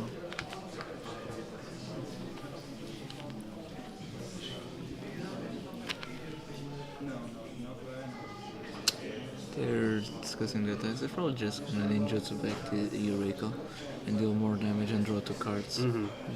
This is what the deck is about.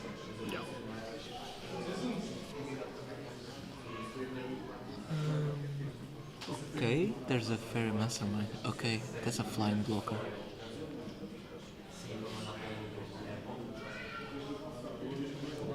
Ooh, fairy mastermind can block a creature.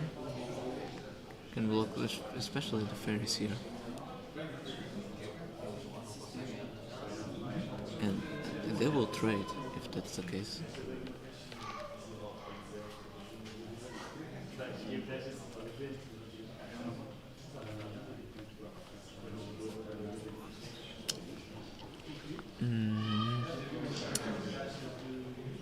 Okay.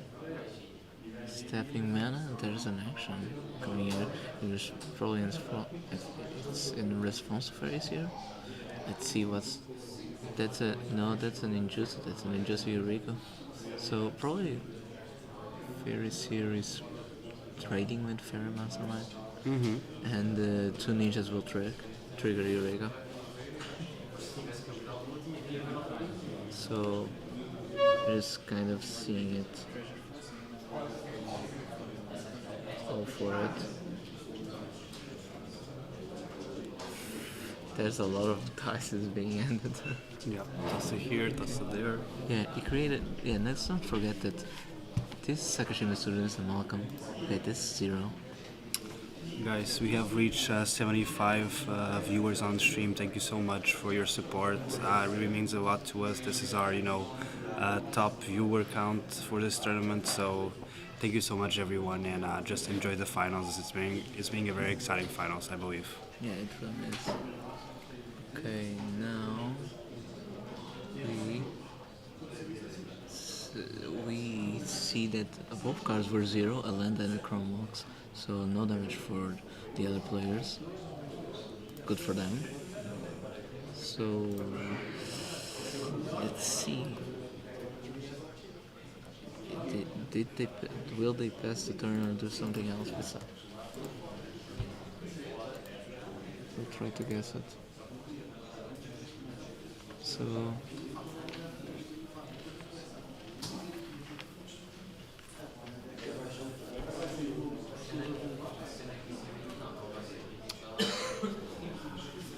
basic. Okay, played Chromox. I'm gonna pitch something to it. It's a Oppo Agent? Oppo Agent. Yeah, that's an Oppo Agent. Yeah, I think the Oppo Agent doesn't like it isn't. What's that card? Okay, we'll get this Gonzalo.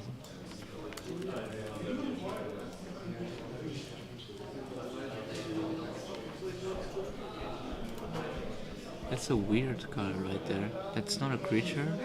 That seems a sorcery.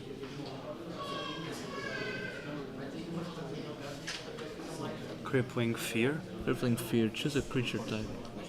Creatures that aren't of the chosen type get -3. Okay, this is powerful. Okay, yeah, this will clear out the board. Yeah, choose ninjas that clear the board. Okay. So I think it will resolve, but if it resolves, this is so powerful. The Eureka player is back. It's on top. Everyone looking at that.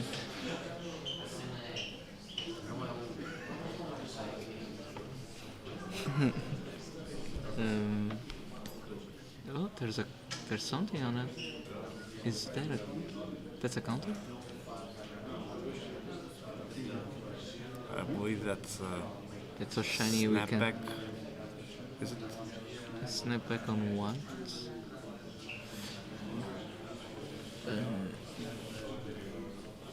Malcolm to his end?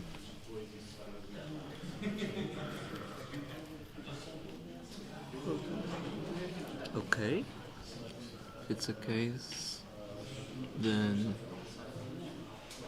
yeah, it will happen, actually. take a wolf too. Finally, this Mystic Remor is actually just drawing some cards for Mark. But still, we will. So it resolves, the bounce resolves, the crippling fear resolves, clears the table of Ragavan and Nagila, and both Nagila players restarted, so that's Lucas. They played Crippling Fear, which is a 4-mana choose a creature type. Creatures of the not chosen type get -3/-3. In response, Jan.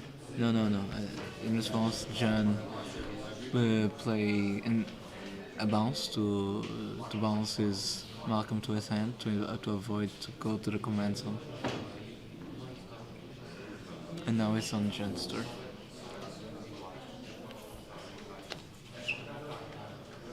Still.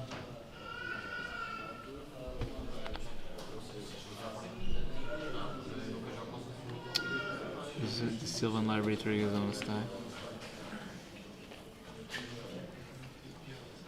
Yeah, that's right, Sylvan.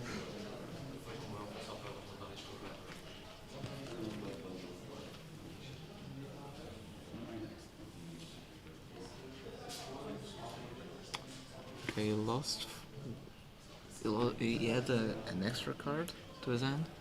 Now he's probably replaying Malcolm because he doesn't have a lot of mana here. No, Malcolm died. No, he's playing Dockside again.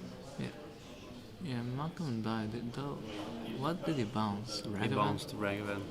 Ah, okay, my bad. Seems decent. Seems very good.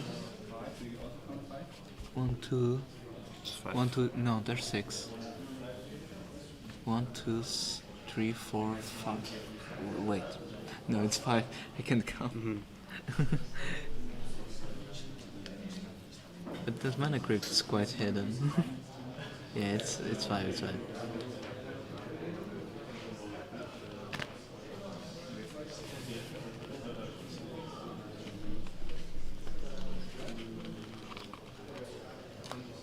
Okay, he's exiling Elvish Spirit Guide.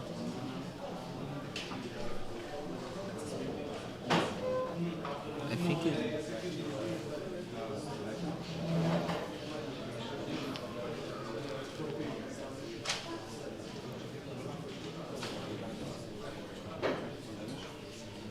He's playing Ragavan with Dash, I guess. No, yeah, that too. He played Malcolm, replayed Malcolm. Okay. It will make him 2 mana, which is very good.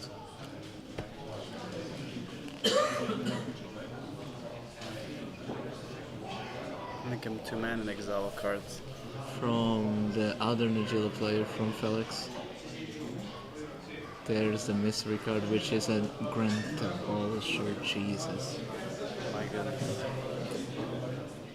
He's gonna do it. Yeah, of course he's gonna do it. Yeah, Grand Abolisher has been cut.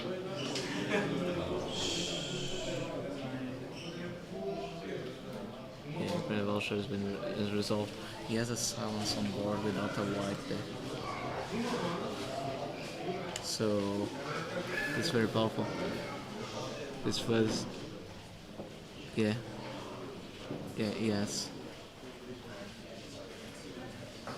He didn't use. I think it resolved. So now we're gonna move on to Mark's turn. He has the Mystic Remora trigger on his upkeep. It's just playing, I think. Yeah, Ragavan is back on the dash trigger.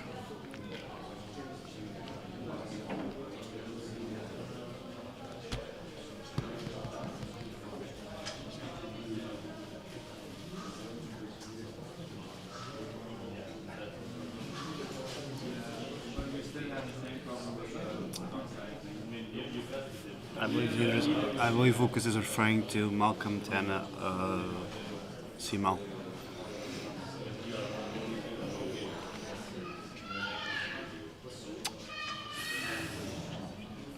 Still,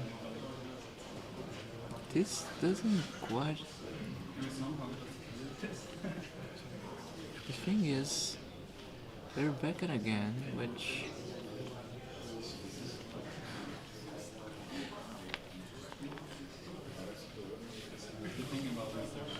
Yeah, I'm still realizing what he wants to do. Yeah, he paid for the remora.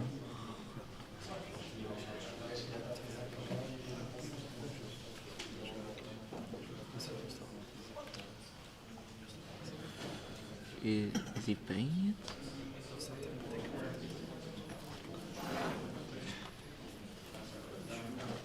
Yeah, paid. Okay.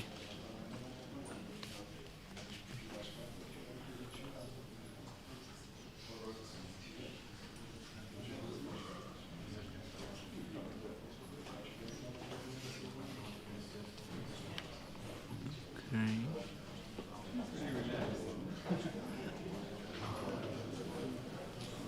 No? Tablet needs to recharge.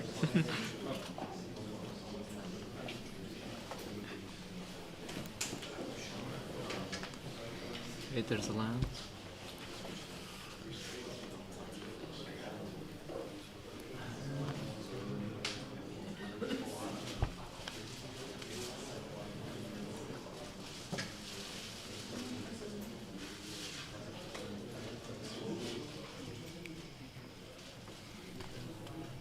Still, we just play the land is. We're talking about Eureka again because let's see, there's 1, 2, 3, 4. Yeah, let's not forget something. The bounce, the ninjutsu problem, it's back. They were talking about it. Yeah. Because it didn't actually resolve the problem. They just delayed it a little Yeah, bit. delayed it for one turn cycle.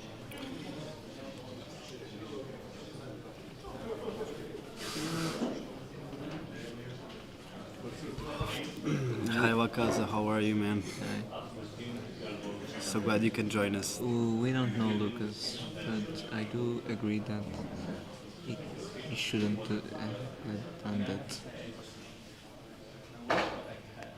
Still, are you commenting, Mario?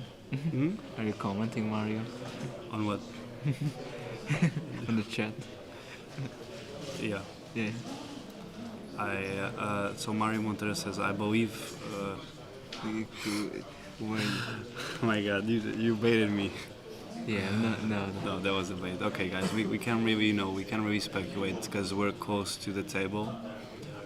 So we can't really discuss or speculate on possible plays or outcomes. Yeah, unfortunately we can't do that. So we cannot do that at all. So thank you for the comments, of course. But if it's pertaining to like speculative plays, we cannot actually comment on it. So thank you so much for the comment. But it is what it is. So cool. Fiorich 175 says go Jan. Yeah. We're all rooting for Jam. It's something that is not on our language, so we'll just say okay. Okay, Yeah. but the mystical tour is being casted as a result. Cool. From the Felix side. So Felix is he's doing it in his end step in Mark's end step, right? It really is. My bad, sorry. There's Mr. Inboss again saying go Jan. Biggest fan here. Yeah, biggest. Okay, that's a snap. Okay, that's a snap. So that will probably solve the Grand Abolisher or the Sakashima student, right? Not quite. Can attack. Can attack. Yeah, ninjutsu is that good. Win. So one thing that's interesting, chat, is that we kind of have multiple. These are all meta decks that are playing. So Eureka is a top 5 deck, Nagio is a top 5 deck, Malcontent is top 5, maybe top 10 deck. So I mean, just goes to show that in cEDH, I mean, you can play non-meta decks, of course, but the meta decks are quite strong and can actually bring you to the finals of a major tournament. Whatever. He took 3 damage from the mana creep there. So It's getting quite low. Firefighter Roger saying Jan for president, totally. No, he need. Yeah, he needs to pay. I Yeah, think. I was thinking about it. Yeah, forgot to put the dice on it to count the commander tax.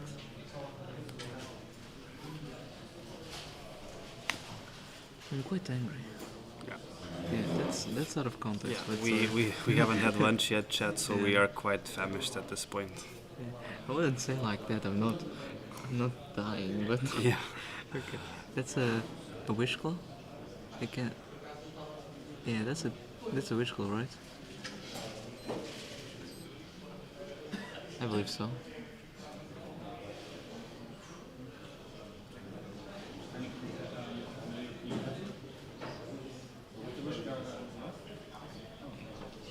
Yeah, it's a wish claw. I just got the confirmation. Rafael Branco saying 85 people on chat. Guys, you've been amazing. Thank you so much for the support. So to keep coming. I mean, this is the grand finals. We're very happy to have you here, and the whole community is, just watching, waiting to see who's going to be the champion of the Seven Hills cEDH CD Open. Yeah, we're talking on a monotone voice. We're kind of Ocean Pacific. Yeah, this is Oceano Pacific Radio. Yeah, basically. We kind of need to keep our voices down, chat, because our players, are very close to us. They're playing very close to us, and we cannot give out, information. So we cannot speculate. We cannot give out information. And here we have La Casa del Comandante saying where is each player from.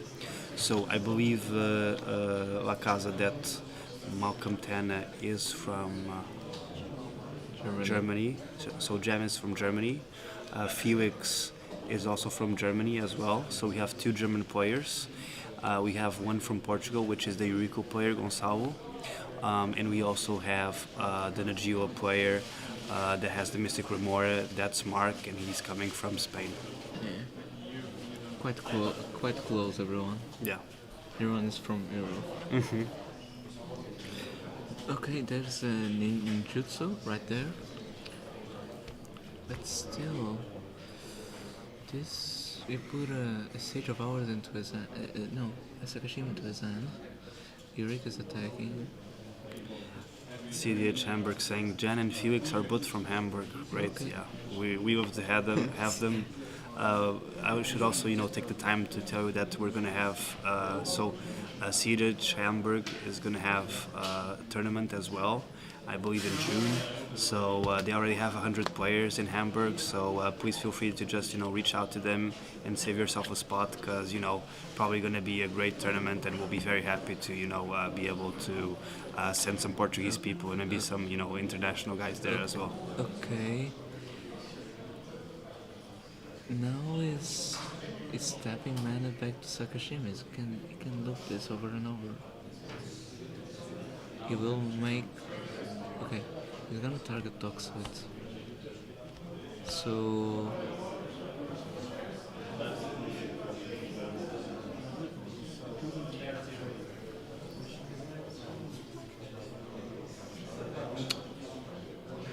Okay. And now we're reading Eureka.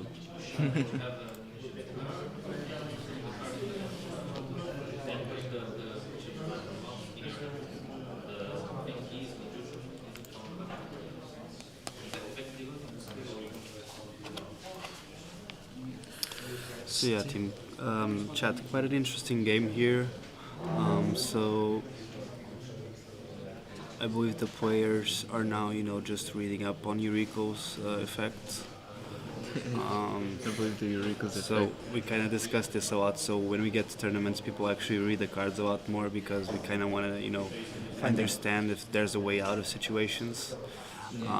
So yeah, that's just part of the game, and since it's the finals, that gets intensified quite a bit more. Lucas is just new cards. We see you, Lucas. We see you, guy. Yeah. Great stuff. We see the lols in chat.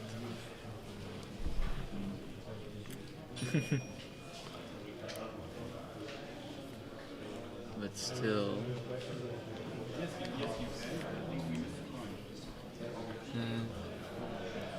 Yeah, so head judge is already at the finals table together with two judges, and they're trying to understand The loop. the whoop and what kind of a situation the whoop promotes. So Wakaza asks, what info do we already have from Yuriko's flips? So Yuriko has actually flipped a mind break trap, so we know that he has a mind break trap, Wakaza.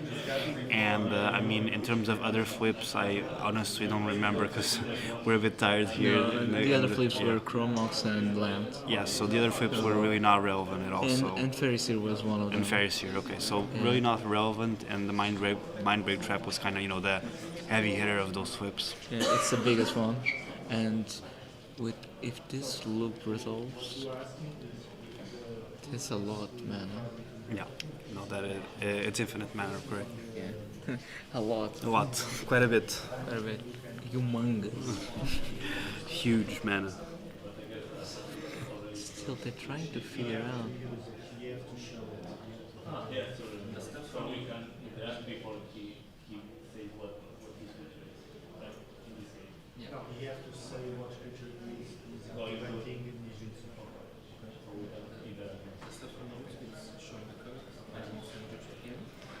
Okay, they're talking to the judge. Yeah, so the judge is just trying to, you know, get a sense of if they can perform the whoop here or not. So I will just ask the stream to, you know, just hold on a little bit while we clarify the situation. Martin is saying as long as Yuriko doesn't have a mana output, it's not game winning. So you are correct, Martin, but you know, infinite mana is something that's really scary for most decks. So Yeah, and it's like, I mean, it's infinite mana. yeah, it's infinite mana. So It's not. what do you need to play Magic? It's mana and card draw. So I mean, infinite mana, you have half the problem solved. Like, if he has one of those big payoffs, can be. They just wanted to make sure. Eu posso dizer perfeito por tudo. Eles só queriam ter a certeza quando tu usas a habilidade de ninjutsu. Como é que funciona o timing? Eles podem responder ainda com a criatura que vai entrar ainda na mão. Ok, we're confirming. Eles não podem responder à criatura ao bounce, porque isso é o custo, mas podem responder à habilidade do ninjutsu, ou seja, antes do outro bicho entrar. Yeah. Cool. So we just got confirmation from our head judge that in fact they were trying to understand if the Commander Ninjutsu is an ability that goes onto the stack and if they can respond to the ability. So what we have determined and what our judge team has determined is that actually what happens is that when the creature the creature that gets Commander Ninjutsu and gets bounced back to the hand, you cannot actually respond to that because that's a cost, but you are able to respond to the Commander Ninjutsu ability on the stack. So the table has already determined that, and they're going to advance the board state. Ninjutsu is really a annoying mechanic overall, because it can get past a lot of things. Yeah, and it's kind of, you know, it's a weird mechanic. Yeah, it really is, like, changes. But there's still they're trying to figure out if they want to bounce Dockside now. But this Dockside being bounced is getting value to Jeff as well. Yeah, Jen is getting a lot of value from, you know, that. Yeah, so we're quite on a confusion.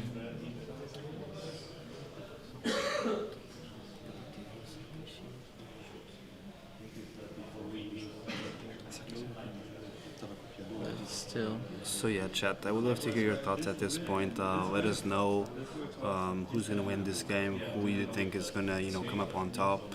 We clearly see that, you know, Yuriko's been a threat since the start of the game. It really is. Malcolm Tan is always pushing the tempo, and he has a Grand Abolisher into play. So let us know in the chat who you think is going to win and who you think is going to take the grand prize of the you know, Tundra home. We're trying to figure out why.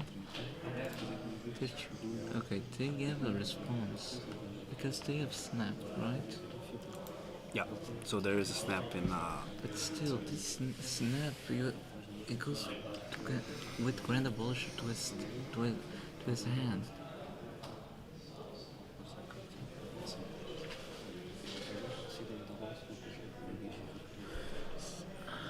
This is not a. I wouldn't like to be on this table. I'll tell you that. Now that now it's on the battlefield. Now you can. No, you can. The triggers on the Okay, Sakashima's finally entered the battlefield.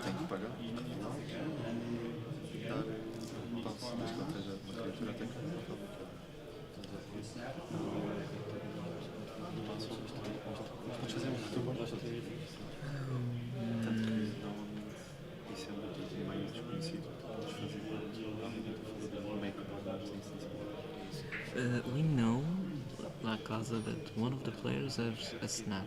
That's the only thing. The other one we can see, but unfortunately we can't say.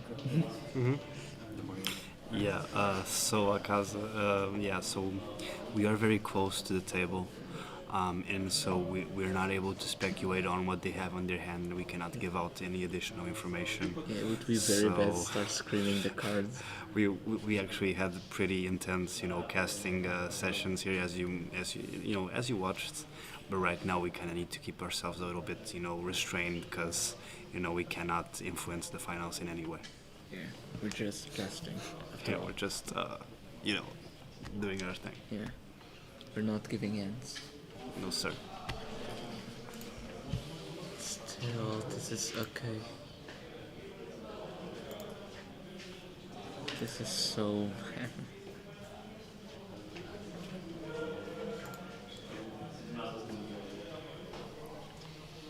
Yeah. Yeah, that is correct. That is correct.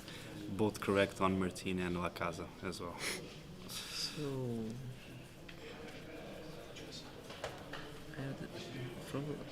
So, get me, correct me if I'm wrong, right? Mm-hmm. They want to snap. Mm-hmm. Responsible to snap, they can ninjutsu. Yeah. And go start doing that. I think they can, yeah. So as long as they have the creature in hand, they can ninjutsu again. Yeah, I believe so. So we just need to see how they're gonna, yeah, a snap interact with this.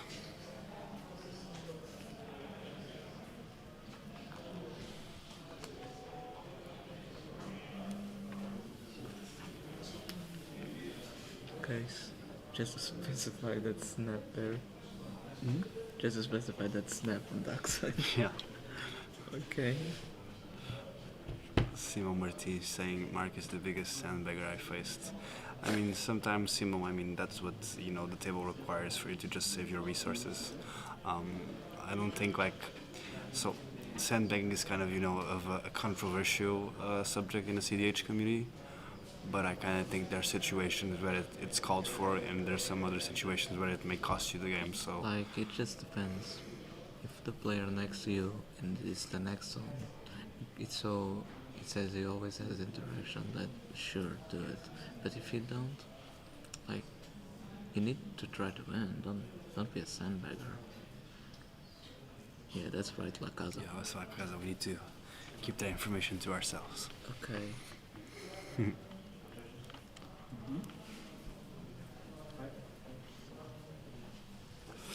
I get it. Overall, really interesting final chat. So, the players are clearly giving it their all. And that's all we can ask for. Such an interesting final. Yeah. Dockside quote unquote has resolved. Finally, after some time, it has resolved. Dockside whoops.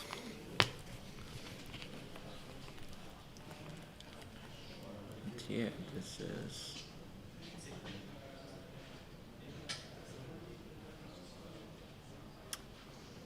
I'm trying to figure out.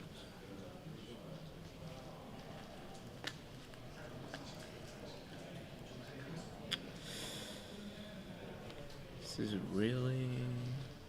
Dockside is 6 rares. Yes, 6 rares. That's cool.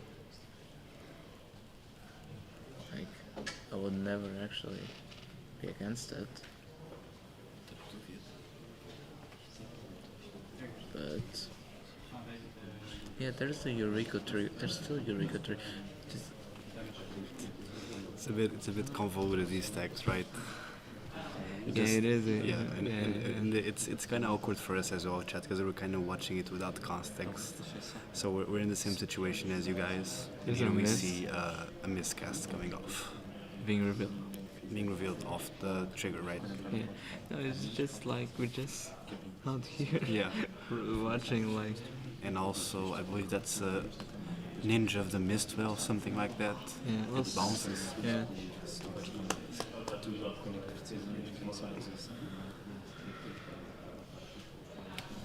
Yeah, so I totally agree, because you know this is where the players' politicking comes into play, and they really need to be careful of how they communicate with the table, because that might be key in order for them to either win or not lose the game, right? So really key to just be able to communicate and use politics to influence situations.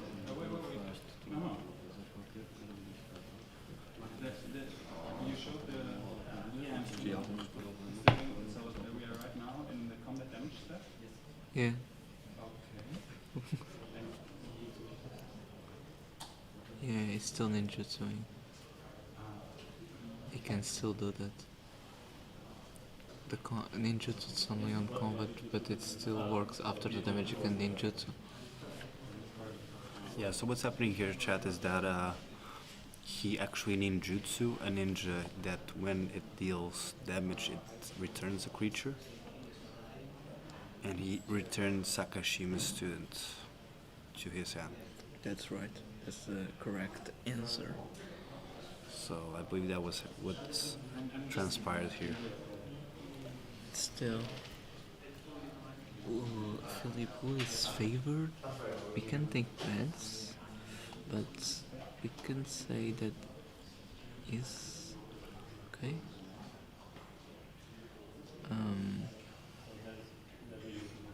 So here comes Washington. So Yeah, also probably Mario. It's fun. Probably. It's fun. It's yeah, Mario. Mario. Yeah, good name. Good, strong name. Specific name. Such a specific name to be. Yeah.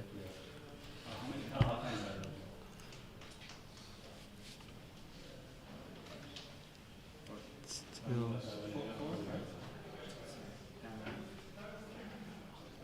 Yeah. Lucas is right at that. Yeah, Lucas is you. But I think mean- it will come. Yeah, it will. If it didn't, I would argue with you.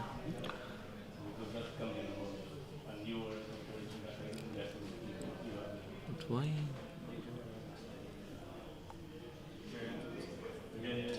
That's... Yeah, that's true, Lucas. Forgot you revealed that too. Yeah. That's public information. How are you going to stop him? Otherwise, he doesn't have if this resolves, we have this. Yeah. Then we have nothing. They're arguing if this resolves. They have some big problems ahead. For sure. I wouldn't disagree with that. No, not that I'm bad.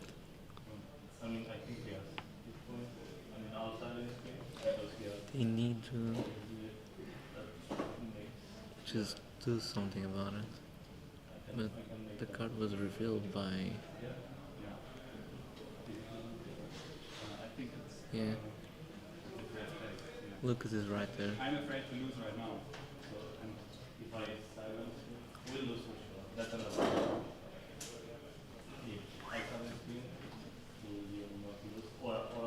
So yeah, he is. So we do know that Mark has a silence in hand, and he is considering using a chat on this turn. Yeah. But he also does not want to close his opponents that may be able to interact with the win out of casting spells. So this is a pivotal moment right here. Yes. We need to see this. But he's thinking. He's not winning. He's not winning.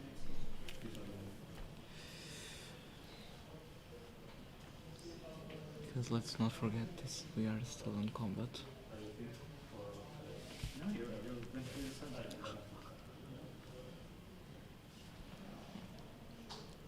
The end has been revealed. It's a Dockside, a Ragavan, a Mystic, and a card.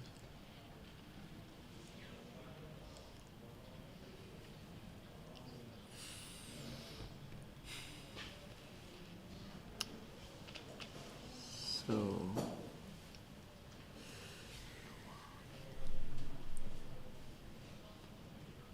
we don't know, Simo. With his end, no. There's a Force of Will going for the silence right away, exiling one of the ninjas. Okay. He will draw from Mystic right there. Yeah. Jesus. Okay.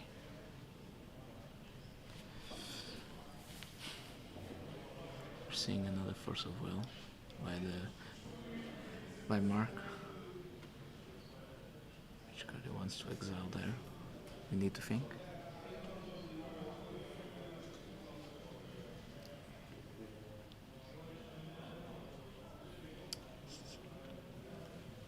Still confirming. Okay, it will be final. He exiles Neoform, countering Force of Will. Okay. Okay. And now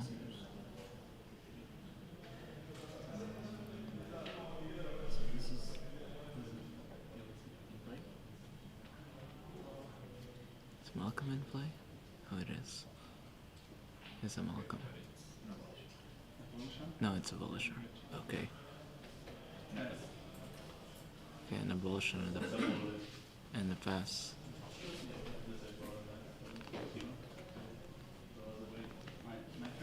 I don't know, man.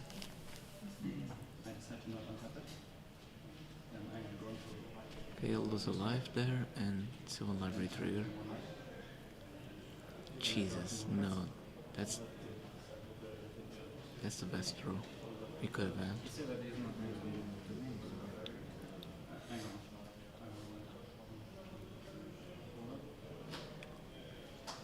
Okay. He's playing Dockside.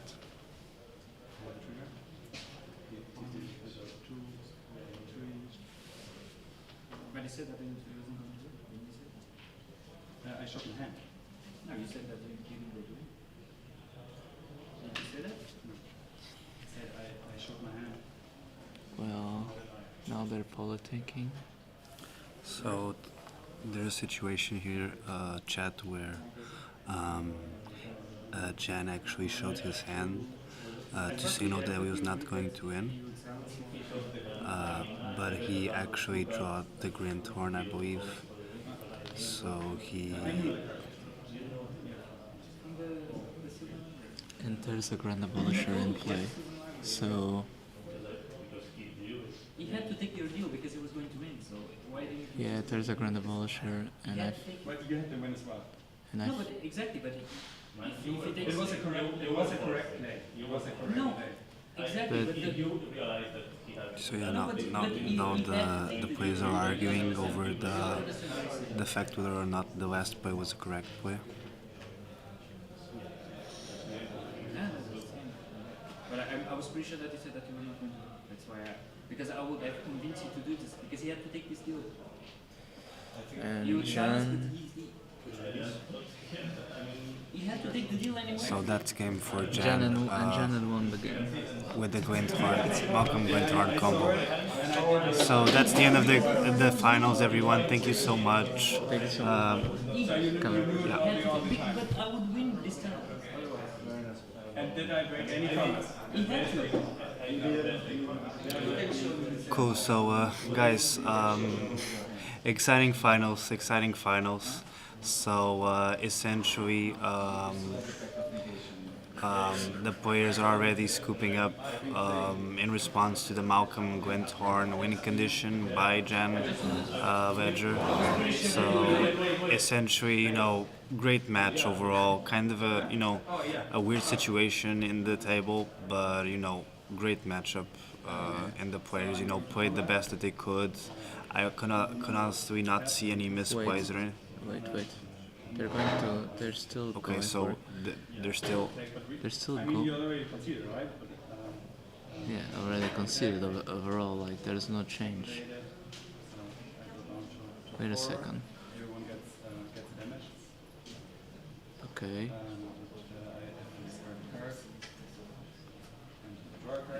Okay, cool. So we have kind of a situation here where Jen has been asked to show the loop. So yeah, we'll see what's happening here. Yeah. It doesn't matter. Why we made handshakes and everything. Yeah, but that's confirmed. That's confirmed. Like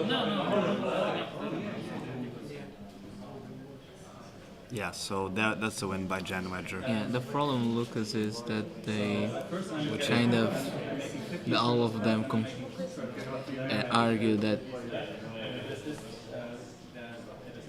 yeah.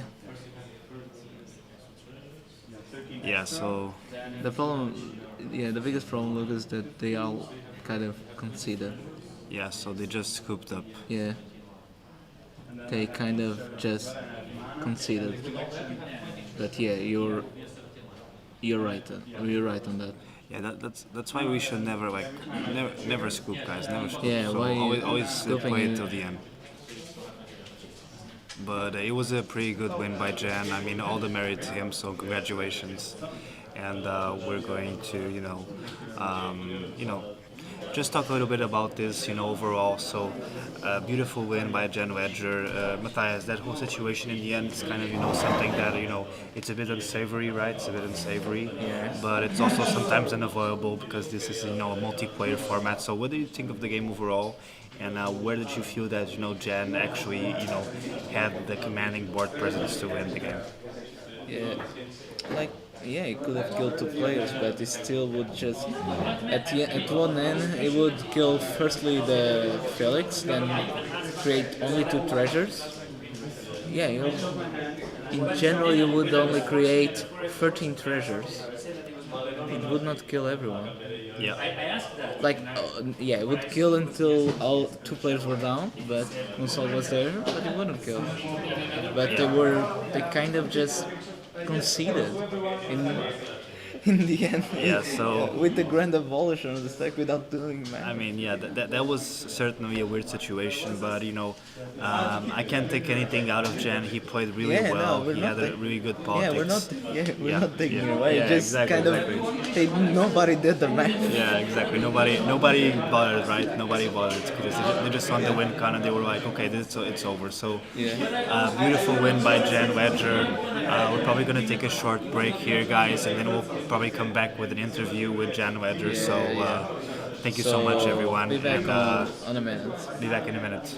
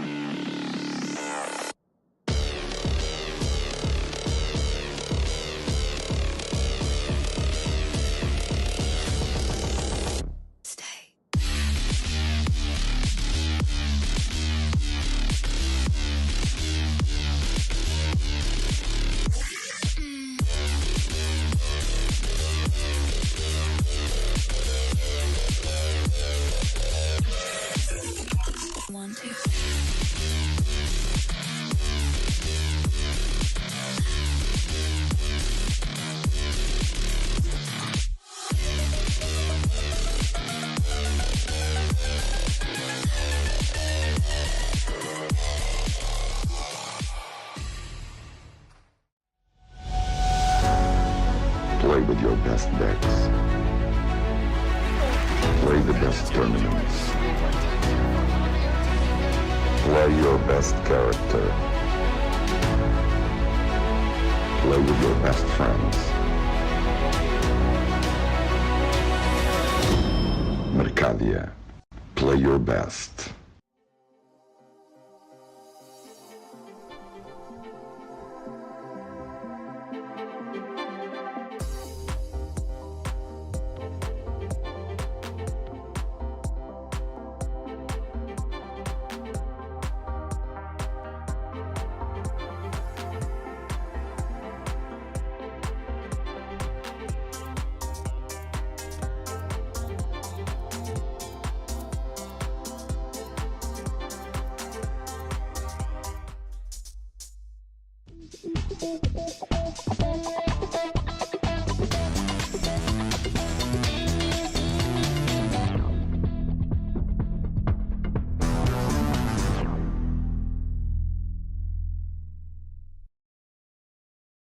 Welcome to SplitSecond, your channel for watching EDH and cEDH gameplay, as well as spicy deck techs. Here you can definitely expect clutch plays and gigantic stacks, gameplay insights and hand analysis, risky keeps that might have not paid off, victories without Thassa's Oracle, players who tap their permanents both ways, and much, much more. If you enjoy our content, feel free to hit that subscribe button and join us every week. And of course, you are more than welcome to integrate our awesome Discord community and speak with us about our games, your deck ideas, or just share some wholesome pet photos. Click on any of the videos below to watch our matches, and let's start breaking the stack.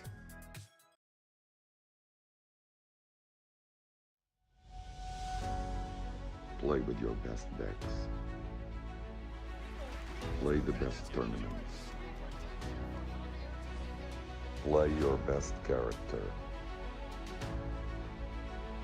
Play with your best friends. Mercadia. Play your best.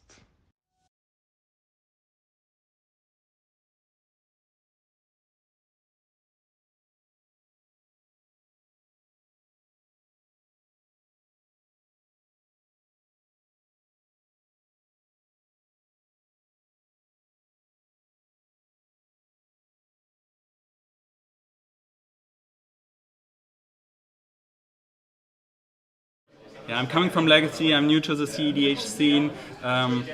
It's so nice that you can adopt so many skills from years of playing Magic. Very excited that it worked out in the end. We had an exciting final, and I'm very happy. Yeah, the final was great. I mean, you clearly established a really strong board presence right away, right? You had the Ragavan come in, you had Malcolm, and then you had that beautiful Sylvan Library drop as well. Mm-hmm. What did you feel about the Sylvan Library? Did you feel that there was a really good piece for you to start digging your deck and finding some value? Oh yes, so the hands I'm looking for is early Malcolm and then some kind of card advantage. Also, I'm very glad that the Fairy Mastermind is a new addition to the deck. I liked it a lot, even if I just used it for jump blocking in this case. Yeah. But it drew me many cards over the course of the tournament. I like the list I play a lot, and cool. That's awesome. So one thing that I was really curious about is that you had that finale of Devastation, and I believe you had the finale for 3x=3, right? Yes. And at some point, I believe Felix kind of told you that he had a bounce, and that changed your mind, right, for what you were going to do. So can you just explain it to me, go through that situation? I mean, what are you thinking there? Yeah, so I knew the ninja player had a lot of cards in hand. I know Felix had the bounce from just because he told the table that he had it. I had just one piece of interaction, I think, during that time. I had a misdirection in my hand, and I thought if I go for it now, I would probably lose in the long term because I cannot go through it. So it resolved. Everyone thought I'm going for the kill, and they let it resolve because yeah, it's they had answers, of course, and then I had to switch. I had to switch gears. So my choice was the dockside extortionist or the professional facebreaker. She's also very good in this spot because I had a lot of pirates. This is a tribal pirate deck. Yeah, it is. Yeah, it would both. I think both creatures was in my mind. I decided for dockside. Yeah, I also had the snapback in my hand, so I thought it's on the long term. It's a very good choice. Yeah, that was a great pick from you. So one thing that I was also interested is in, like, in the last stage of the match, it got to a point where I believe that the Yuriko player was trying to combo off with the Sakashima in the dockside, right? Yeah, so that would generate infinite mana. I hope everyone like on stream got it right away, but because I played the dockside and he could ninjutsu again and again and again, producing every time like 5 treasures, so he had infinite mana. So that situation took a long time for us to figure out, to find a solution for that. And yeah, in that very last stage of the game, I knew my top card of my library because I had the Sylvan library. I didn't draw the. I saw the Glinthound Buccaneer, and I didn't draw it for the turn. Then somehow I don't even remember why there's a Grand Abolisher in my deck on my battlefield. Yeah. That's usually not the case. So I knew, okay, if I'm gonna survive this, I had the win. Yeah. I also needed a red mana, so it was very good that the dockside got bounced again. So Excuse me. no worries. No, but that was excellent. Like that whole situation at some point. I mean, after you passed the turn, I believe someone, I don't know who the player was, but they got a bit not angry, but I get a bit emotional because of the fact that they thought that you weren't going to win. So you just explain a little bit like what did you tell the table about that? Yeah, so especially here in Portugal, well, I just played in Germany and I here in Portugal, and here's the politics and the talking and like speaking on the table is even more intense, and we are from North Germany. We are like a little bit more focus, less words, just making our own plays and also doing our own mistakes. Here we have always like the table talking, table talking and the brainstorming from all the players. And the players asked me, are you going to win in your next turn? And I didn't answer that question, but I say instead I needed somehow to convince them, and I had no win condition in my deck, so I showed them my hand to show them I don't have the win condition. And then they fought over the silence, which was very good for me. In that point, I kind of knew, okay, I have a high chance because the dockside is already in my hand. I got a little bit excited. And the ninja player to my right, of course, he didn't like that. He was in the driver's seat during that time. I think this is EDH. I didn't break my word, but of course I think it's allowed to show your hand, show you don't have the win condition. I found it really interesting the way you navigated the situation because you didn't actually promise him that you were not going to win. You just said, hey, here's my hand. Do you see a win con here? No, then I mean, I won't tell you I'm going to win or not, but from my hand you can see that I'm not going to, right? Yes. So I think that was really interesting the way you handled that situation, and it kind of led you to the win there because the silence would have been key to stop you maybe, but with the Grand Abolisher there was really no hope either. They removed the Grand Abolisher or you were going to win either way in your turn, right? Yes. So yeah, great showing, Jen. Thank you so much for coming. You did very well. I mean, you won like almost every game in the Swiss round. You came into the semifinals, you won, and you came into the finals, and you had a really good start and you won as well. So thank you so much for coming, and hope to see you soon. And also best of luck on your tournament in Hamburg. Maybe you would just like to give a word before we leave, but best of luck, and hope everything goes well for you and for your tournament as well. Okay. Yeah, thank you very much. So there's a Jeweled Lotus tournament, Jeweled Lotus Lattenkam, JewelledLotus.de. Don't do .com. Jeweled Lotus DE. We have already more than 100 participants.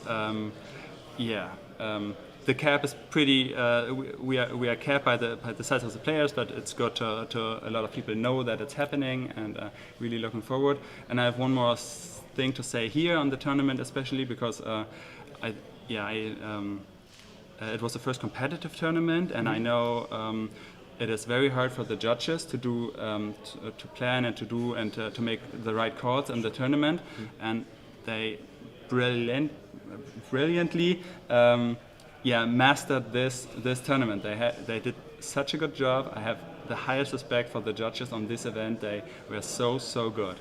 Yeah, outstanding. No, the judge team was incredible. I mean, the head judge Gonçalo, Gui, Ricardo, everyone else. I mean, they were really great, and so glad to get that feedback from you. We hope we can have you again soon. And we hope we can also visit you sometime in Hamburg as well. That would be great.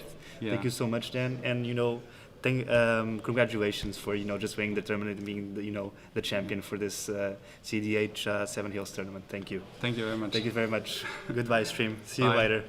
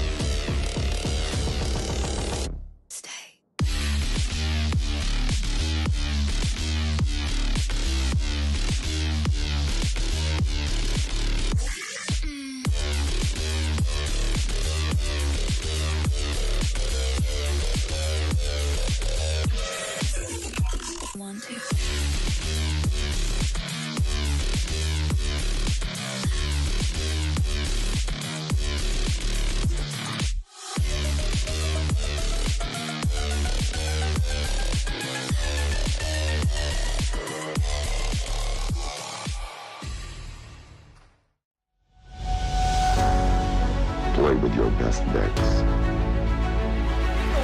Play the best tournaments. Play your best character. Play with your best friends. Mercadia. Play your best.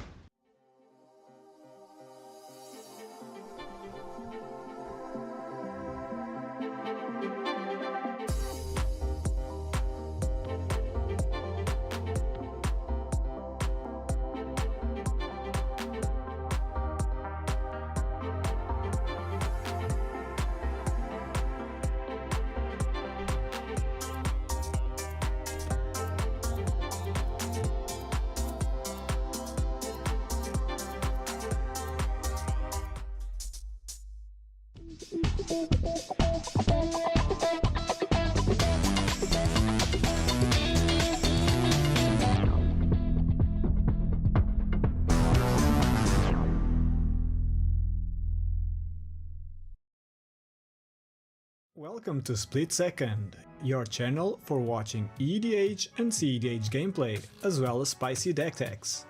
Here you can definitely expect clutch plays and gigantic stacks, gameplay insights and hand analysis, risky keeps that might have not paid off, victories without Thassa's Oracle, players who tap their permanents both ways, and much more. If you enjoy our content, feel free to hit that subscribe button and join us every week. And of course, you are more than welcome to integrate our awesome Discord community and speak with us about our games, your deck ideas, or just share some wholesome pet photos. Click on any of the videos below to watch our matches, and let's start breaking the stack.